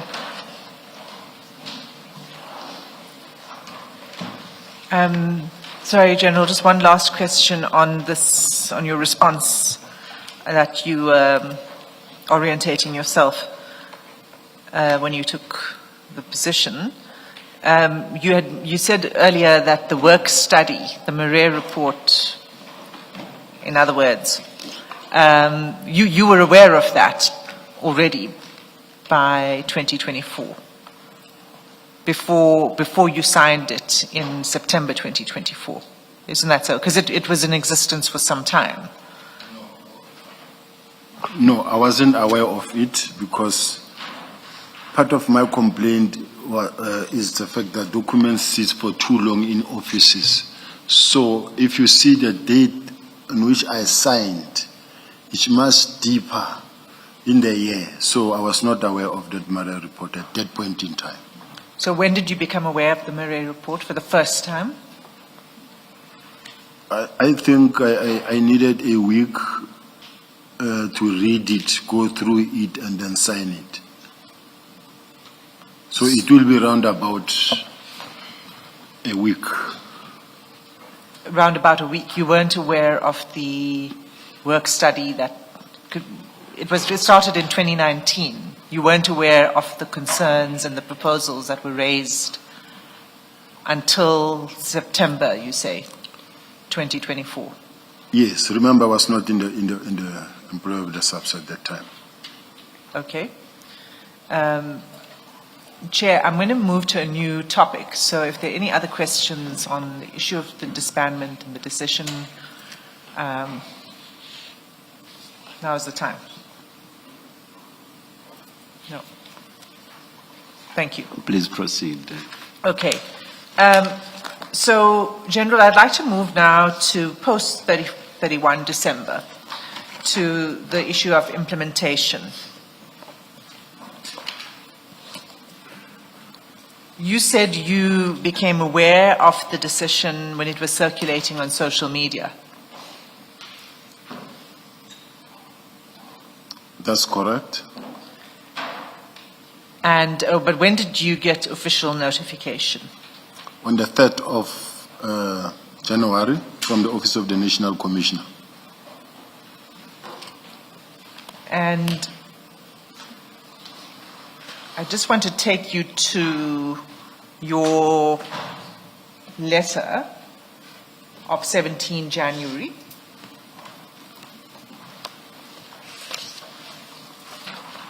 And that is SS 13,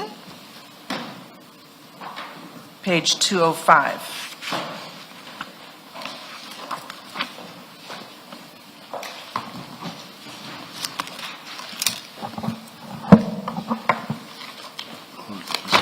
These are your files.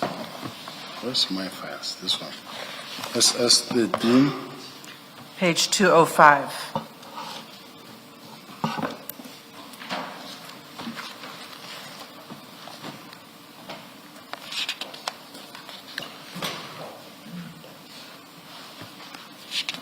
Let me know when you have it.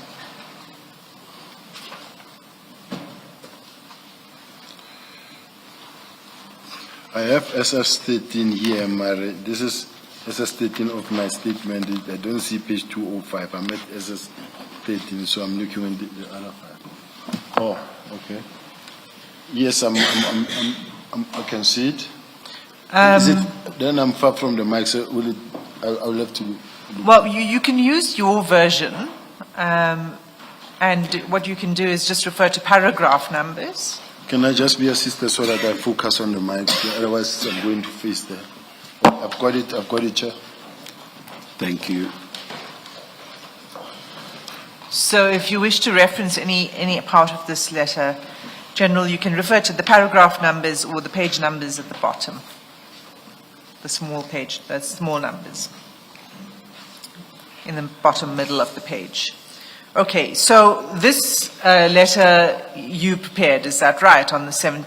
Well, this is the letter that you say you prepared with the assistance of General Rabi. Correct. And, but you also said that you read the letter and you agreed with all the contents of the letter. That's correct. And in paragraph 2 of this letter, in the second sentence, you said this decision, meaning 31 December 2024, was informed by an assessment that the task team no longer significantly contributed to policing efforts. What assessment were you referring to here? Because as we know, you've said there was no review or analysis of the task team. So what assessment are you referring to here?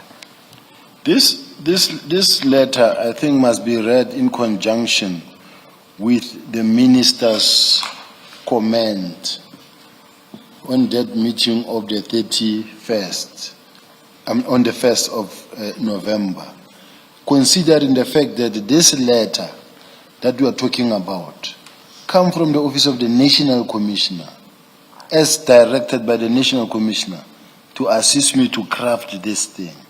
So this letter. So even though I signed this letter, I think there is a general agreement and understanding that this letter was signed by the Office of the, comes from the Office of the National Commissioner. So commissioners to be really bound on to certain words and say, what were you meaning? What were you referring to on this document that was prepared by the Office of the National Commissioner? And then saying that I can sign it because it's directed to DIFCOM intelligence. I will respond and I will attempt to respond, but to be fair, this letter, from the very onset, it is known that I am not the author of this letter. So, again, we have a signature by you on a document that's a lengthy document, but you disavow the authorship of this, the ownership of this letter.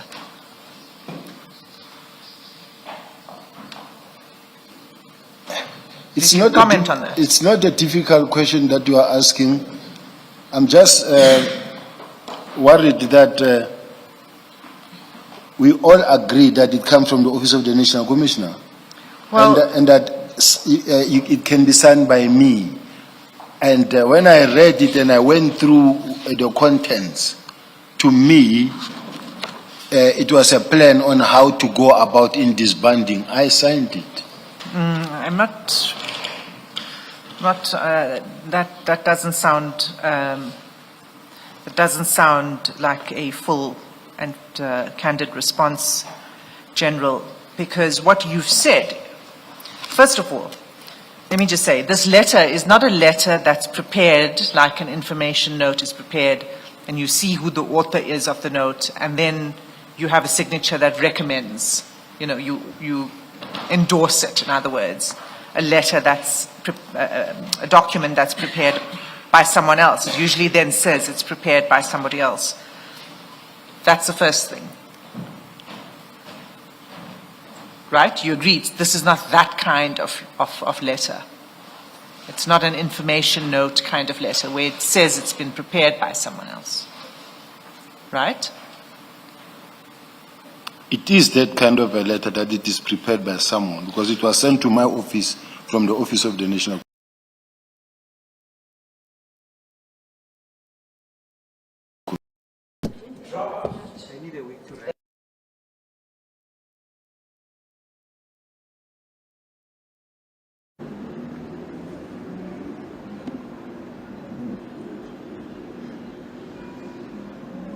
Sibiya wrapped up reading from his 90-page document and would be questioned by the commissioners next.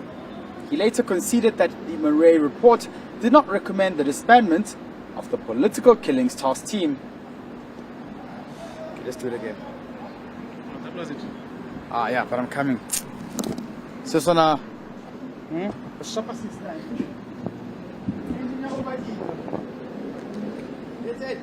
Come on.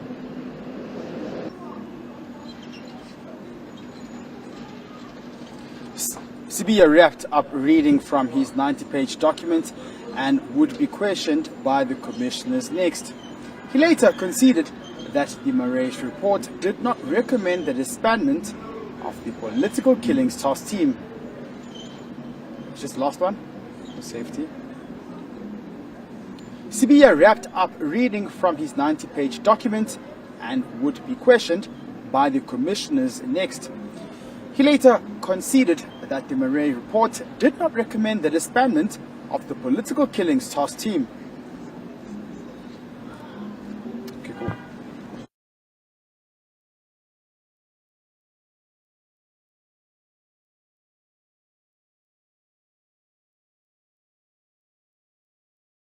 That the task team no longer significantly contributed to policing efforts. That is a question that is based on the. Can we go to the letter that itself that was written by the minister, because I think the words originate from that letter itself. Okay. So you're saying that this is a reference to the minister's assessment? I think so. So we need to get to that letter. SS. Page 198, same file.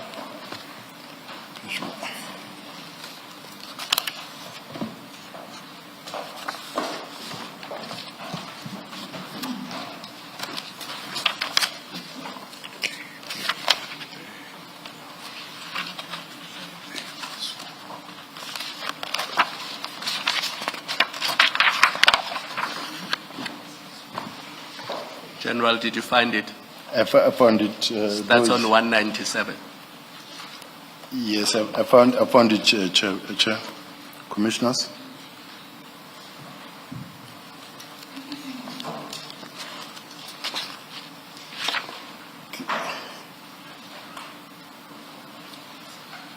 I need to get the one that is written in, because this one is very small font, very small. Either I can see it here or a document, the real document, because this one is, you can't read. Do we have a version of it? Yeah. Blow it up a little bit more, please. Is that General, legible? do you want to look there? Yes, I can. Yes. And, you may then indicate whether to scroll up or down. Yeah. Can I, let's go to the first sentence. Just this question. Investigations in the first few months towards the end of the year, I have made observations on a number of important aspects on the subs and policing. For purpose of this letter, I'm focusing on the three aspects that require very urgent attention to address some of the challenges at hand. Now, as far as I'm concerned, Chair and Commissioners, to say I trust this correspondence find you well in this festive season. In the past few months, towards the end of this year, 2024, I have made observations on a number of important aspects on the subs and policing. For the purpose of this letter, I'm focusing on three aspects that require very urgent attention. Now, we can go to the one of the political killing, number 3. All right. Management Executive Committee meeting later in January 2025. Key reference points to include, but not limited to, the following: a comprehensive analysis of the current challenges of scrutiny. No, this is the port of entry.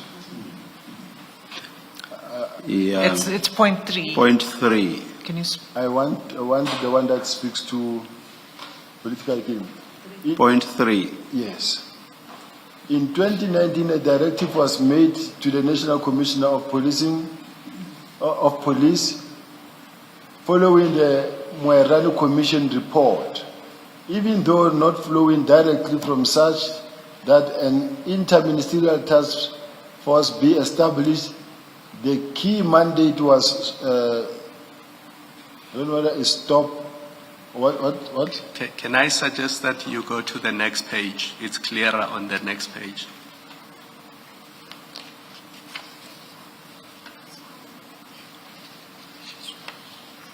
That one, yes. In 2019, a directive was made to the National Commission of Police following the Moerane Commission report, even though not flowing directly from such that an interministerial task force be established. The key mandate was to stop, investigate, resolve unresolved matters of politicians in the country, especially in KwaZulu-Natal. My observation in this regard, as indicated above, is that further existence of this team is no longer required, nor is it adding any value to policing in South Africa. I therefore direct that the political killing task team be disestablished immediately. Further, that a preliminary report in this regard be submitted to the Minister by the 20th of January 2025. The final and closing report must be submitted to the Ministry Management Executive Committee meeting late January 2025, the date of which will be communicated as soon as possible. So this paragraph, to me, responds directly to the question asked by the evidence leader, I think. Okay, you say that the assessment that the tasking no longer, what you mean is the observation by the minister. This is the minister saying, this is the observation that the minister made. Okay. No, that's fine. That's clear. What he had said in his letter was it was an observation. In this letter, you detail steps that need to be taken in order to... Just to go back to the letter...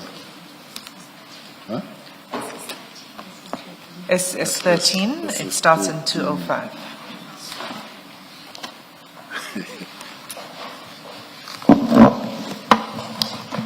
SS13, all right.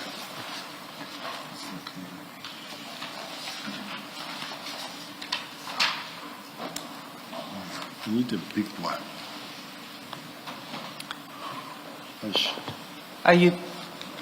Do you have it, General? Yeah, I'm back to the same problem, but it's okay. I'll try to hold on. Well, what's the problem? Perhaps we can assist. No, because the document that is in front of me... No, you're looking at the wrong page. It's page 205. Whoa, I'm okay. Thank you very much. This is the letter that we began with. Yes. Right. We've now dealt with your answer to the question that I asked pertaining to paragraph 2. Okay. And this letter is a detailed set of instructions for compliance with the minister's directive. Is that correct? That's correct. And I just want to ask you some questions based on this. In paragraph 3.4, on page 206, you say all case dockets must be hand-delivered to a location designated by the Divisional Commissioner for Detective and Forensic Services, who must establish a secure repository for case files and evidence to ensure continuity and prevent any loss or tampering. These dockets will then be reallocated to appropriate investigative units with the capacity to continue the investigations. So this was a requirement that the dockets be delivered to the Divisional Commissioner, Detective and Forensic Services. Is that what one should understand by it?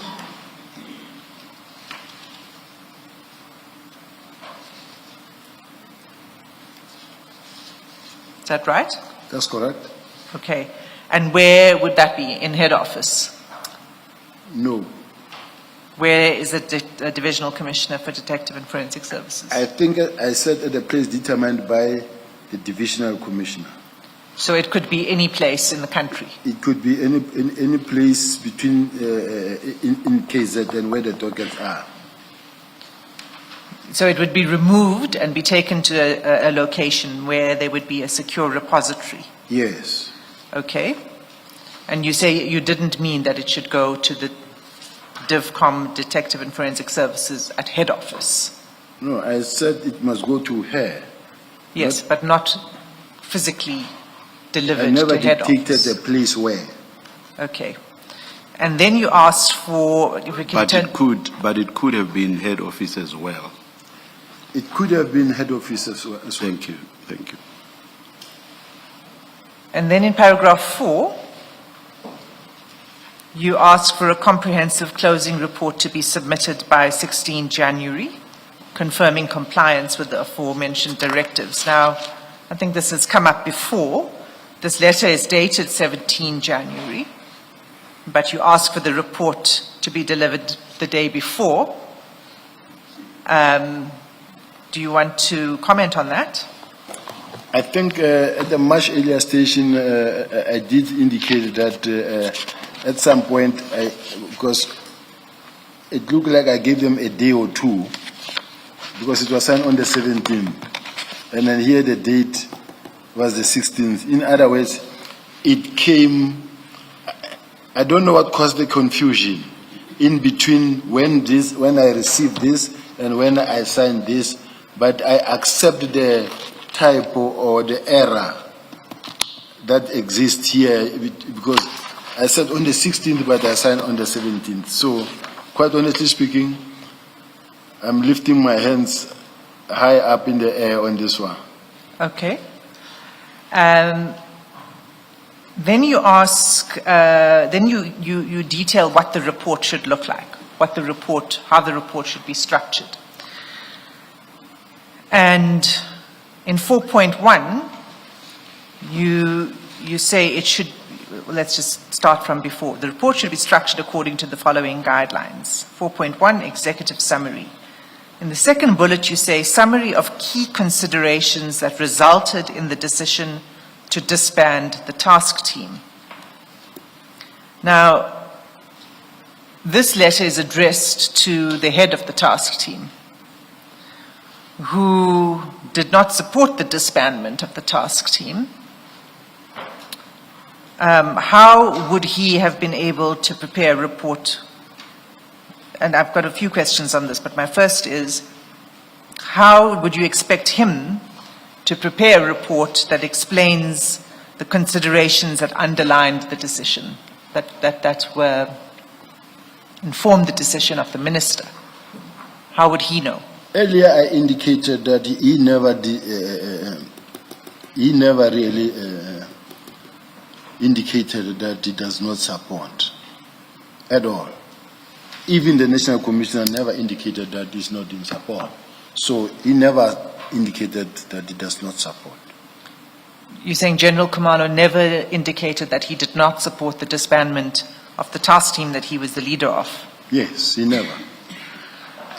Sorry, General Sibia, when you drafted this letter, you could not have known that because you had not engaged with General Khumalo at this point. So when you drafted this letter, how did you expect him to comply with the second bullet in 4.1? Accepting that in March, when you did engage with him, he didn't express a disagreement. You signing this letter on the 17th of January, and you have not spoken to him at all about the PKTT.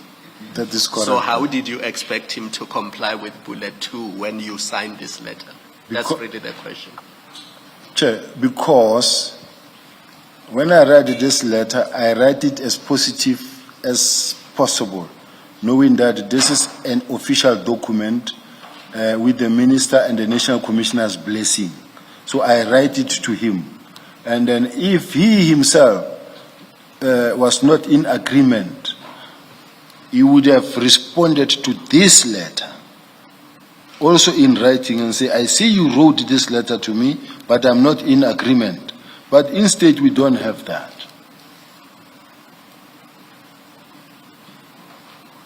So he never indicated that he's not in agreement. Had you had a discussion with General Khumalo about the decision between 31 December and sending this? Did you have a discussion with him informally or formally, or pick up the phone, anything to say this is a decision that needs to be implemented? I did respond earlier that I never had a discussion with him, and considering the fact that it was also around about the festive period when everyone was still at home and some had not come back yet at work, and some of us were all over the country because it's still within the festive period. Okay, so you don't really know what his state of mind was regarding the decision? I didn't know. Okay. Now, how would he, even if he, let's assume that he had no problem, he didn't make the decision to disband the team. So how would he come up with the reasons? Why was it expected of him that he must provide the reasons for the decision? Normally in the South African Police Service, when you get an instruction to write a document or to come up with an information note or what on behalf of the National Commissioner or the Minister, you will pen down a document that is just going for the signature for the National Commissioner or the Minister. You will then take this document, go sit with the National Commissioner and discuss with him. So now in this case, since this is what was discussed and clear guidance given and him submitting the reasons, it is what is contained in the reason, in the document, guided by the fact that the author of this document, I do own the document, Chair, because I signed it, but as assisted by a person who is dealing with reports in the South African Police, who is at strategic management and who has done organization and work study, and say this is the format that you need for you to have a complete document that actually represent or present a close-up report. It needs to have the following topics. Now, those topics that are written here, we are all guided by an expert in this document, myself and General Khumalo. Wouldn't this be in a report that is written before the decision is taken? No. No, because it's not a question of we were all expecting that there will be a document coming that says we are closing down. So nobody would have known that now I need to start writing, preparing the reasons for close up, because we didn't expect this to happen. But in the normal course, before a decision is taken, wouldn't the decision be underpinned by reasons, and those reasons would be located somewhere before the decision is taken? It's true. But when I look at the letter of the minister, the few lines that is written in the document itself, the few lines that are written in the document itself, from the minister's point of view, whether as a minister of police, who determines policy for the police, he gives reasons from his own understanding and where he comes from. And now, which means the National Commissioner, before we get to this point, was in fact the one who was supposed to immediately, when he received this letter, take the same letter, go back to the minister and say, Minister, I want to understand where you're coming from. I don't agree with 1, 2, 3, 4. Can we hold on until I come back? Or make me understand. But the National Commissioner instead forwarded it and say, prepare a close-up report. It's already on board by so saying and say, prepare a close-up report. So this is a late question to as far as I'm concerned. General, this is a letter that you signed and that you send to General Khumalo, and you ask him to give you the reasons for the disbandment of the task team. Does that sound like a reasonable request? We're not asking him to give us the reason why the task team should be closed. We're saying prepare a close-up report. In your close-up report, it must include the following topics. Where General Khumalo needed to ask a question, it was then for General Khumalo to make necessary inquiries with the office of the ministry or myself and say, General, you just sent me this document. And then how do you expect me to write this when I don't know? Then in my case, I would also have to go back to the minister and say, Minister, General Khumalo wants to know the following, so that we can then provide the reasons. But at this present moment, I'm dealing with a letter that comes from the Office of the National Commissioner, brought to me by a strategic management executive manager, who is a general from the National Commissioner's office, and say, the NASCOM says, no, you can sign this thing. I guess, General, the substance of the question is, as you are writing this letter, I won't bother about referring to General Rabi, is it? Yeah. As you are writing this letter, because it's your letter, what key considerations or reasons did you, as the writer, expect of General Khumalo? It's a simple question.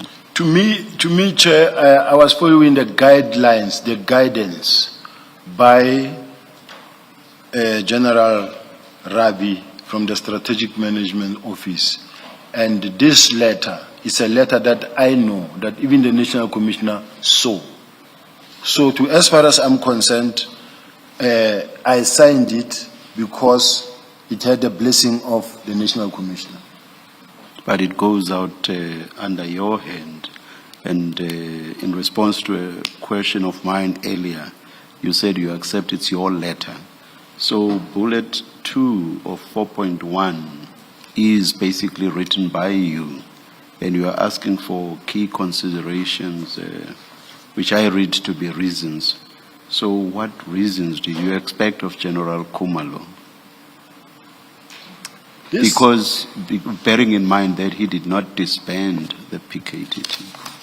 This letter, Commissioners, as General Ravi wrote this letter, he gave guidance. It's a guideline that says, give us a comprehensive close-up report must be submitted by 16 January, confirming compliance with the aforementioned directives. The report should be structured according to the following guidelines. Now, it gives different topics. It's guidelines.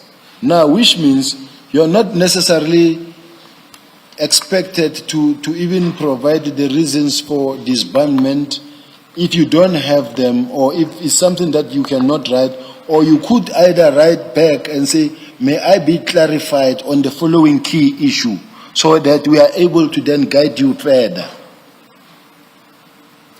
Thank you, General. Ms. Asim? Thank you. So it was free to General Khumalo to not do that if it wasn't something that he was within his knowledge, which, of course, it's not in his knowledge, right? I suggest so. And Ms. Hasim, it's 4:15. Let us adjourn at this stage. I have no objection if you continue or adjourn. We're Now available. you want me to look lazy, Ms. Kiggins. I want to stay neutral. General, should we continue? Let's pull through. Let's continue. Okay, let's adjourn at 5 p.m. then. Let's continue. all right, Chair. So let's continue through the letter.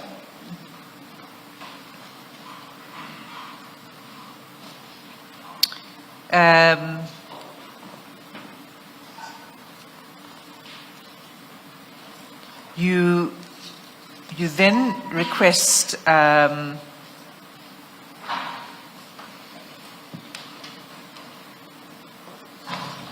going to move over to the next page, 4.5. Input from key stakeholders in response to the announced disbandment of the task team. For example, comments by NPA and SSA. Now, would there not have been consultation with these key stakeholders prior to the disbandment of the decision to disband? This letter serves as a guideline and all the necessary important exercises that needs to be done or what needed to be considered or done. Now, in this case, the consultation with key stakeholders was one of the key issues to attend to. And as General Khumalo later indicated in his correspondence that they also made use of this same document, they took certain key topics out of that and then also allocated action plan, and then they allocated such an action plan to the National Commissioner in terms of consultation with stakeholders. But they were all guided from this document. That doesn't answer my question. My question is, would there not have been consultation with the key stakeholders? And so the input from the stakeholders would be sought prior to the announcement of the disbandment, right? The answer is really the same answer, because this document, no one expected disbandment, no one expected this letter. There wouldn't have been any prior consultations with nobody, because the answer will remain the same. For as long as we still sticking to wasn't there supposed to be a consultation, the answer is the same. General, maybe Ms. Hassim as well. If you look at 3.7, paragraph 3.7 at page 207, it says, so this is, as I read this letter, the whole of paragraph 3, it's steps that must be taken, the whole of paragraph 3.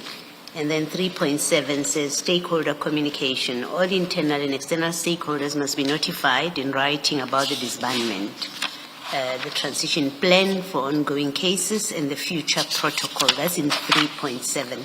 And then the paragraph that Ms. Hassim is now discussing, 4.5, stakeholder feedback. It is feedback on the task in 3.7.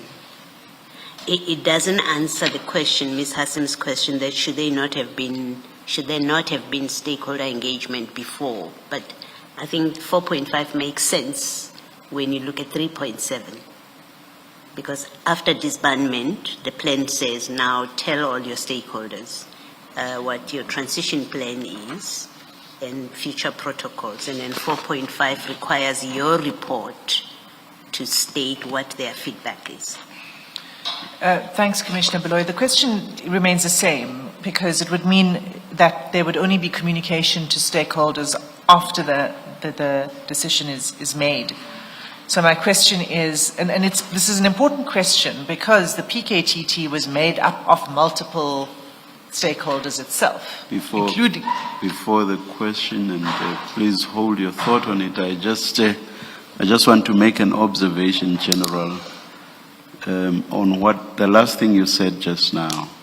You said you did not expect, and you are not referring only to yourself, but I think you are referring to everybody. You said you did not expect this letter, and you said it twice now. Yes. And you have said it twice already before. I think the first time you mentioned it, you said, we all did not expect the disbandment. And then you said it again later. You've said it 4 times. That's correct. I find it rather odd that you say you were not surprised and that General Masemula should not have been surprised when all of you say 4 times, did not expect this. I'm just making that observation and to have it on record. You may continue with you. But if you want to comment, General, you may. I really wish I want to comment, Chair, and it is with respect as well, I'm not challenging the Chair. When I say General Masemula cannot say he was also shocked or surprised, I'm just banking on the fact that it was not the first time we all saw a letter was just drafted, having not had any discussion prior at all. But you don't expect it, and I would think you must be surprised when you see it, when you did not expect it. That's the point I'm making. If the chair calls me one day into a meeting and say, General, I'm concerned about 1, 2, 3, 4 that is happening, and I think we really need to re-look into this situation and that, and then go think about it. But we need to reconsider this or to review this. Look into that one. Then I indicate and say no, but I don't think it will make any problem. There's any problem in this regard. You see, there wasn't. Okay, continue. Then I say I don't see any problem. I think it can be done. Then it all goes quiet. It's festive season now. We're all over the country doing festive season. Later in the year, in the end of the year, the 31st, I see a letter coming through. It will come as a shock, but not surprised, because I know about it. It was once raised. And then my job will be to then call the chair and say, Chair, I see this letter, and I'm surprised or I'm shocked that You see, you can't avoid saying you are shocked, you are surprised. You can't avoid saying that. I'm saying because that's actually what should ordinarily happen in those circumstances. You yourself cannot avoid being shocked or surprised, General. Thank you, Chair. Thank you. No, my advocate warned me and say, don't go for the second time with the chair. Just remain. Once you see he raises something, don't repeat it. So I'm taking a short left now. Thank you, General. Yes, Ms. Asim. Thank you, Chair. So, that's not unrelated to this letter that we're looking at. And maybe I should cut through, actually. This is your letter. It requires communication with stakeholders. It requires the summary of the reasons for the decision to disband. It requires an analysis of the task team's effectiveness and impact on crime reduction, an account of controversies, a cost-benefit analysis, all of these things. All of the contents, these guidelines that you send to General Khumalo and say, prepare a closing report. All of this points to a report that's trying to justify the decision. Do you agree? All of these items that I've just read out, and you can look at it more closely if you wish to. May I ask to please repeat the question? So the guidelines, all of these guidelines that you're talking about, you're saying these are guidelines, and I refer you to some examples. One would be in 4.1, the summary of key considerations that resulted in the decision to disband the task team. 4.3, the bullets under operational review of the task team and its effectiveness. 4.4, controversies, any controversies and issues that arose during the task team's operation.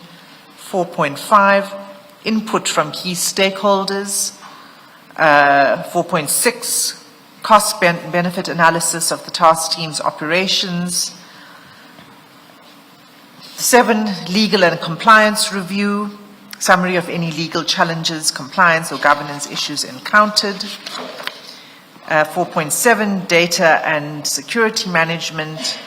All of this, these that I've read out, are guidelines for a document that is intended to justify the decision.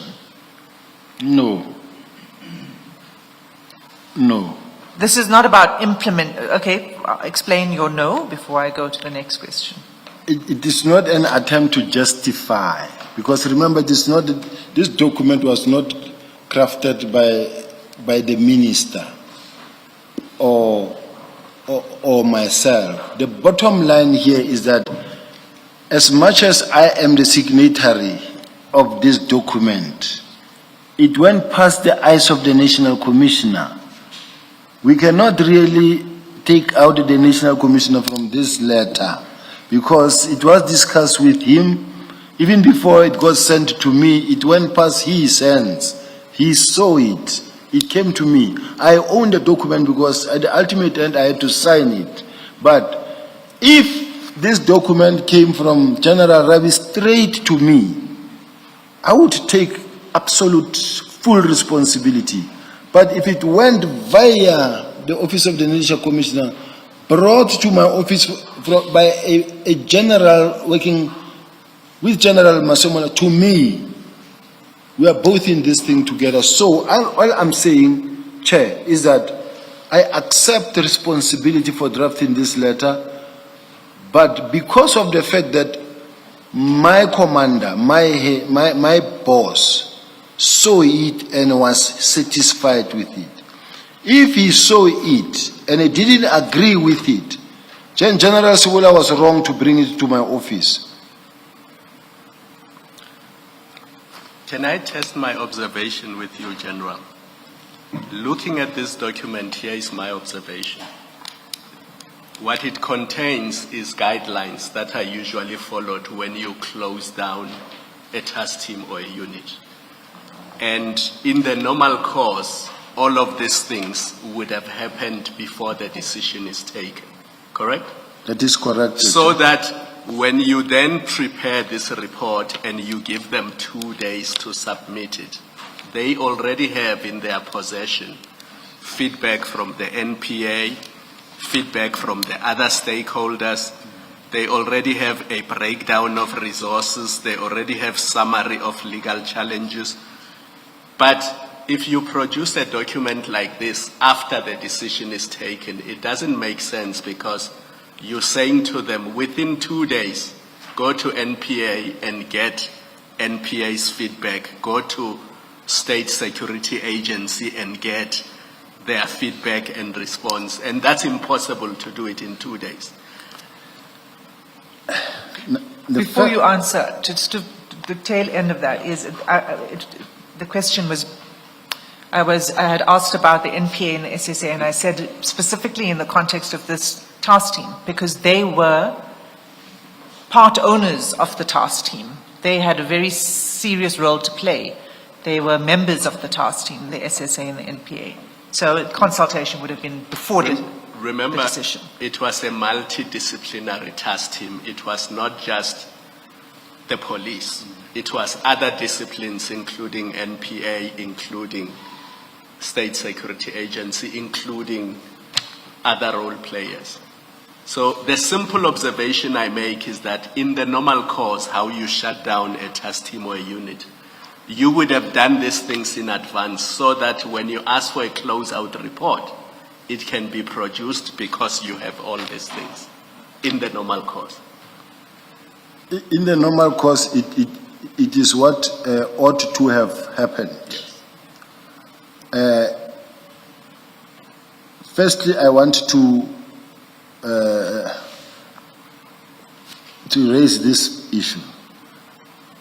the fact that I signed it on the 17th, I said I'm raising my hands that I made it was a mistake, and it was the date maybe, I don't know how it happened. General, stop there. I even gave you a benefit of a doubt and say maybe you were expecting a response by the 20th.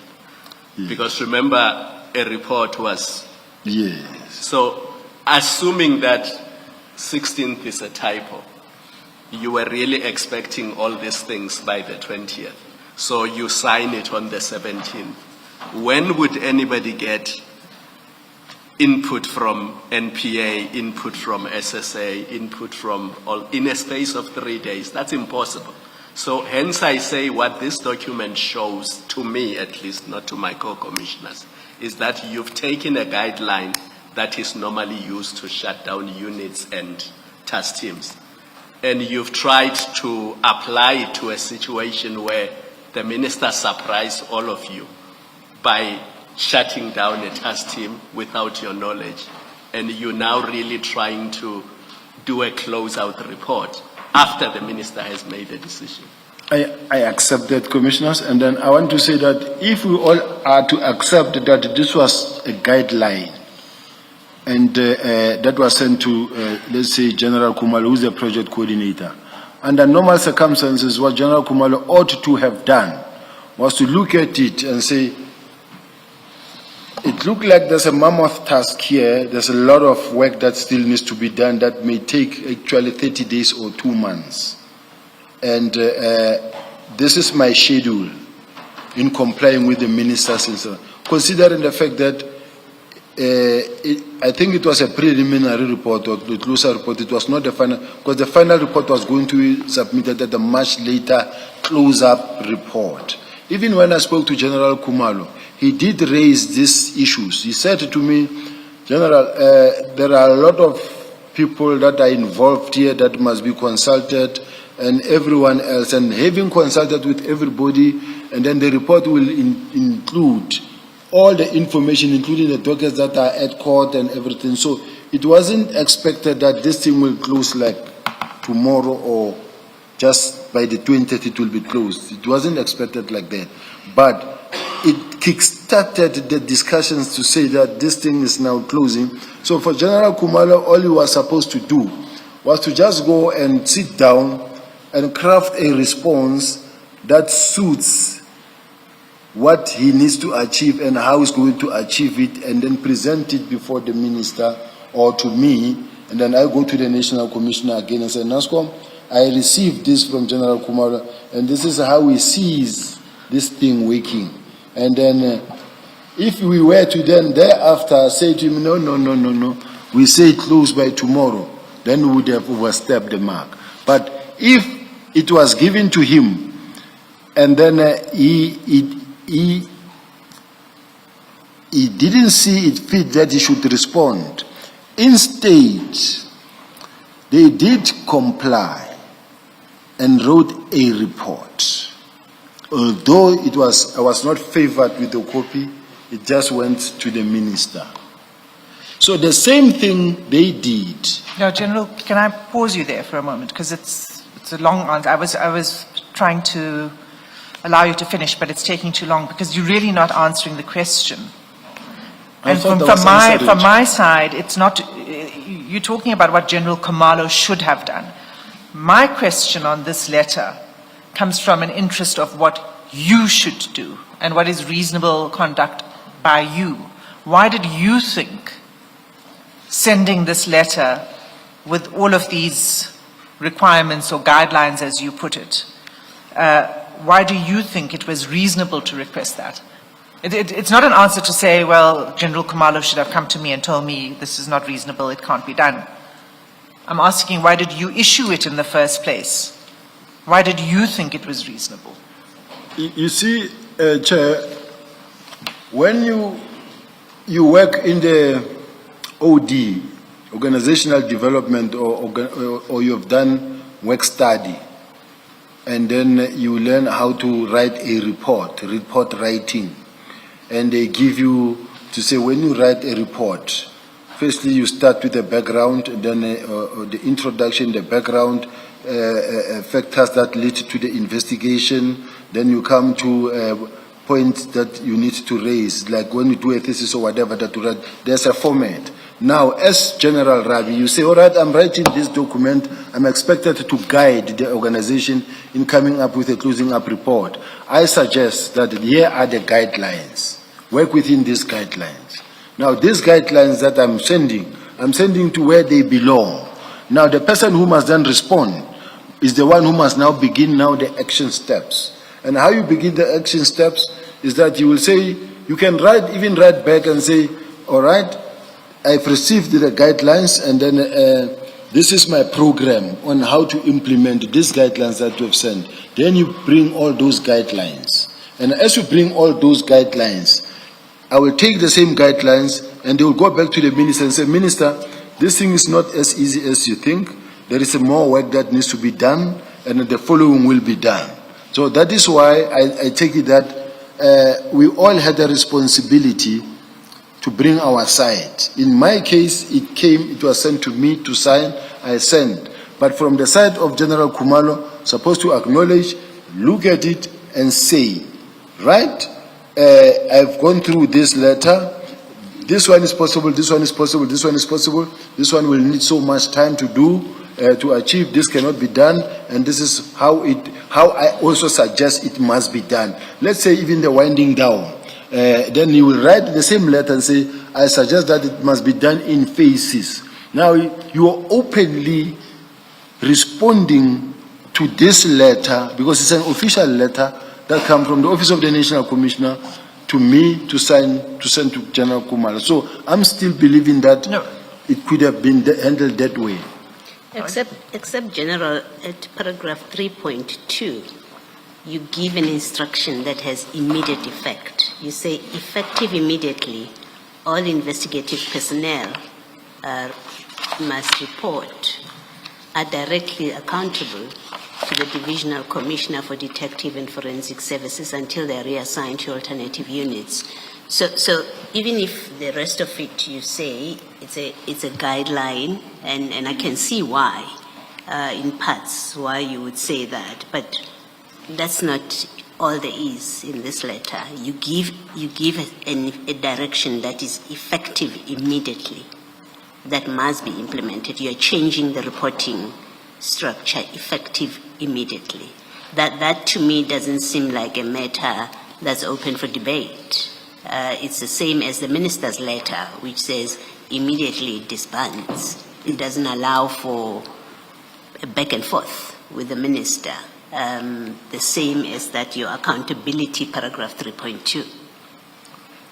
If the chair remembers very well, or commissioners remembers very well, there was at some point a newspaper article that says the minister sent them packing, where, for an example, there was a meeting held, and then in that meeting, that what was expected in terms of giving feedback on the progress in terms of the complying with the instruction was discussed, and only to find that not much was done or nothing happened.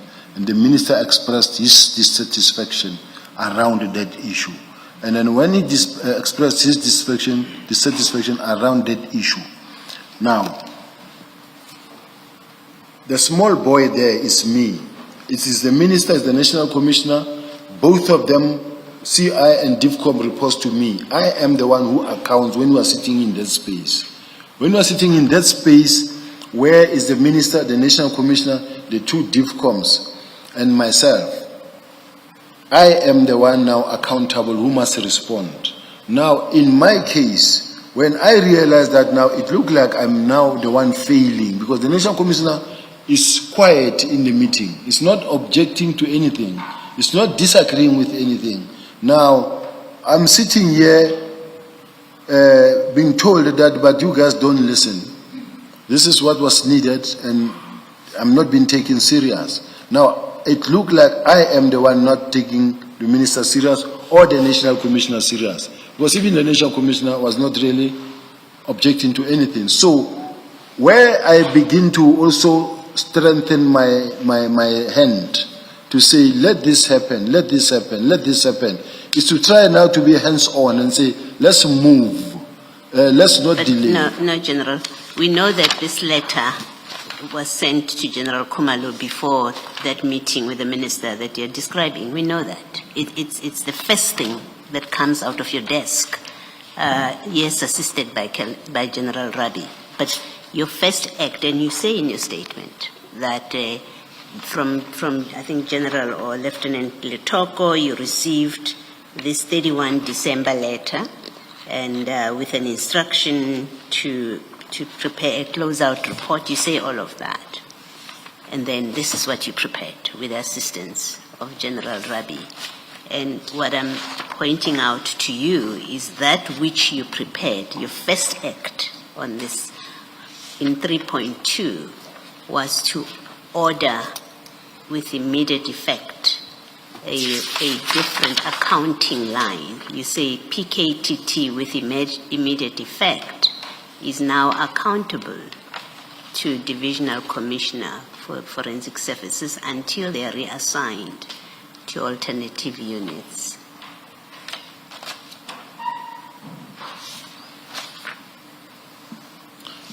Just going through the letter. Okay.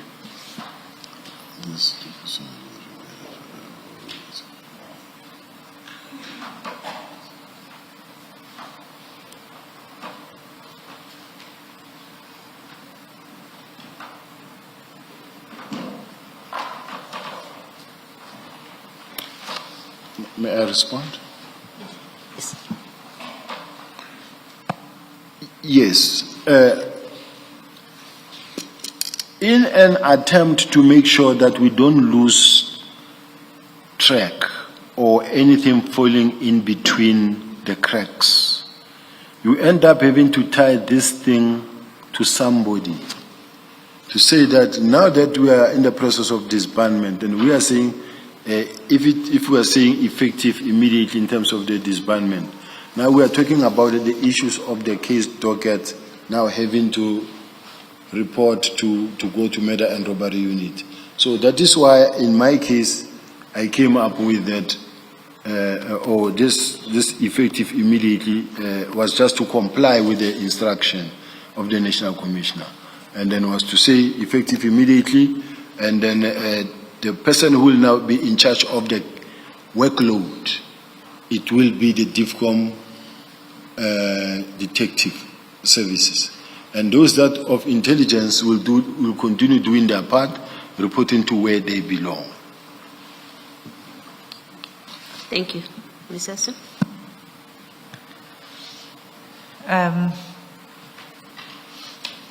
Thank you, Commissioner. I just want to,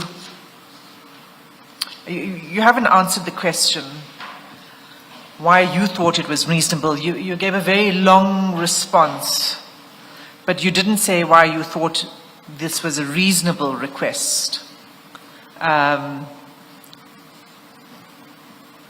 to issue this letter with all of these guidelines. And it's not just that it's lengthy, and it's not just that it will take time, but it's that what's being requested is to provide the reasons for a decision from someone who did not make the decision. So I'd like your response on that, because I'm saying to you that's not a reasonable request. I thought, commissioners, how I responded was that this was a guideline. This was a guideline. And it being a guideline, it needed to be treated as a guideline.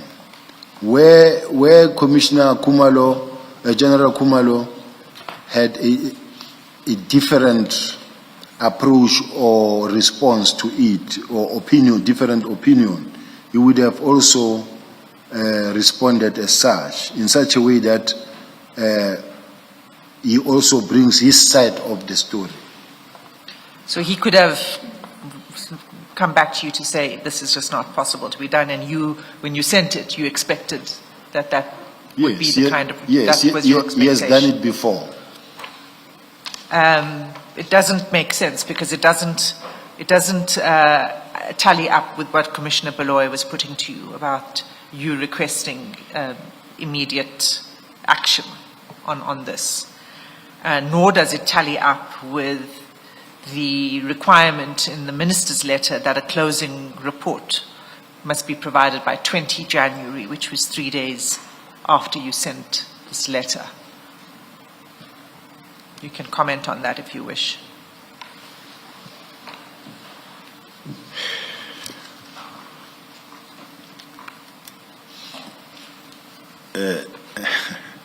Chair, my mind was still locked into a previous discussion when she was talking. And then when she was talking and said it doesn't make sense on this, and then I'm thinking on certain things. Now she says your comment on that. Please repeat the question. I apologize. No problem, General, no problem. What I was saying to you, General, is that your last response to me, which is that they're just guidelines, you didn't really expect that it would be done in 3 days. In other words, that was your response to my question, surely this is not reasonable. You said, well, you know, you didn't expect. He could have come back and said it's not going to get done. And I'm saying that doesn't make sense in the light of the contents of this letter, which require immediate action, or in the context of the letter from the minister, which required a closing report on the 20th of January, 3 days after you sent this letter. So that's what I'm saying to you. That's the comment I'm making. That's the observation I'm making about your response to me about reasonableness. And I'm saying to you, do you wish to comment on Yes, I wish to comment. In our world as police officials, it would make sense and it would be easy to comply with. In your world, maybe from where you are coming from, it's something that may need to take 6 months. But in our world, if I give an instruction, it can be done in 3 days. It can be done in a week. It can be done in 2 weeks. So, as far as I'm concerned, there has been instances where they say, this must happen by tomorrow 8 o'clock, and it happens. And the rest will follow. This is how it works in the police, maybe even in the defense. But it does not necessarily make it create a situation where we can say it doesn't make sense.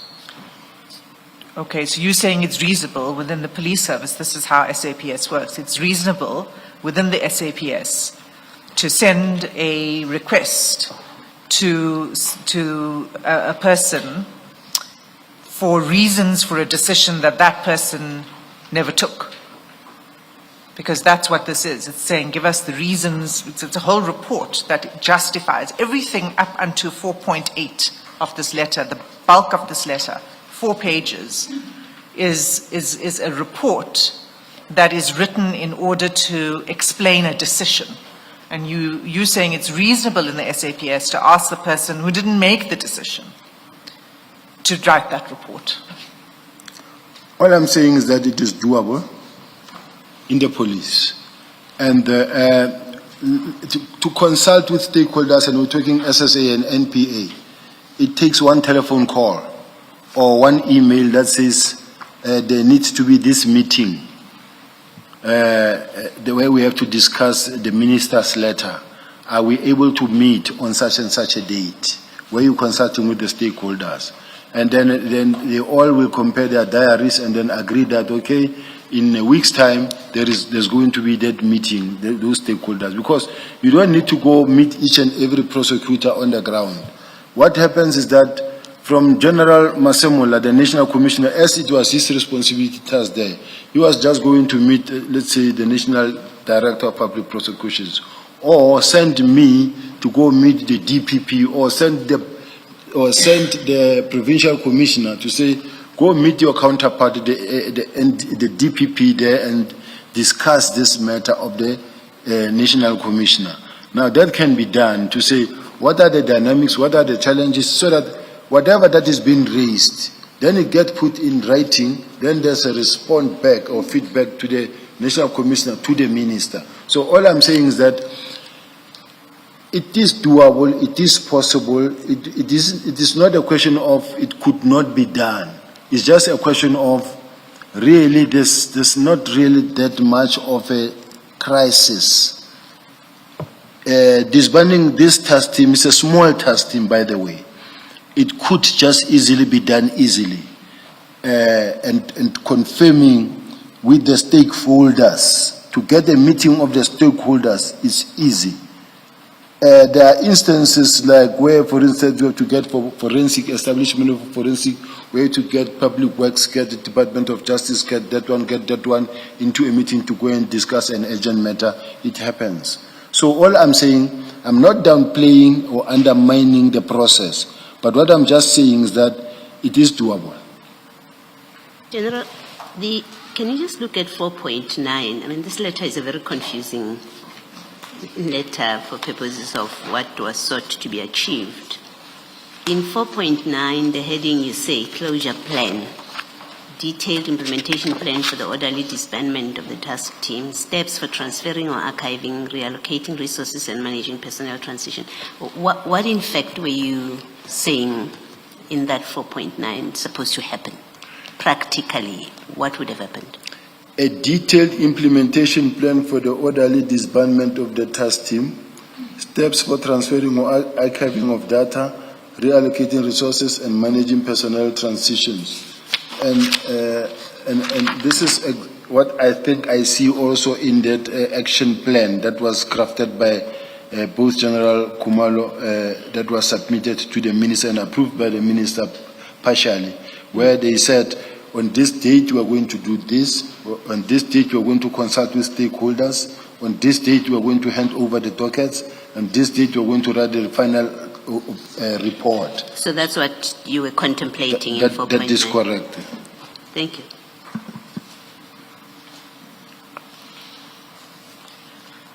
Thank you. I'm going to move off this letter, Commissioners, unless there are any questions from...